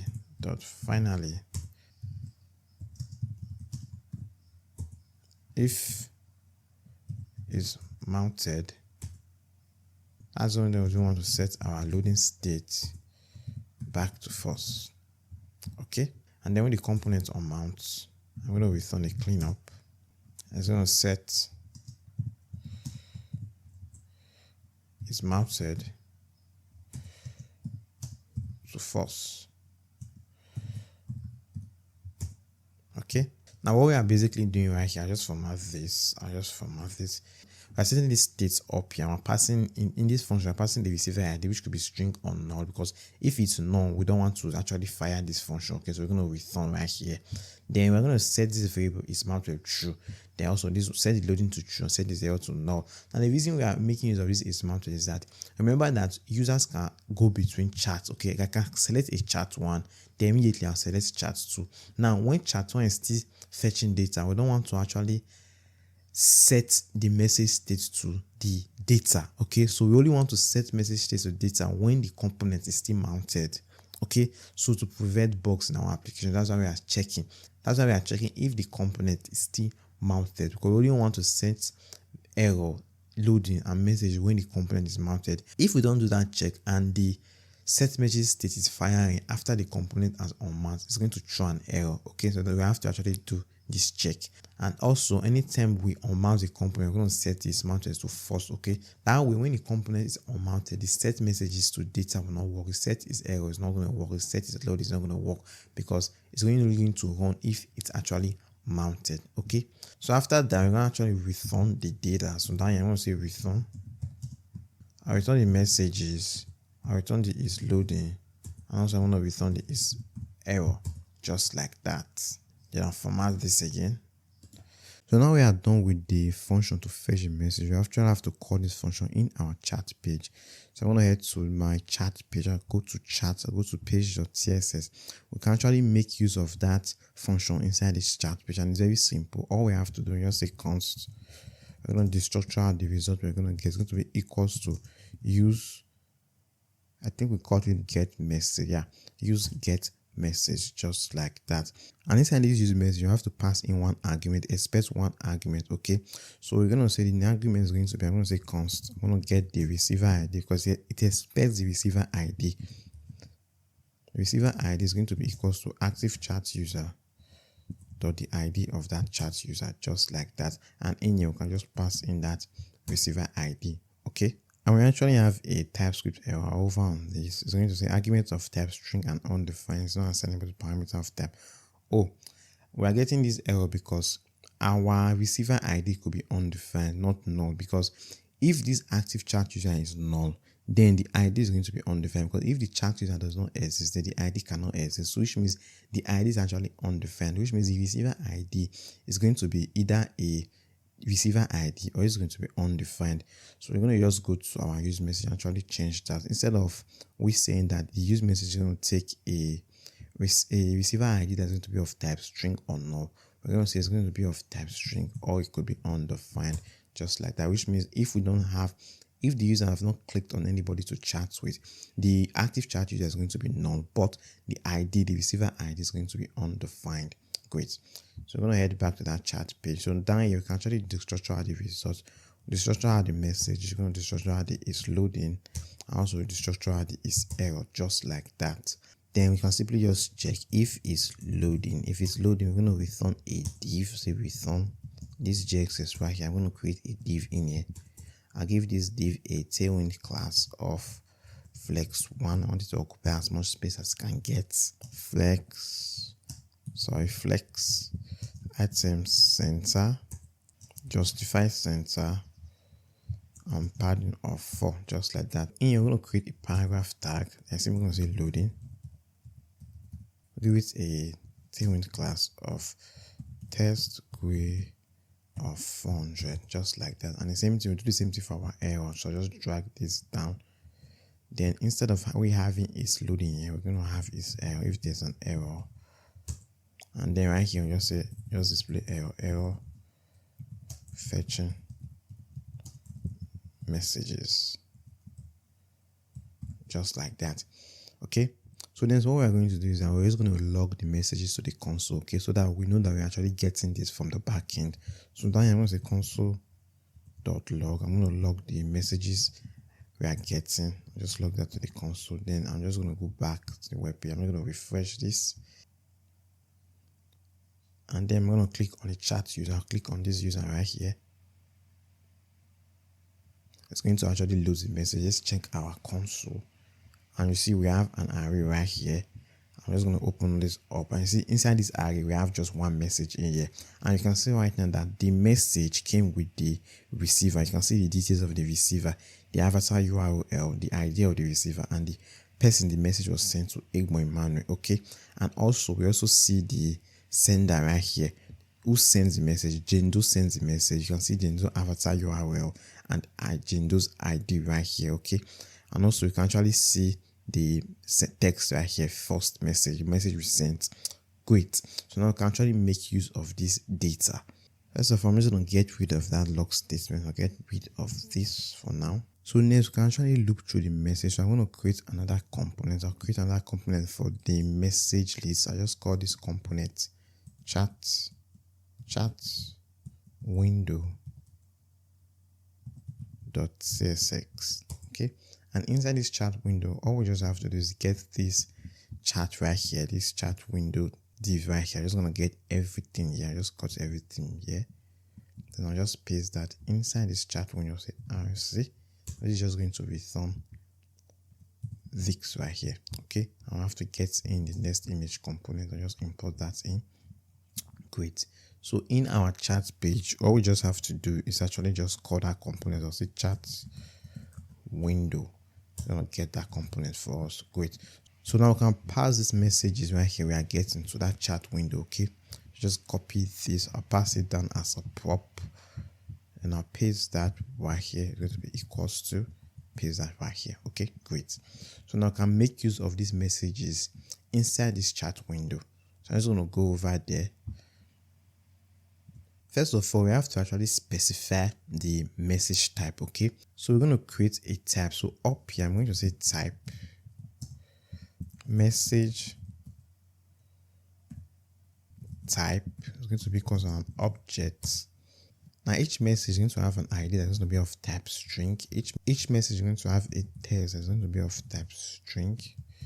Each message is going to have a created at is going to be of type string, and also each message is going to have a sender ID that's going to be of type string as the user that actually sent the message. And also each message is going to have a receiver ID, the ID of the user the message was sent to.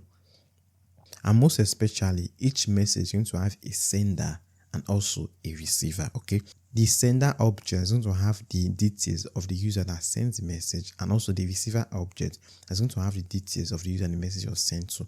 So that's going to be of type user. So we're going to create a user type, or up here I'll say type user is going to be equals to, each user is going to have an ID that is going to be of type string.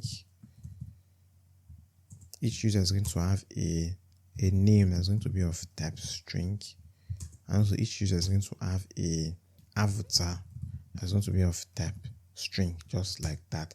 And then we're going to say each sender is going to be of type user type. Okay, and also each receiver is going to be of type user, just like that. So now we've created a type, we can actually pass in the props to this component. So right here, I'm going to say this is going to receive a prop called messages, and the type is going to be messages. It's going to be of type message type. Okay, great. I'm going to save that. And we are still getting an error from our page.ts components. And over on this type ID string test created that is missing the following properties from type message type, which means our message type does not match the data we're actually getting. I'm going to go back to that use message function. We specify that this is going to be of type message, which we are getting from our Prisma model, and that message has a property of ID text created as sender ID, receiver ID, but it doesn't have the sender and the receiver. Doesn't have this sender and the receiver. You know what, we just make use of similar types. So I'm just get rid of the message type. Let me just create a global type for the messages so that we can make use of it in other pages. Okay, if I just go to my types folder, inside my types folder I'm going to create a types.ts file, and inside this types.ts file, all I have to do, I just cut this off. From here, cut it off, and I'll just paste it right here. Okay, so I just say export. I'm going to export this type, export type message type. Okay, so all I have to do, I'll just import this message type from that type folder right there. So now we can actually specify that the messages we are fetching, we want it to have this type. Okay, so I go to that use message. Instead of we getting this one from Prisma, I just make use of that message type so that they have the same structure. Message type, I want to import that in as to specify that this is going to be an array. Okay, so I just have to get rid of this one, no longer making use of this one, get rid of that. Great.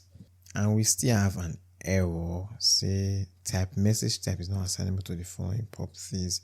Message type, now that's because we are specifying right here that this is going to be an array of messages, because remember that the message is not, we're not going to be getting one message, we're going to be getting an array of the messages object.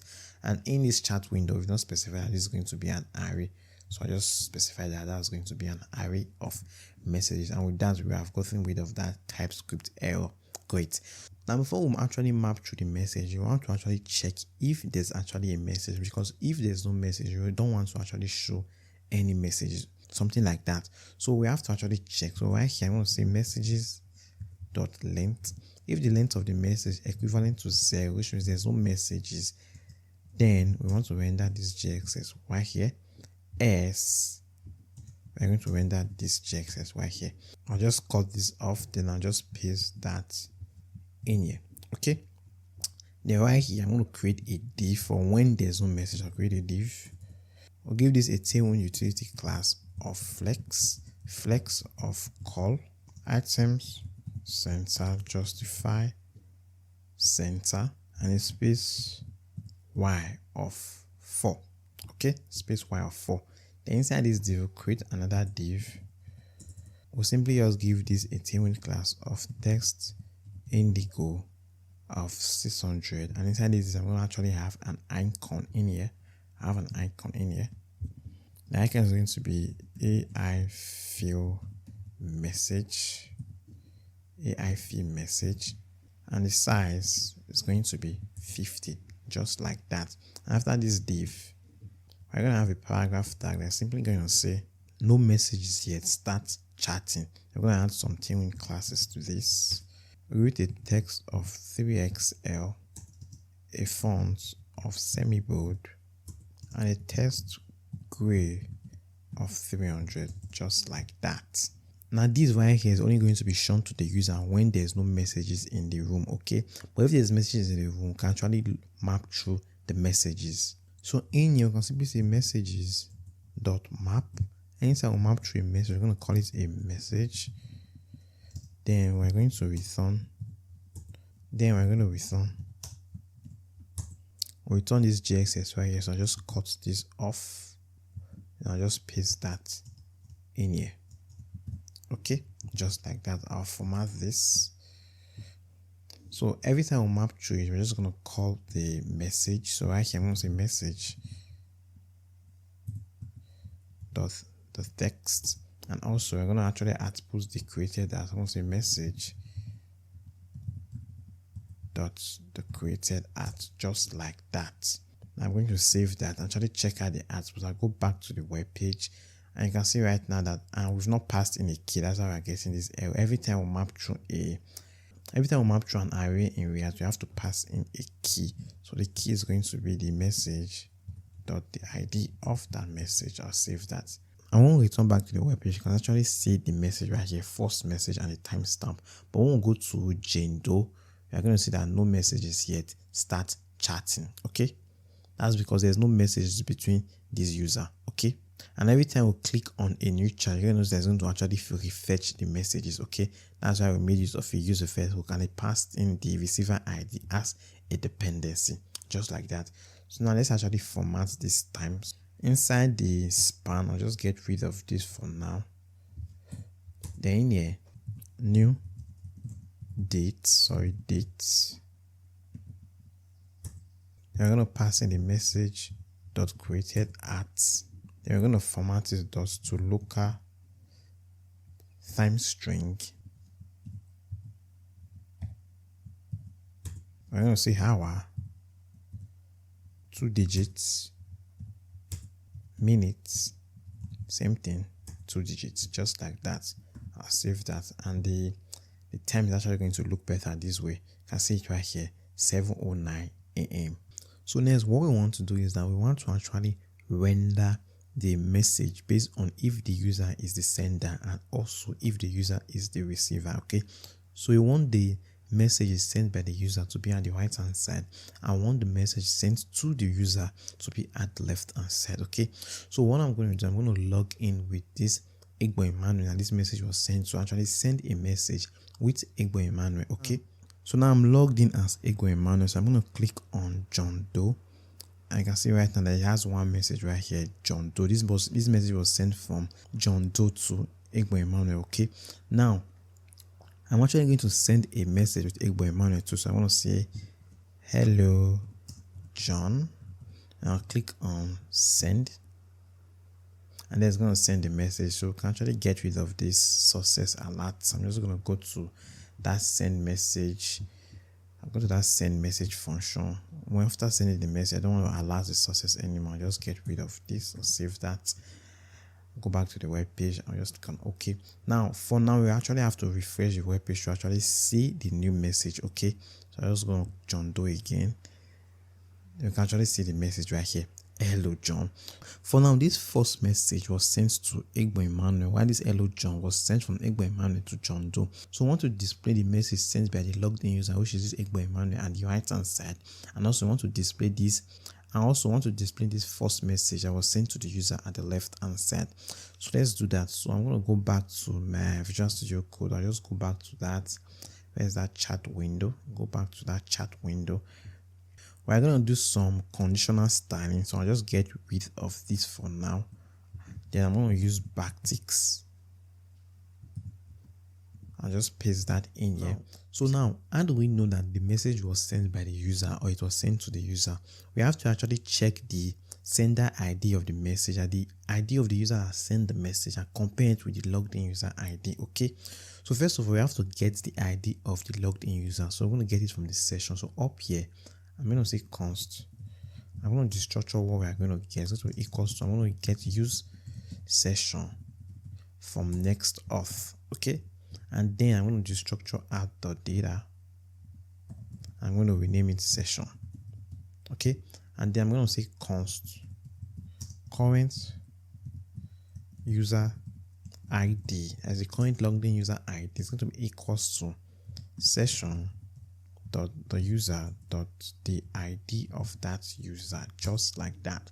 And then down here we can actually compare. We can say before we return, we can check const is create a variable called its own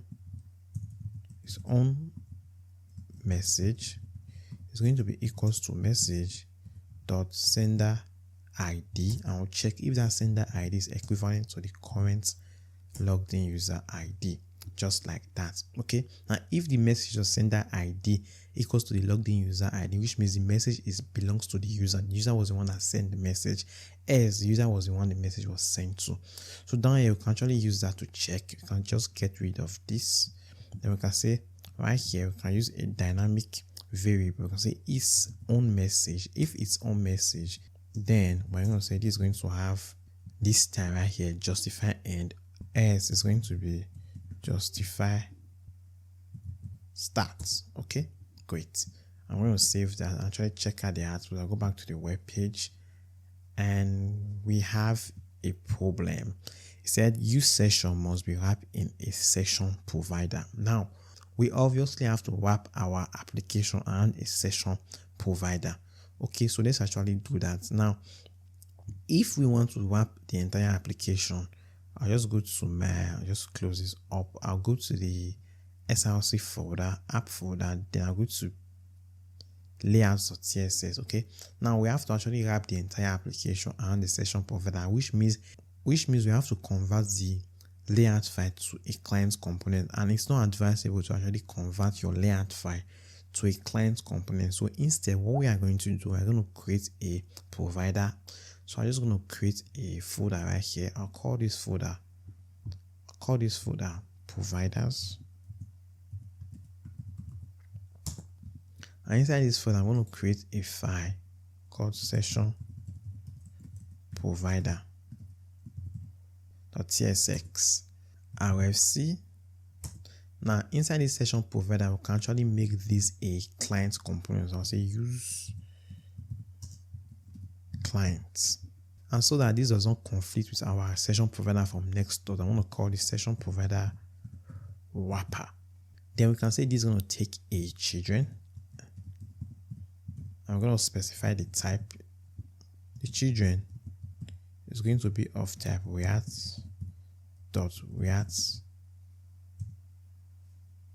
node. Okay, and this is simply just going to return. We're going to get our session provider from NextAuth. Just scroll down, get that from NextAuth. Then simply just going to wrap around the children. Okay, great. I'll just format this. So any component we wrap this session provider around, it's going to have access to our session provider from NextAuth. Okay, so I just want to close this up so that we don't have to make our entire layout file a client component. So we're going to go to the layout file.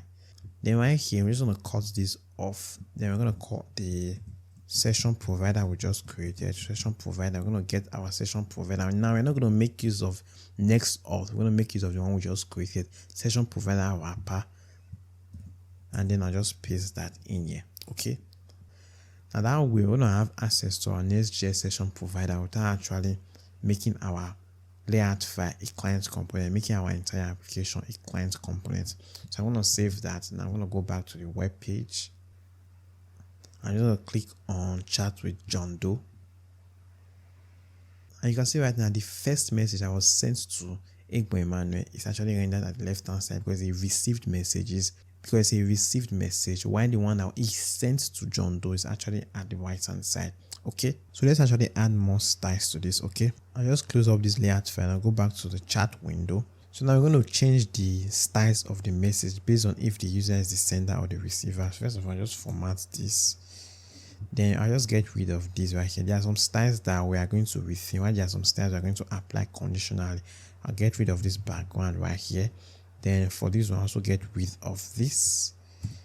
And these are the styles that we actually want to keep. So I'm just going to cut this off. I'm going to make use of backtick in here. And just paste that in here. Then we can add the dynamic styles. Then we can say its own message. Now if the message was sent by the user, then we want to add a BG gradient to the right hand side. It's going to start from blue 500 to purple 600, and also it's going to have a rounded bottom right of 2XL. Then if the message was sent to the user, then in that case it's going to have a BG slate of 800 and a rounded bottom left of 2XL, just like that. I'll save that. Let's check out the output. I can see that the styles of the message are actually different. This one, I want it to have a purple of 600. Why is that having a black? From blue 500 to purple, oh, we didn't add the dash there, to purple 600 right here. Great. You can see right now that the message sent to the users actually has its own style, while the message sent by the user has a different style. And finally, we have to actually conditionally render the image. So now if the message was sent to the user, I want the image of the user that sent the message to be at the left hand side of the message. And also if the message was sent by the user, I want the image to be just the way it is right now. Okay, I want it to be at the right hand side. But for the message sent to the users, I want the image of the user that sent the message to be here. Okay, so first of all, we're going to conditionally render this message right here. So I'm just going to go back there. So up here, I'm going to say its own message. If its own message, then I want to render a image tag right here. I'll just cut this right here. I'll cut this off right here. Then I'll just paste that in here. And also we're going to check if the image actually exists. I'll say message dot the sender dot the avatar dot the avatar. Then we're going to say only then do we want to render this image components. And also we're going to pass in the URL right here, where I'm going to say I want to actually display the image of the user that sent the message. I'll say message dot sender dot the avatar of that sender. Great. Now I'm going to save this and return back to the web. You can notice right now I can actually see the sender of the message, the profile picture of the user that sent this message, John Doe. Okay, but now we can no longer see the profile picture of the logged in user when they actually send a message. Okay, so that's because we said that if it's not the owner of the message and also the sender.message.avatar is present, they want to render this, which means this block of code is not going to render the profile picture of the user. Okay, and this block of code is going to be rendered before this message. Okay, so to actually render the user's profile picture, what we are going to do, we just copy this and then we're going to paste this after this div right here. Okay, paste that after this message div. Then we're going to say if the user was the one that actually sent this message, then we want to display the profile picture of the message. So I'm going to save that.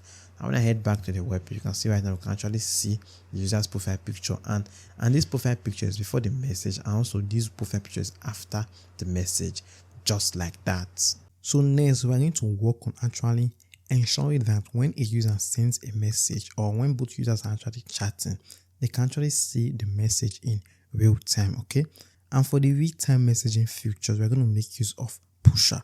So what we are going to do, we're going to go back to our send message route, okay, where we actually save the message. We're going to go back there. So I'm just going to close up every file here. Just close all. Then I'm going to go to the API folder. There's that API folder. Now I'll go to send message. I'm going to go to that route right here. I'm just going to scroll down. Now after we actually send the message, what we want to do now is that, because remember that when we actually work on the real-time functionality to display a message, we are not just sending the message back, we're also sending the message with the details of the user that actually sent the message, like the avatar. Okay, because without the avatar URL of the user that sent the message, you cannot actually display the message in this way. Okay, so we actually need the avatar. So what we are going to do is that after a message has been saved successfully, we are going to pull the message and also auto load the message with the sender and the receiver object at the sender of the message and also the receiver of the message. And then we are not going to actually fetch all the details of the user. We're going to fetch the avatar.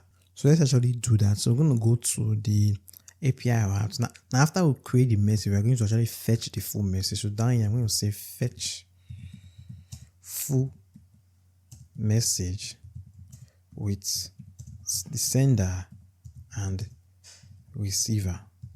Okay, so down here I'm going to say const. I'm going to create a variable called full message, which is going to be equals to, I'm going to await Prisma dot the message model dot find unique where the ID of the message in our MongoDB collection matches the new message dot ID. Okay, so I'm basically fetching the message after creating it because we want to actually include the sender and the receiver details. Okay, so down here we're going to say include the sender. I want to select the avatar, set that to true. I want to select the ID, so also set that to true. Okay, so I just basically drag this down. Then instead of the sender, we actually want to fetch also the receiver, just like that.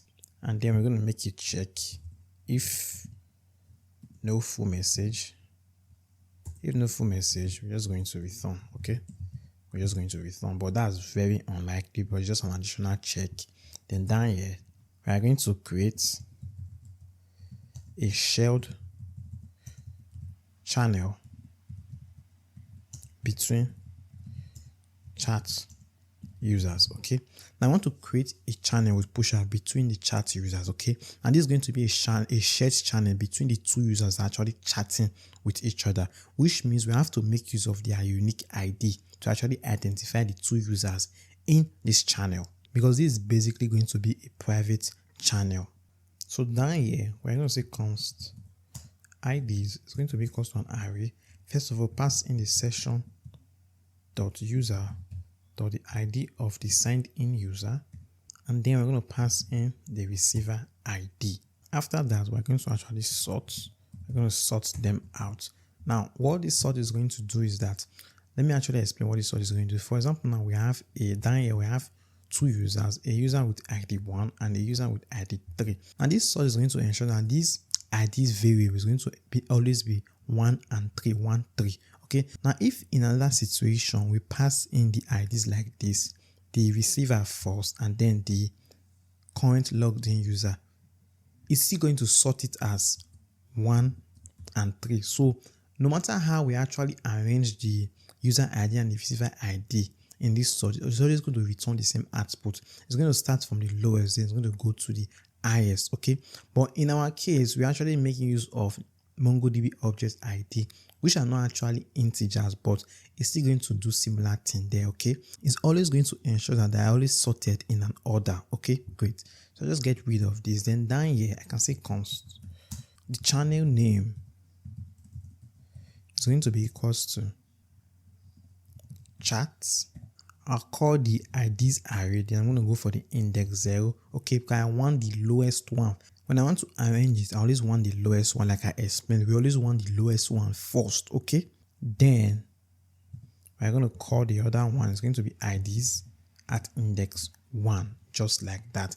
That way, they're always going to be arranged in the same order, no matter how we pass the IDs in the array. Okay, then down here, we can trigger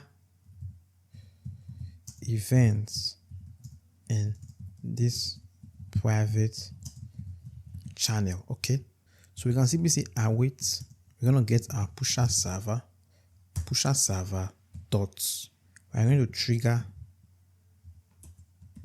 We'll pass in the channel name variable, passing the name of the event is going to be new message, and then we're going to pass in the payload, which is going to be the full message, just like that. So anytime a user sends a message, you're going to trigger an event and push that event to this channel, this private channel right here. Okay, great. And the name of the event is going to be new message. And that's all we have to do to push a new message with pusher from our server. So I'm going to save that.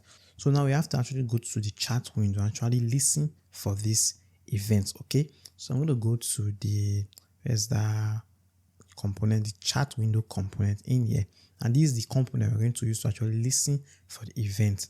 So first of all, I'm going to create a state up here. I'll create a state. I'll just call this state const chat messages set chat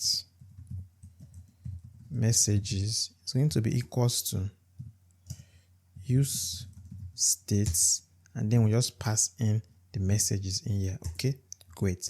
Now the reason we are doing this is that anytime the message actually change, anytime we have a new message, we want to modify this to I cannot mess, because we don't want to mess with the message we are getting directly from the API. Okay, so we want to set a new state of the chat messages. So if, for example, now we have two messages we got from the messages in these chat messages, so anytime a user sends a new message, we are going to actually update this state and add that new message to this state. Okay, great. And then we can pass in this tab right here. I'll just copy this. We can pass in this tab. This is going to be of message tab, just like that. So now instead of mapping through the message we are getting directly from the API, we're just going to map through our chat messages. Okay, great. So when we head back to the web page, we are still going to have same thing. I'm just going to refresh this. I'll click on John Doe. We're still going to have the same message, but now we can actually modify the state and add new messages to that chat messages state. Great. Remember that this is going to be a side effect. We're going to actually add a subscription. Okay, so it's a side effect we want to perform. So we have to make use of a use effect hook. So I'll just go up here and create a use effect. So we can say use effect. I'm going to get that from React.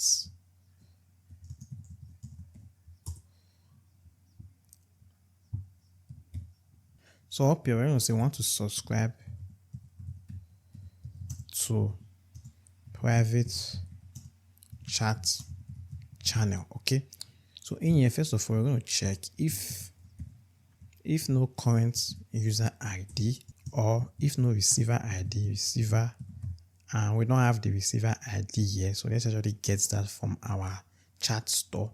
So up here, I'm going to say const, the structure, the result we are getting is going to be equals to use chat store, and then we're going to destructure add the active chat user. So active chat user, and then down here we can see const receiver ID is going to be equals to the active chat user dot the ID of that user, just like that. Then down here we can simply say if no receiver ID, I'm going to negate this. If no receiver ID, then we're just simply just going to return right here. Okay, and the reason we're actually validating it is because we need the current user ID and the receiver ID to actually know which channel to actually subscribe to. Okay, so down here I'm going to say we're going to get private channel name. So we're going to say const IDs is going to be equals to, we're passing the current user ID, and then we're going to pass in the receiver ID, just like that. Okay, as the current logged in user ID, and the receiver, that's the user, the current user that is logged in is trying to chat with. And just like we did in the server, we're going to say dots, we're going to sort it, okay, so that they are always in the same order. Then down here we're going to say const channel name is going to be equals, let me just copy the one we did in the route. It's going to be equals to this. Just copy this, then I'll just paste that right here. Okay, and then down here you can see const channel is going to be equals to pusher. We're going to get pusher from our pusher client, because this time we are using pusher on the client, so get the pusher client dot subscribe to the channel name. Okay, I want to subscribe to that private channel. So after that, we're going to create a function that's actually going to fire anytime the private channel pushes a new message. Okay, so we're going to say const handle new message is going to be equals to a function that's going to take a message, and that message is going to be of type message type. Okay, now in here we want to set the chat messages. We'll get the previous message state, and to avoid duplicates, avoid duplicate messages, we're going to write some line of code to actually avoid duplicate message. So down here, I want to say if previous message state, that's the previous state of the message dot sum m dot id equivalent to message dot id, then we're going to return the original state, return pref, as we're going to spread up the previous states, and then we're going to add the new message. Okay, just like that. So what we are doing right here is what we did when we were actually adding users that were online. So we are accessing our previous state. Each item is now a previous state. Then we're calling each of the item m. Then we're checking if any of the item, any of the message.id is equivalent to the new message we are trying to push .the ID. Okay. And if that's the case that we already have a message with that ID in our message state, then we're going to return the previous state. Okay, we are not going to modify it. As right here, we're going to actually spread it up. Now, if we don't have a duplicate, we're going to spread it up, and then we're going to add the new message. Okay, great. Then down here, we're going to create an event listener. This is to listen for whenever the event is pushed. So down here, see channel dot, I'm going to bind it. Whenever there's a new message in this channel, anytime there's a new message, we're going to fire this function we just created, undo message, just like that. So whenever the new message event is fired in this channel, we're going to fire this handle new message, and we're going to check the message that was pushed. If the message is already inside the previous state, the chat message state, if the message is already there, then we're going to return the original state of that chat message. As we're going to modify it, we're going to spread it up, and then we're going to add the new message, just like that. Then after that, we always have to return a cleanup when we add a subscription. So we're going to return a cleanup from when the component unmounts. Then we're going to say channel dot unbind new message, and then we're going to pass in the handle message function in there. Okay, and also I'm going to say pusher client dot unsubscribe. I'm going to unsubscribe from channel name, just like that. And don't forget that we're making use of two variables in here, the receiver ID and the current user ID. So we have to pass this as dependency. Okay, so inside this dependency, this is going to depend on the current user ID and also the receiver ID. So just like that. And let's actually test if this is actually working. So I'll come back to my application. I'm just going to refresh first of all. I'm going to head to John Doe. Then I'm going to say, hello, you refused to reply me. I'll click on send message, and we can actually see the message right here. Hello, you refused to reply me. Great, this is really amazing. Then we can test this again. Chat me up when you come online. I'll click on send. I will actually see the message in real time. Chat me up when you're online. Great. So now we can actually send a message to Jane Doe too. Now, right now, you have no messages yet. So start chatting and say, hello, Jane. And this is going to be a new channel. So I'll click on send message. And we don't get the message. I think I know why. That's because we are checking right here in our check. We are checking if messages.length is equals to 0. We're not checking for the chat messages, okay? Because right now, remember that the messages right now, it still has a length of 0. We are not modifying the message we are getting from the API. We are modifying this message state right here, okay? So we now have to check if chat messages.length is equals to 0. So I'll say if chat messages.length is equals to 0, then we want to render this right here. Okay, so I'll go back and we can actually see the message right here. Hello, Jane. Then I can say reply me, Jane, when you are online. When you come online. line. I click on send message, and you can see that the logged in user Emmanuel has a private chat with each user. Okay, the messages in this Jendo chat room is different from the messages in here. Okay, great. So the last thing I'm going to work on for this chat window is that when we start to add message, I'm going to add a bunch of messages. I'm going to say hello. I'll send this message. I'll say hello again. I just want to add some bunch of messages so you actually see what I'm trying to do. You're going to notice that when we get to the bottom right now, it's not going to scroll down. Okay, it's not going to scroll down. It's going to add a new message, but it's not going to actually scroll down. And let's actually get rid of this ugly scroll bar. Let's get rid of this. And so get rid of this ugly scroll bar, I'm just going to paste this line of code in my globals of CSS. Okay, I'll just paste this line of CSS code right here. Okay, WebKit scroll bar width 0, height 6 pixels. Okay, and this one is for, I think this one is for horizontal scroll bar, and this one is for the vertical scroll bar. Okay, but let me just add a width of 1 so you can see the scroll bar a bit, 1 pixels. I can actually see the scroll bar a bit now, so that I can actually see it. Great. But we don't want the scroll bar at all, so just do 0. This way is actually better. Great. Now you can notice that when I add a new message, I say hello. I'll click on send.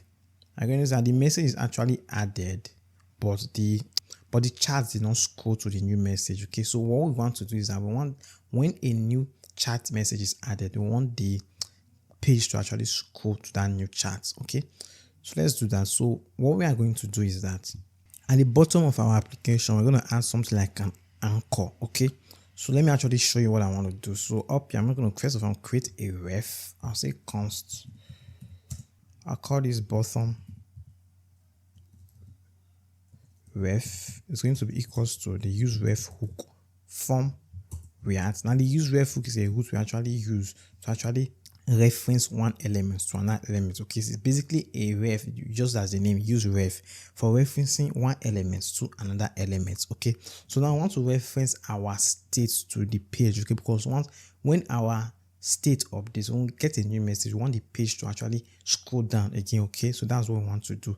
And by default, this use ref is going to be null, and the type is going to be of type HTML div elements.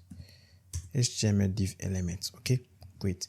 So this ref, now we're going to copy this ref, then we're going to create a div at the bottom of our file right here. Create a div right here. Then this div, we're going to see the ref of this div is going to be equals to bottom ref. Okay, I'll just use a self-closing tag, and I'll just get rid of this one since we're not adding anything in between the div. So this div is going to act like an anchor to a ship that's going to keep our page keep scrolling down anytime our state actually changes. So let's actually connect the ref to the state. So we're going to create a use effect hook, because this is going to be a side effect. So up here, just create a use effect hook.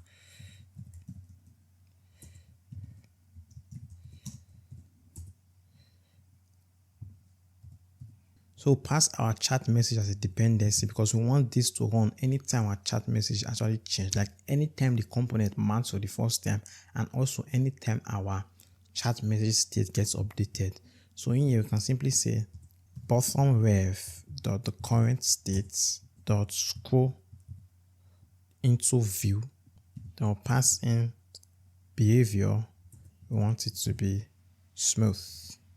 Okay. Great. So I go back to the web page. I'm going to go to John Doe. Our message gets loaded. You notice right now that immediately we visit the component, the page is going to scroll down. Okay, and we add a new message. I'll say testing auto scroll. Then I click on send message. It's going to scroll down when the new message comes in. Great. So now that we are done with the chat window, we want to actually add like a loading spinner to the left sidebar and the right sidebar for this to actually look more presentable. If you want to add this to your portfolio, if that's something you want to do. Okay, so let's actually install a library called React Spinners. I'm going to install a library called, I'm just going to open this up. I'll create a new terminal right here. I'm going to say npm install spinners React. I'll click on enter, and that command is going to install spinners React for us. I'm going to close this back up. So I'm going to go to the where do we have to add this spinner. I want to add it in this left sidebar, also at the right sidebar. Okay, so first of all, just add it to the left sidebar. Where is that left sidebar? Let me just close this up. Go to SRC components, go to left sidebar where we're actually fetching the list of users. I don't think, okay, we're doing that inside the friends list. Yeah, we're doing that inside the friends list. Yeah, this is where we are fetching the users. And instead of returning a paragraph tag that's saying loading, we're going to return this JSS right here. It's going to have a div. Then you're just going to call a spinner. So spinner secular fixed. Add some Tailwind classes to this div. I'll give it a Tailwind utility class of flex, justify, center, items, center, and padding vertical of 30. And for the spin, I'm going to add a size buffer. I'll give it a size of 30. Then for the color, I want the color to be indigo 600. So I'm just going to check what's the hex color for that in Tailwind indigo BG. Let me just do BG indigo 600. Now just hover on this. The hex color is actually this. I just copy the hex color. I'll get rid of this. I just wanted to copy the hex color. Then I'll paste that as the color for the spinner. I'll save that. Now let's test this out. So I'll just refresh this, already refreshing. And you can actually see the spinner right here. Okay, you can see the spinner when this is actually loading. Great. And also we can do the same thing for this. So I'm just going to copy that. I'll just copy this right here. Copy the return statement right here. So I'll go to the right sidebar. Instead of returning this loading, I'm just going to return this right here. I'm going to import this component in. Great. And then when we refresh, we should also see the spinner at the right hand side.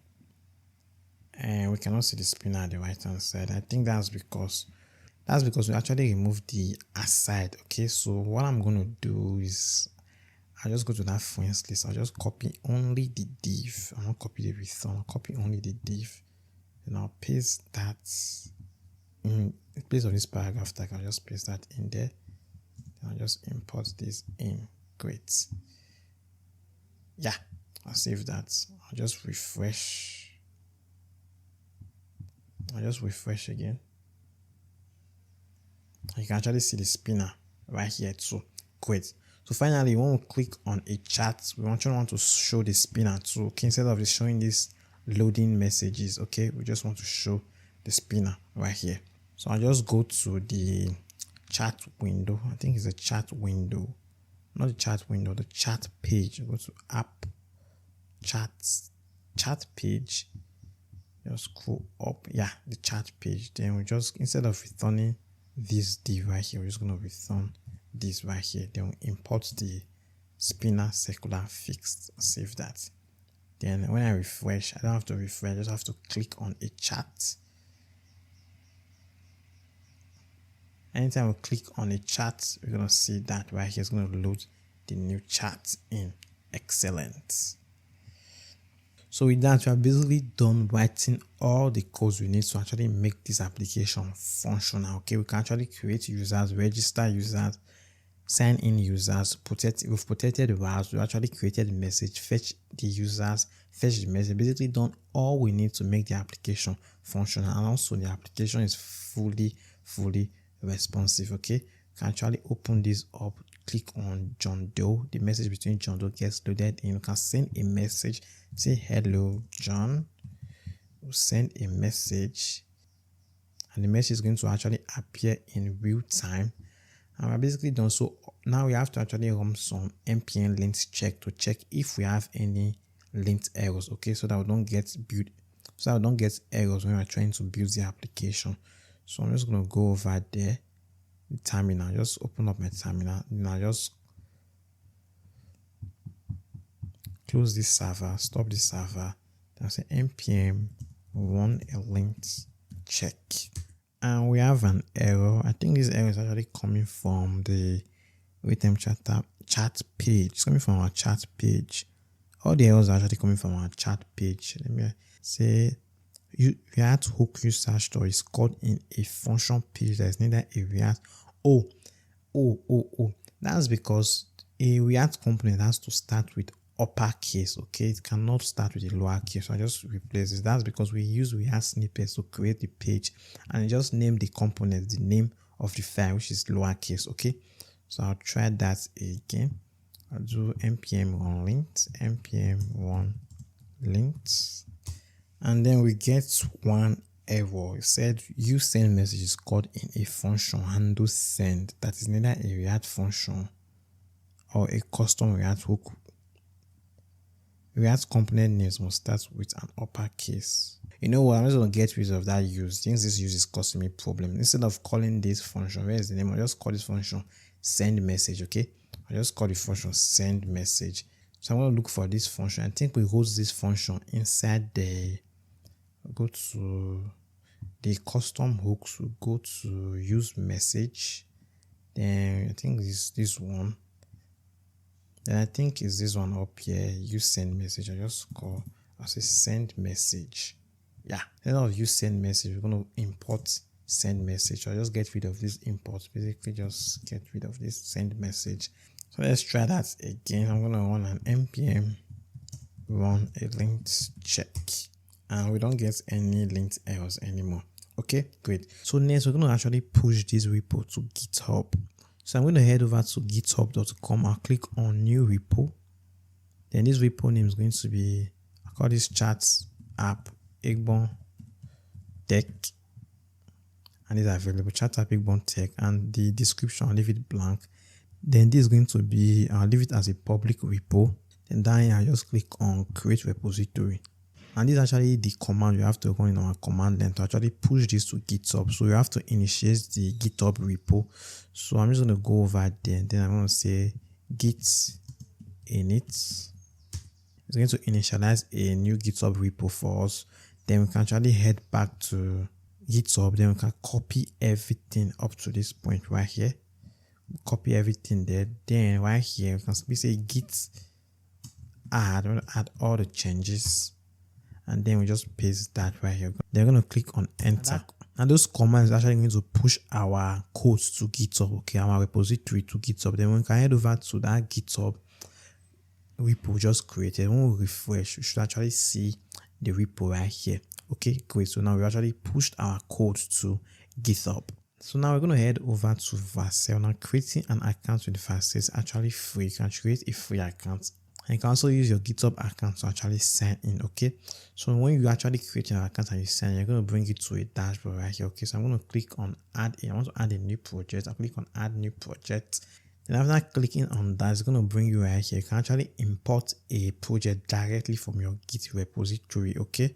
So we're just going to click on the one we just created, which is chat app tech. I'll click on imports. It's going to bring us right here, okay, where we can actually deploy the application. Now the framework preset is going to be Next.js by default, okay, but now we also have to add the environment variables, okay? So I'm going to add the environment variables right here. I'm going to add the first one. I'm just going to go to the env file we created. I'm going to close this up.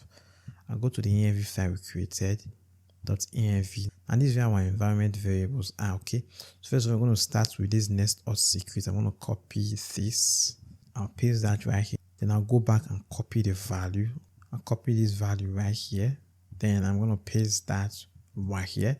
Then we're going to add one more, add more. Then we'll copy the database URL, our MongoDB connection string. We'll paste that right here. Then we head back. Then we have to copy this string right here. Copy this string.